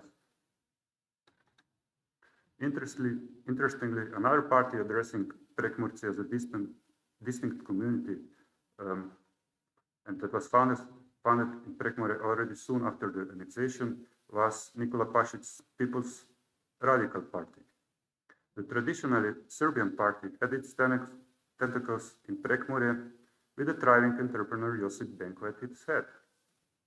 And as a result, before the 1923 assembly elections, the radicals of Prekmurje promised that, in alliance with the most powerful state party, they would ensure that the well-being of our little homeland, that is of Prekmurje. However, the champion of regional and sometimes explicitly autonomous regional political discourse throughout the interwar period was the retired priest, popular tribune, and the MP of the Slovenian People's Party in the Belgrade Parliament, Jožef Klekl. During the interwar period, Klekl skillfully adapted the discourse on identity to the political upheavals and dynamics that, as we know, were very lively in Yugoslavia. And to quote Pastor Todt, an excerpt from a typical article by Klecker, I put it on slide, and I'm not going to quote it, but what I find particularly interesting is an implicit message of this quote, that no Prekmurian, Slovene, or Christian should vote for any other party than the party represented by Klecker in Prekmurje, that is Slovene People's Party. So in short, to be a politician in Prekmurje in the first decade after annexation was to be a crusader for the interests of Prekmurje. And even the staunchest opponents of any kind of regional autonomy, even the most explicit opponents of annexation to Yugoslavia, played the regionalism card in the interwar era. So it can be thus argued that it was precisely by relying on the political and social mobilization potential of regional identity that the local social elite successfully reasserted their social status and economic control under radically altered political conditions. And this is evident. I mean, become evident when you look at the actual actors who are found among the founders or financial backers of the parties that promoted the regional identity. They are, I mean, either in the front row or in the background, there are people from the local nobility, entrepreneurs, local entrepreneurs, educated elite, and so on and so forth.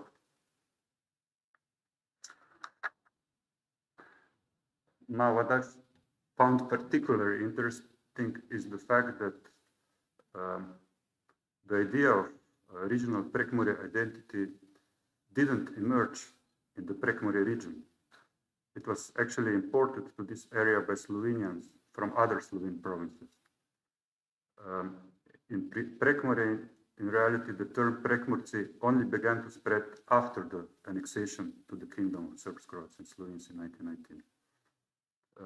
Whereas the first traces of the discourse on Prekmurje or Slovene Prekmurje can be found already in the mid-19th century in the centers where the Slovene national movement began to emerge. And it emerged in centers of Slovenian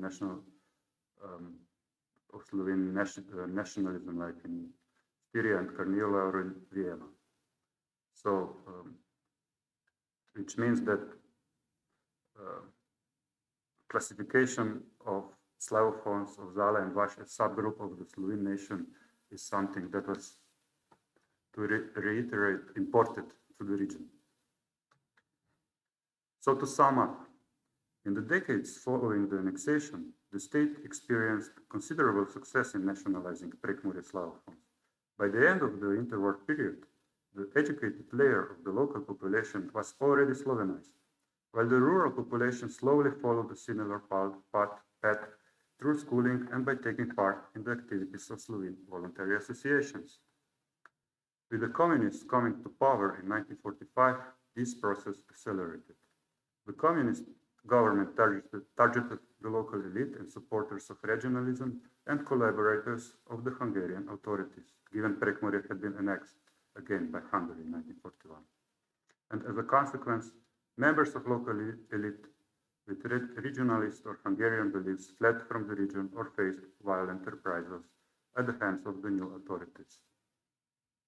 At the same time, the process of regional identity formation instigated by the Yugoslav occupation in 1919 led throughout the interwar and socialist period to the mass identification of the local population with a regional category of identification that had been, as I said, imported. The result was, and still is, a regionalized notion of Slovenians. 100 years after the beginning of the post-imperial transformation, speakers of Slovene dialects in Prekmurje do predominantly identify as Slovenes, but at the same time also as Prekmurci, a distinctive subgroup of the Slovene nation. Thank you.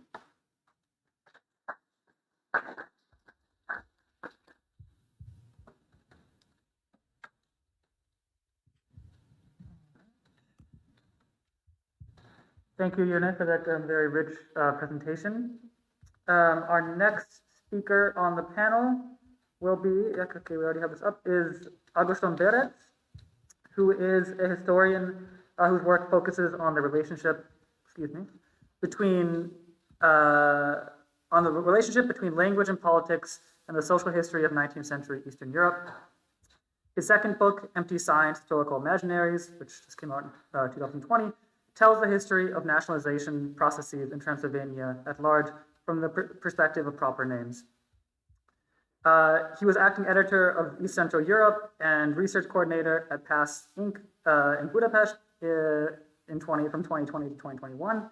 And he has received fellowships from the Center for Advanced Studies in Sofia and the New Europe College in Bucharest. He was also a fellow, a Max Weber Fellow, I should say, at the European University Institute in Florence, and a visiting professor at Central European University and at the ETHNICITIES University here in Budapest. And he holds a PhD in comparative history from the Central European University and a prior degree in Hungarian philology from Budapest as well. And today, Agoston will give a presentation entitled Popular Nationalism, a Meaningful Category. So the floor is yours, Agoston. Thank you. Thank you for having me on. Now, I just noticed that I'm experiencing some technical issues, mainly that I can't share my screen. So. Oh, sorry. I think I need to. Oops, no. Problem is on my end. So. Is this okay? I have slides, and you won't see my slides, so that's quite an issue. Let's see. Yeah, we can see. So we can see the slides here, but there's this big black box in the middle. Can you see my slides? We can see the slides, but there's something in the middle of the screen interrupting it here. Oh, yes. That is something weird that is happening on my laptop. Oh. What should we do? Because I just noticed this. Do you want to try unsharing and then sharing again? Maybe. Okay, but I've already tried it. Okay, so share screen and yes, share. Huh. Okay, we're still seeing it's still interrupted, unfortunately. Oh, okay. What should we do? Should I send you the slides, the slideshow, and you try to follow me, or share with presentation?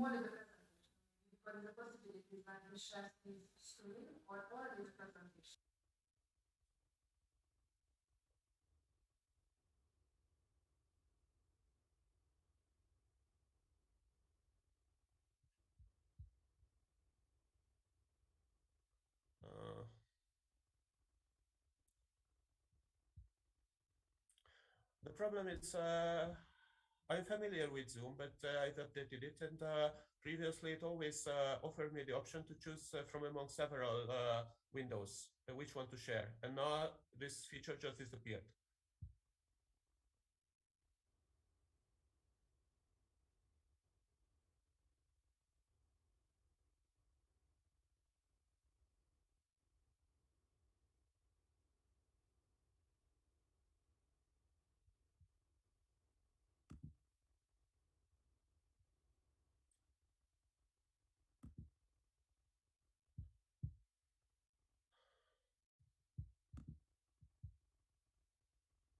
Portion of the screen. Okay.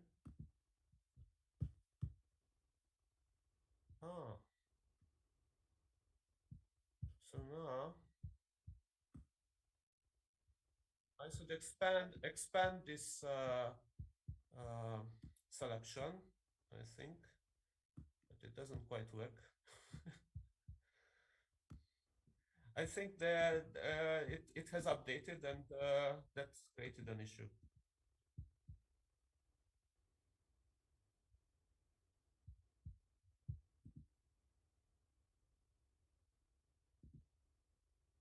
Oh, but now, how does it work now? Oh,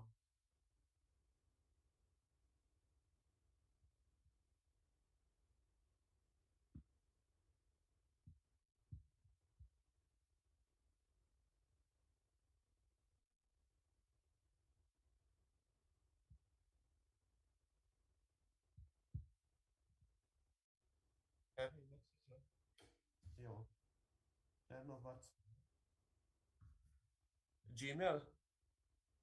Jó, gmail.com. Pillanat és küldöm. De közben azért én is haladok itt azzal, hogy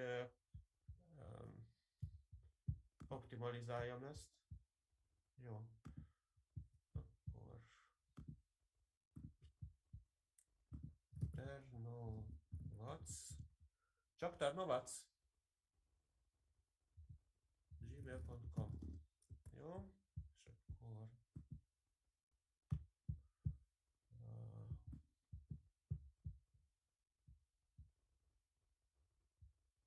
and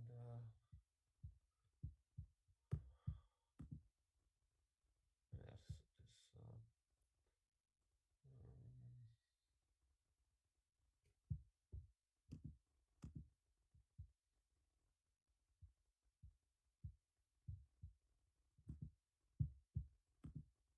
I have to find out where this is.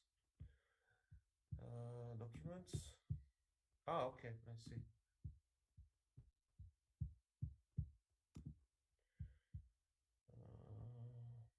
Yes, and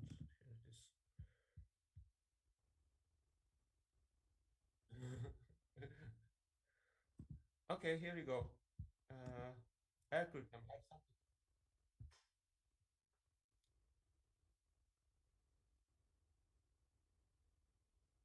Have you, megkapta?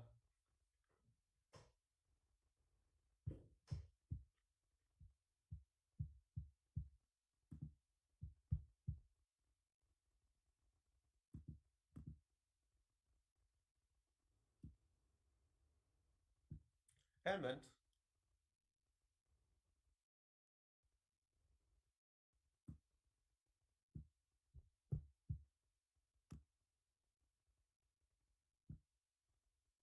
Now, in the meantime, I adjusted the selection to the content of the not exactly.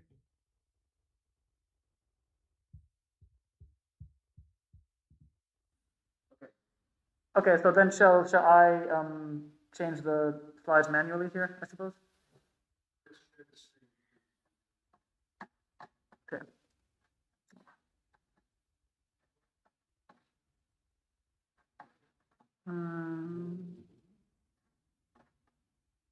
Okay, so do you, Augustin? How is the sound? Because you managed, you told that you hadn't. So now if you stop sharing, I can share. Okay, then I'm stopping it. Okay.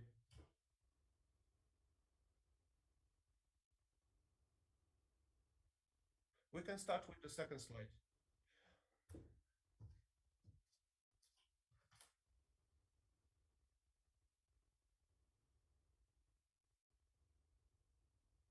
Okay.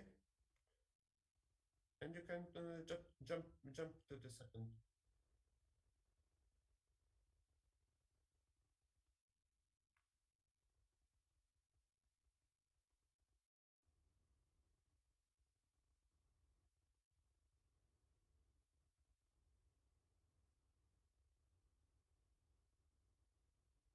Okay, slide. Okay. Thank you. So, but I can see it. I mean, okay.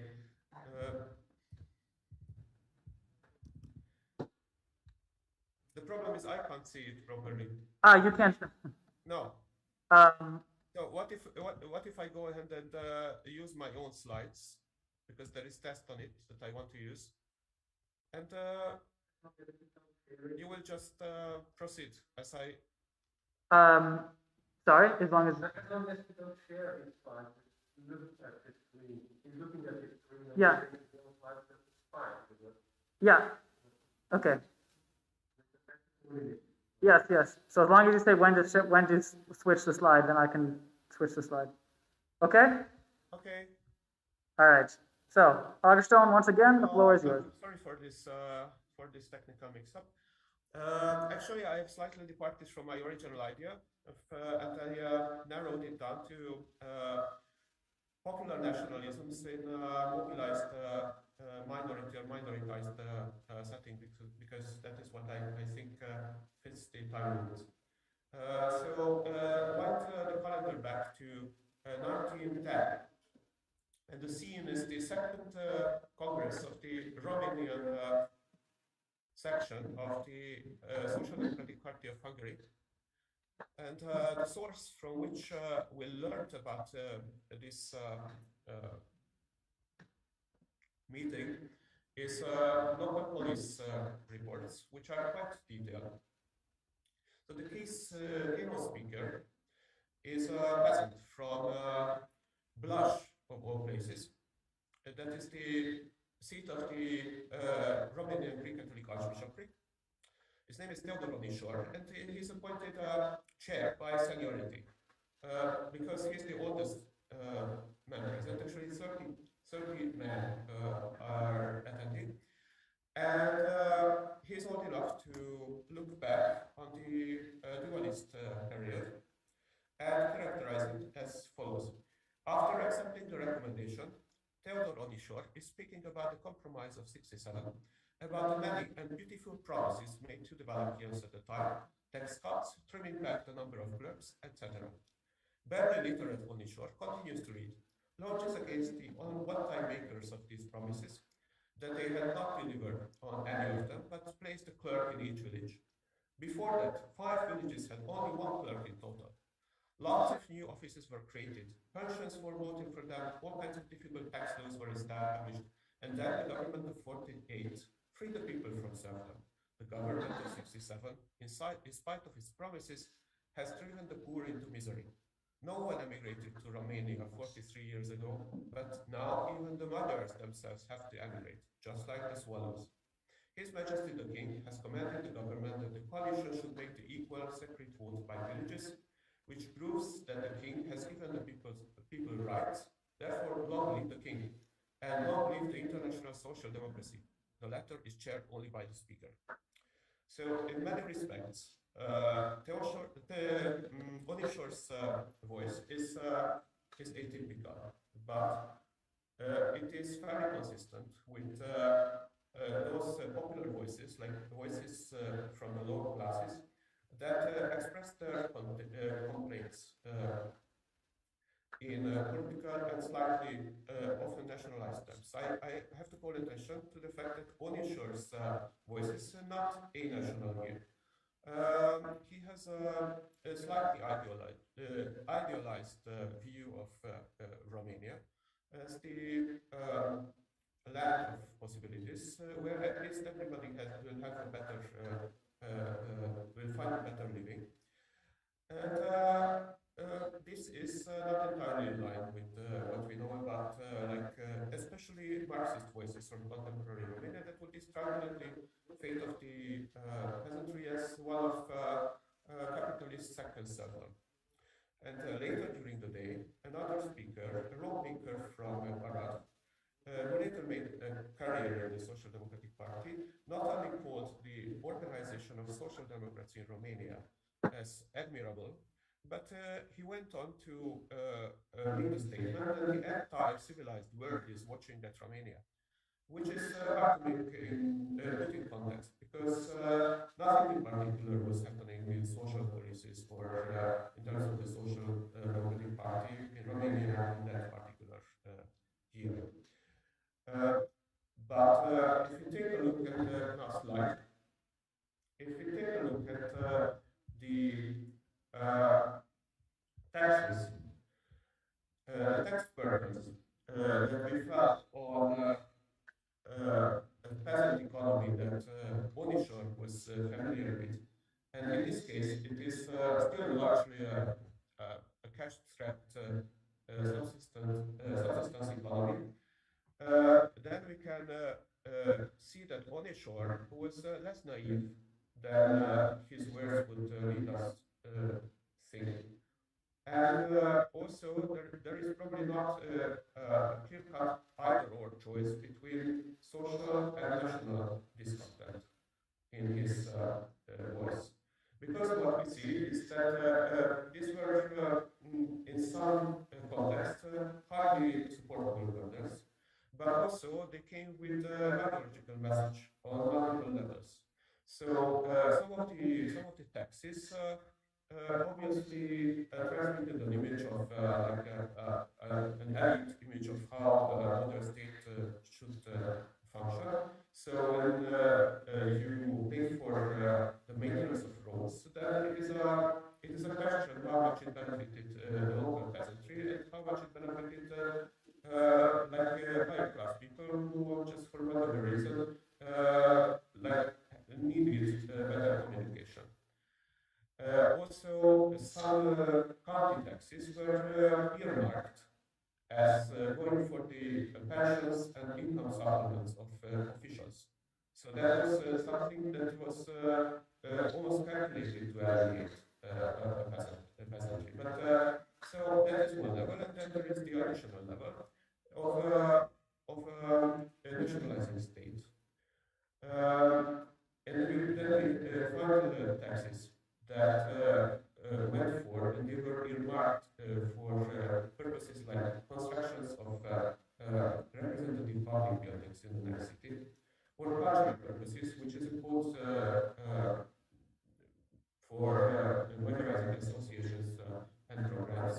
And there was also a local kindergarten tax, which was something completely alien to the mindset of the local peasant communities, but also it was an openly modernizing venture, this setting up kindergartens in schools. So that here what we find is that the national is included in such measures, such state measures that were shown to hit close to home with the peasants. So from the point of view of lower class people, it was probably not so much that the minoritizing elites had to reframe these grievances as national, but that to the extent that they did make sense of it, it could happen directly. So, and here slide. And here I am summarizing the research questions and the current background of a team project proposal that some of us are submitting, and that makes a shift in exploring popular adherence to minority nationalist movements, because currently the mainstream focuses on the nexus between minority nationalizing elites and minority populations, and we are trying to refocus it to how home state structures constituted minoritized populations. Obviously, this nexus is complicated, and here I put this tectonic nexus. So all the groups of actors are important, and it is interconnected, dynamic, and mutual. But I think that this is a much underplayed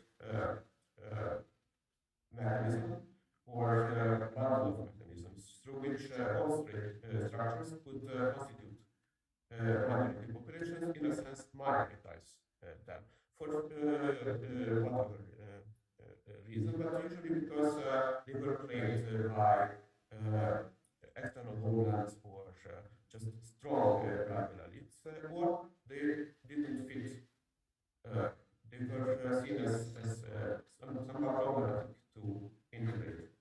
So obviously here we have to engage with very old assumptions that have never been substantiated, but that have always lingered on. And usually the way they have been put, and here I want to ask for again a new slide. The way they have been put has been usually that social grievances were framed by nationalizing intelligentsia as national. And as I already tried to show, it is more complicated than that, even if we speak about actual social grievances, because sometimes they were recorded as not simply social. So from the late 19th century, Marxists were trying to debunk nationalism as kind of false consciousness, and also some early Marxist theories of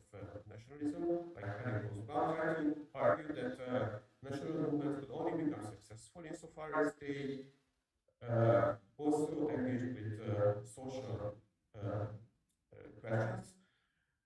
And other than that, there are also some other lines of research that would different takes on that come under this heading of host states inadvertently nationalizing populations.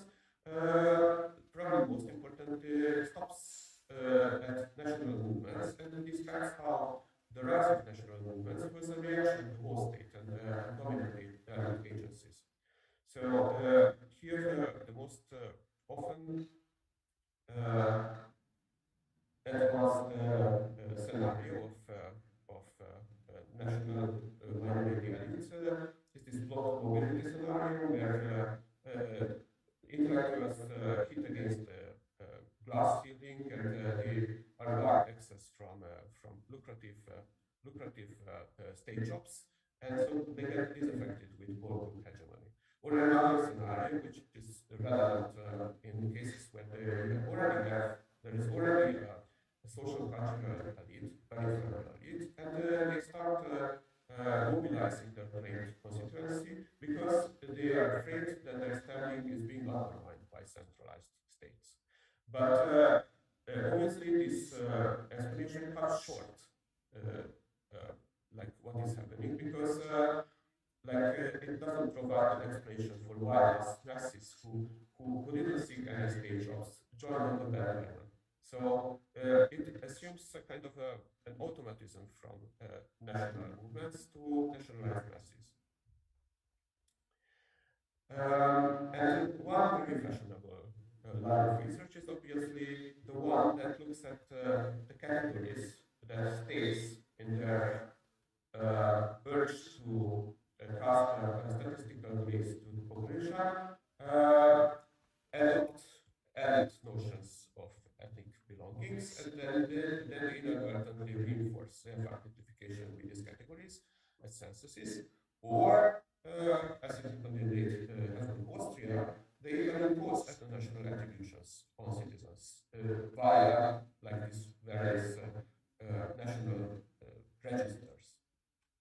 But our focus lies elsewhere in this more general and encompassing. So on the first level, there is this backlash that state could create simply by moving towards more direct forms of rule, which was a general trend in 19th century Europe, and in the semi-peripheries it was usually bound up with the ideology of civilizing the backward and modernizing projects. So as state bureaucracies exploded, that came with a price tag, and so taxes and excises, as we have seen, increased manifold, and bureaucrats introduced countless regulations and prohibitions. So, and this elevated the roles of newly minted smallholder class that in the last quarter of the century was hit by a very long and agrarian repression. So on this level, this affects state-bearing titular majorities as much as minoritized people. But further, there is this added layer of state elites securitizing populations that speak distinct home languages or are seen as culturally too distant. And in that way, they minoritize them. They target them with special policies. So it is far from period where the nationally mismatched masses recognized the symbolic meanings that are attached to such measures. And to the extent as they did, like a more fashionable explanation would claim that they did so via the interpretations that were offered by minority elites. But I think that current scholarship much underplays first-hand encounters with the state machinery. So a prominent example of this inadvertent like states inadvertently generating nationalized dissent are obviously top-down language policies, and they can go back to a variety of factors, and usually a combination of them. So already by by moving towards more direct, like a state penetration scenario creates a bigger interface of everyday people getting exposed to the dominant languages. So that is, in a way, just the logic of rationalizing the administration and extending the use of the recognized dominant language. But it could also go back to attempted nation building or symbolic violence against minority populations. But in all cases, it afflicted pragmatic and symbolic harms and threatened to exclude the masses who did not speak or read the privileged idiom from civilian rights.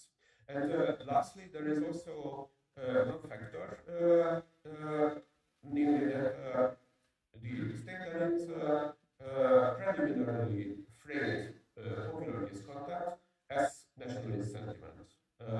And by doing this, they marked out nationalist languages as important, significant, and a legitimate way of articulating grievances. So it had massive repercussions on lower classes who might not have taken actually stance for these national languages, but they could just as well distance themselves from them, but they became significant for them. So at this point, I have to make two qualifications to anticipate potential criticisms. First of all, not all the like this whole state agency came from the centers, from Vienna, let's say, or Constantinople, but we should. Oh, I'm sorry. There is a slide. Okay. Yeah. Next slide. Yes.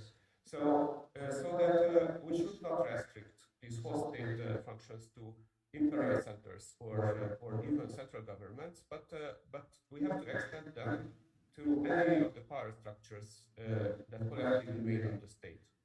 So provincial, municipal levels, and under certain conditions, like let's say the Constantinople Patriarchate, even dominant church hierarchies.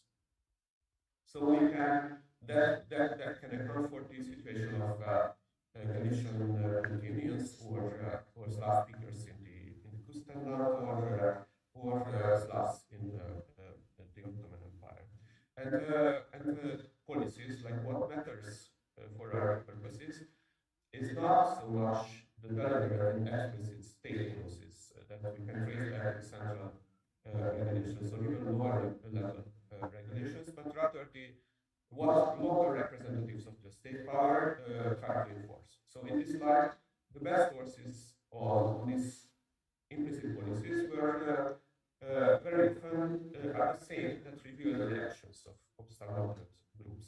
So with this in mind, I will show some of our research questions. What social hopes or utopias did common people attach to national movements? Did they yearn for modern state public services? Did they wish to live under state structures that were similar to the existing ones, only governed by their co-ethnics? Or did they expect national movements to shield them from state interference, perhaps in a desire to continue with or return to a self-enclosed local existence? And here, dominant elites often label peasants as like born anarchists. And this independent of whether they are integrated in the capitalist economy, because they might actually have already mastered like capitalist values of production and property, and still want to get rid of any state interference and go on with their local works. And which policies did the minoritized classes react against, and how did these differ from the ones that minority elites presented? Did popular voices about post-state administration and policies echo the elite framings? And how did rates of maternal literacy and patterns of bilingualism affect the intensity and content of linguistic grievances? So if we wish to attribute an independent agency to the people, then we may be tempted to accept John Bray's model. And John Bray is the author from whom this, as far as I know, described the relationship between elite and popular politics as one of mutual manipulation, at least in the early stage of nationalist mobilization. So this model would be in line with the idea that common people had their own reasons to resent state policies. They did not need borrowed phrases from the elites, and they only tried to couch these grievances in nationalist language, but they sought the allies of nationalist movements. But ultimately, in second or third generation, what might have started as a flirtation with nationalist politics ultimately led to an engagement with nationalist messages in one way or another through a process that is usually described as one of renegotiation, mixing in new popular ingredients and frames. But I would also argue that probably the metaphoric imperfect learning of the nationalist language is also quite heuristic in some situations where we see that like subaltern were trying to react against some perceived provocation coming from the state power, but they couldn't formulate consistent and valid nationalist arguments. They tried, but they didn't manage to. So a last set of questions concerns, and here I don't know if I told you to switch to the research question slides, but our last set of questions actually is relevant for minority population as well as state-bearing titular majorities. That concerns this role or the input, be it direct or indirect, of the masses in the shift from elitist 19th century versions of nationalist languages to more popular, democratic, left or right-wing nationalist languages. So we see that in majority positions, peasant politics appeared on the scene, and even in Western Europe there was this backlash against liberal elites from the 1880s on, with participation of conservatives rather than nationalists. I would argue that in minority position the political competition was more limited.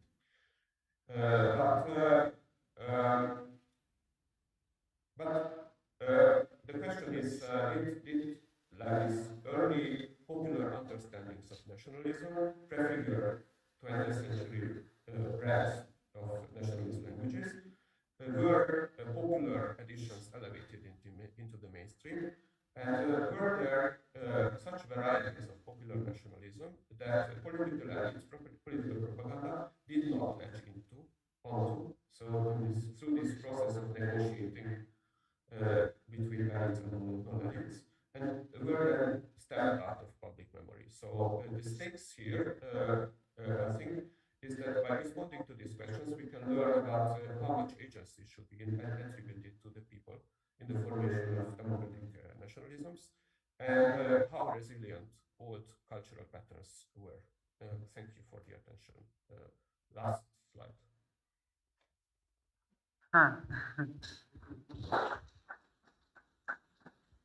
Okay, thank you, Agoston. Despite the technical difficulties, I think we'll have a lot of questions here. So let's see. Sorry, there we go. Okay, so thank you once again, and I think we have probably a little bit more time than on the schedule because we started a little bit late. So maybe 20 minutes or so for questions, and we'll see what we have. So feel free to ask online or here in person.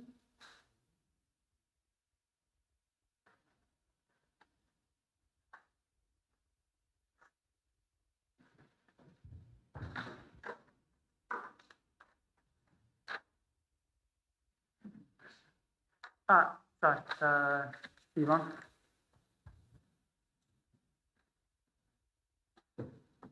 Many It's actually a question for your Nate to break the ice.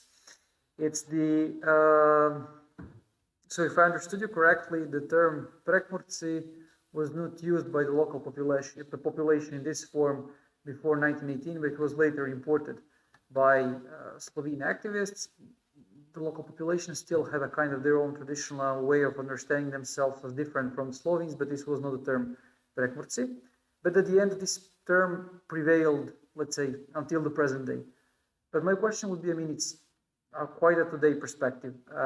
As you said, I mean, prekmurci identified themselves as a kind of Slovenes, but also prekmurci. But the question is there today a political party which is trying to exploit this kind of different identification for their own purposes, rather like to claim independence from Slovenia, or at least autonomy, or less taxes or whatever, something like this? Thanks for the question. I would say not yet. I mean, there are certain ideas you can find, and they are circulating, especially since 1991. The old written tradition of written regional Slovene language has gained popularity again in the last 20-25 years. I don't see at the moment the movement that would propagate it as sort of a political autonomism, but there certainly are groups that are trying to monetize from this notion of regional particularity through various financial opportunities at disposal, I mean, offered by the state or by the EU funds.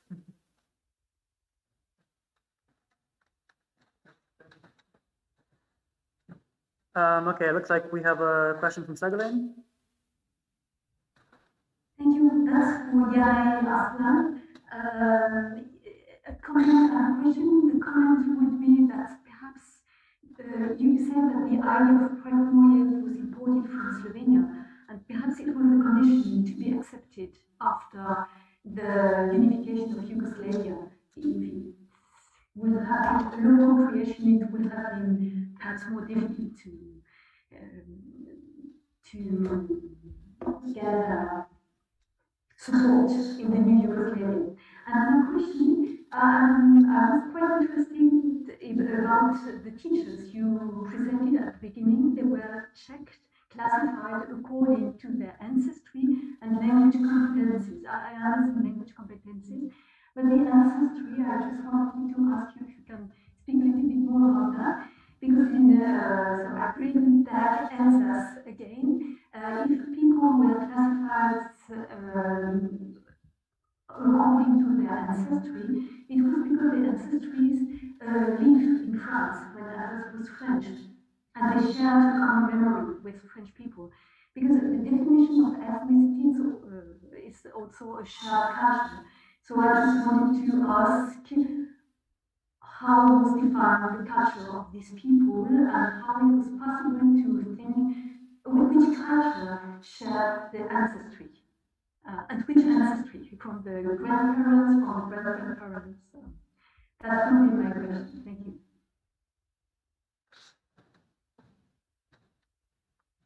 I mean, the ancestry is defined in national terms, in a sense that there are objective criteria that could be applied in order to classify someone as Slovene.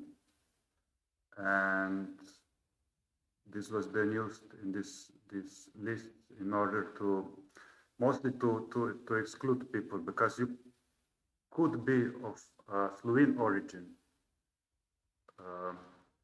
but also unable to communicate in standard Slovene language, which disqualified you as a teacher that could get a post in the new Yugoslav setting. The whole idea was these lists are, I mean, used to exclude, or to mostly to exclude local educated elite that was understood by the state as highly unreliable given the fact that it was educated within Hungary and mostly was pretty, how would I say, wasn't happy at all when Yugoslavs occupied the region. But if I understand well, it was to find who were the Slovene immigrants, even if they forgot the language. And if they found out some immigrants from Slovenia, these persons would have had a chance. Sorry, can you understand me? To a certain Or it was only to exclude all the Hungarian people, even if they had some Slovenian ancestors. We could say it so, yeah. We could formulate it in this way. Yeah. Thank you.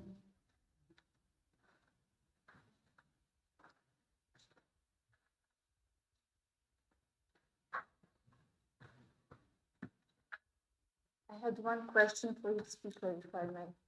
I will start with your name. The way you described how the category of Prekmurci was imported from mainstream Slovenian nationalism, it made me wonder whether then conceptually, as soon as people in Prekmurje started to use the concept to refer to themselves, was there a conceptual difference between the two? Because I would assume that in the original context, it refers to supposedly Slovenian speaking and probably also Catholic population, whereas maybe in the way it was used by people from Prekmurje themselves, it might become much more territorialized in the sense that it would include also the Protestant community, the Jewish community, and so on. Yeah. Sorry, I'm out of breath. Should I pose the second question now? Go ahead, sure. Yeah.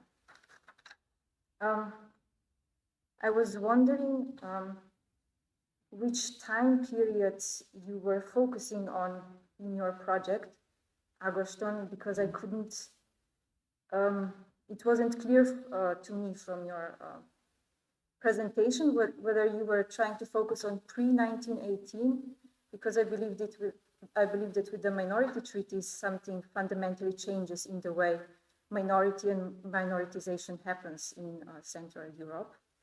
And then to continue this line of thought, could you explain your concept of host state a bit more? Because it seems to be an a posteriori category, you know, considering Habsburg Empire as a host state for, I don't know, Croatians is an a posteriori application of the notion. Yeah, thank you.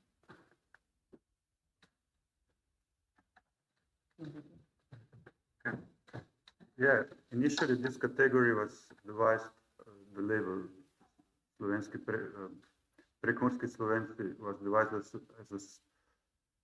as a subgroup of the Slovene nation defined as an ethno-linguistic community. So speakers, Prekmurci are speakers of Slovene dialects or language, or version of Slovene language, who densely inhabited this Zala and Vaš region. But when the category was imported into Prekmurje, and I did an analysis of newspaper corpus, of original newspapers, I put them into a software and statistics and tried to find out what will I get. Fortunately, I didn't have enough time to present the results. I came to the conclusion that the notion, the term was used for the very first time in January 1919 in regional newspapers. But when it was the local elite or local actors started using it, they fill it with various meanings. Most of the time, these meanings overlap, but not necessarily. it depends on a particular actor, on a particular politician, and his expectations, his ideas on how to mobilize locals. But at the end, I think that the original meaning of the term prevailed.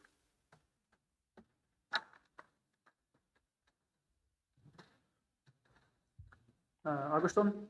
Yes, thank you for your question. And the project timeframe is pre-First World War. And I assumed that probably we should start investigating the archives with the 1870s. But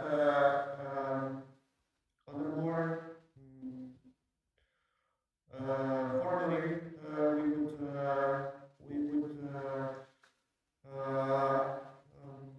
select 1848 as the starting year, because that was probably the year with the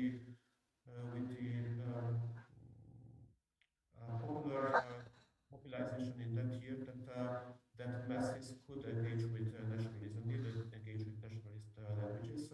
Fortunately, we don't include Greeks, because that would be even trickier, although this is still very ambiguous. And the concept of hosting, obviously this is a dark nod to Roger's Brubaker. So I think that his conceptualization of this nexus between minoritized populations and external homelands and home states is very useful. And obviously this is not a concept taken from the actual time period that we are investigating, as mining is also was not very prevalent as a notion. So that is why I try to make this point that when we are talking about whole state structures, then, for example, in the case of a minoritized Slavic population with a German or Italian-speaking upper class elite, then we don't think of the Habsburg Cisleithanian imperial bureaucracy in the first place as a whole state structure, but rather the province. And you can see that in Carinthia or Tyrol, for that matter, like these provincial authorities could be quite refractory to whatever came from the imperial bureaucracy. And we have to be very specific here of what we identify as whole state structures in a given context. We could also use probably the term dominant political structures. I hope this makes sense. Okay. I think we were getting close to the end. Maybe we have time for one last question if one exists out there. Then one thing that you don't have to respond, but one thing that I was wondering about listening to both is that you talk about this rise of regionalism that's actually imported from the outside in this new situation of nationalization and democratization. And Augustin, you're talking about basically the idea of so this popular nationalism is arising in response to various different projects coming from outside, whether it's modernization, top-down, central state policies, as a way of expressing grievances.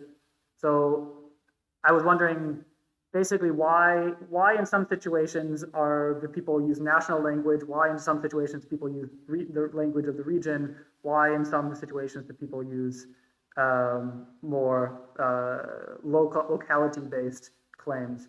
I'm sure it's just something to do with the context overall, but I can see in different situations, different sorts of language linked to different spaces coming to the fore and actually making obviously identity claims as well.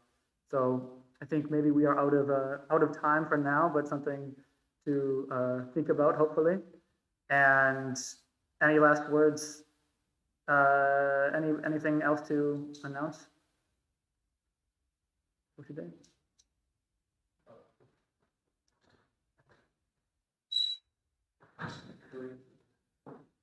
microphone for this today. There will be another event here, and that's why we try to cut short today's discussion. Thank you very much for keeping the time and making this very local transition as swift as we can. Enjoy your stay. If someone is interested, still hanging on to the virtual world, there are still very interesting programs offered by other institutions around the world, like a lecture of the Socio Board ERC project delivered by Catherine Wojciencia on interwar Poland, Eastern Poland, and how locally nation state building faced all kind of obstacles. But otherwise, we expect you to come back tomorrow at 10 o'clock and we will continue. Fruitful discussion. So thank you very much.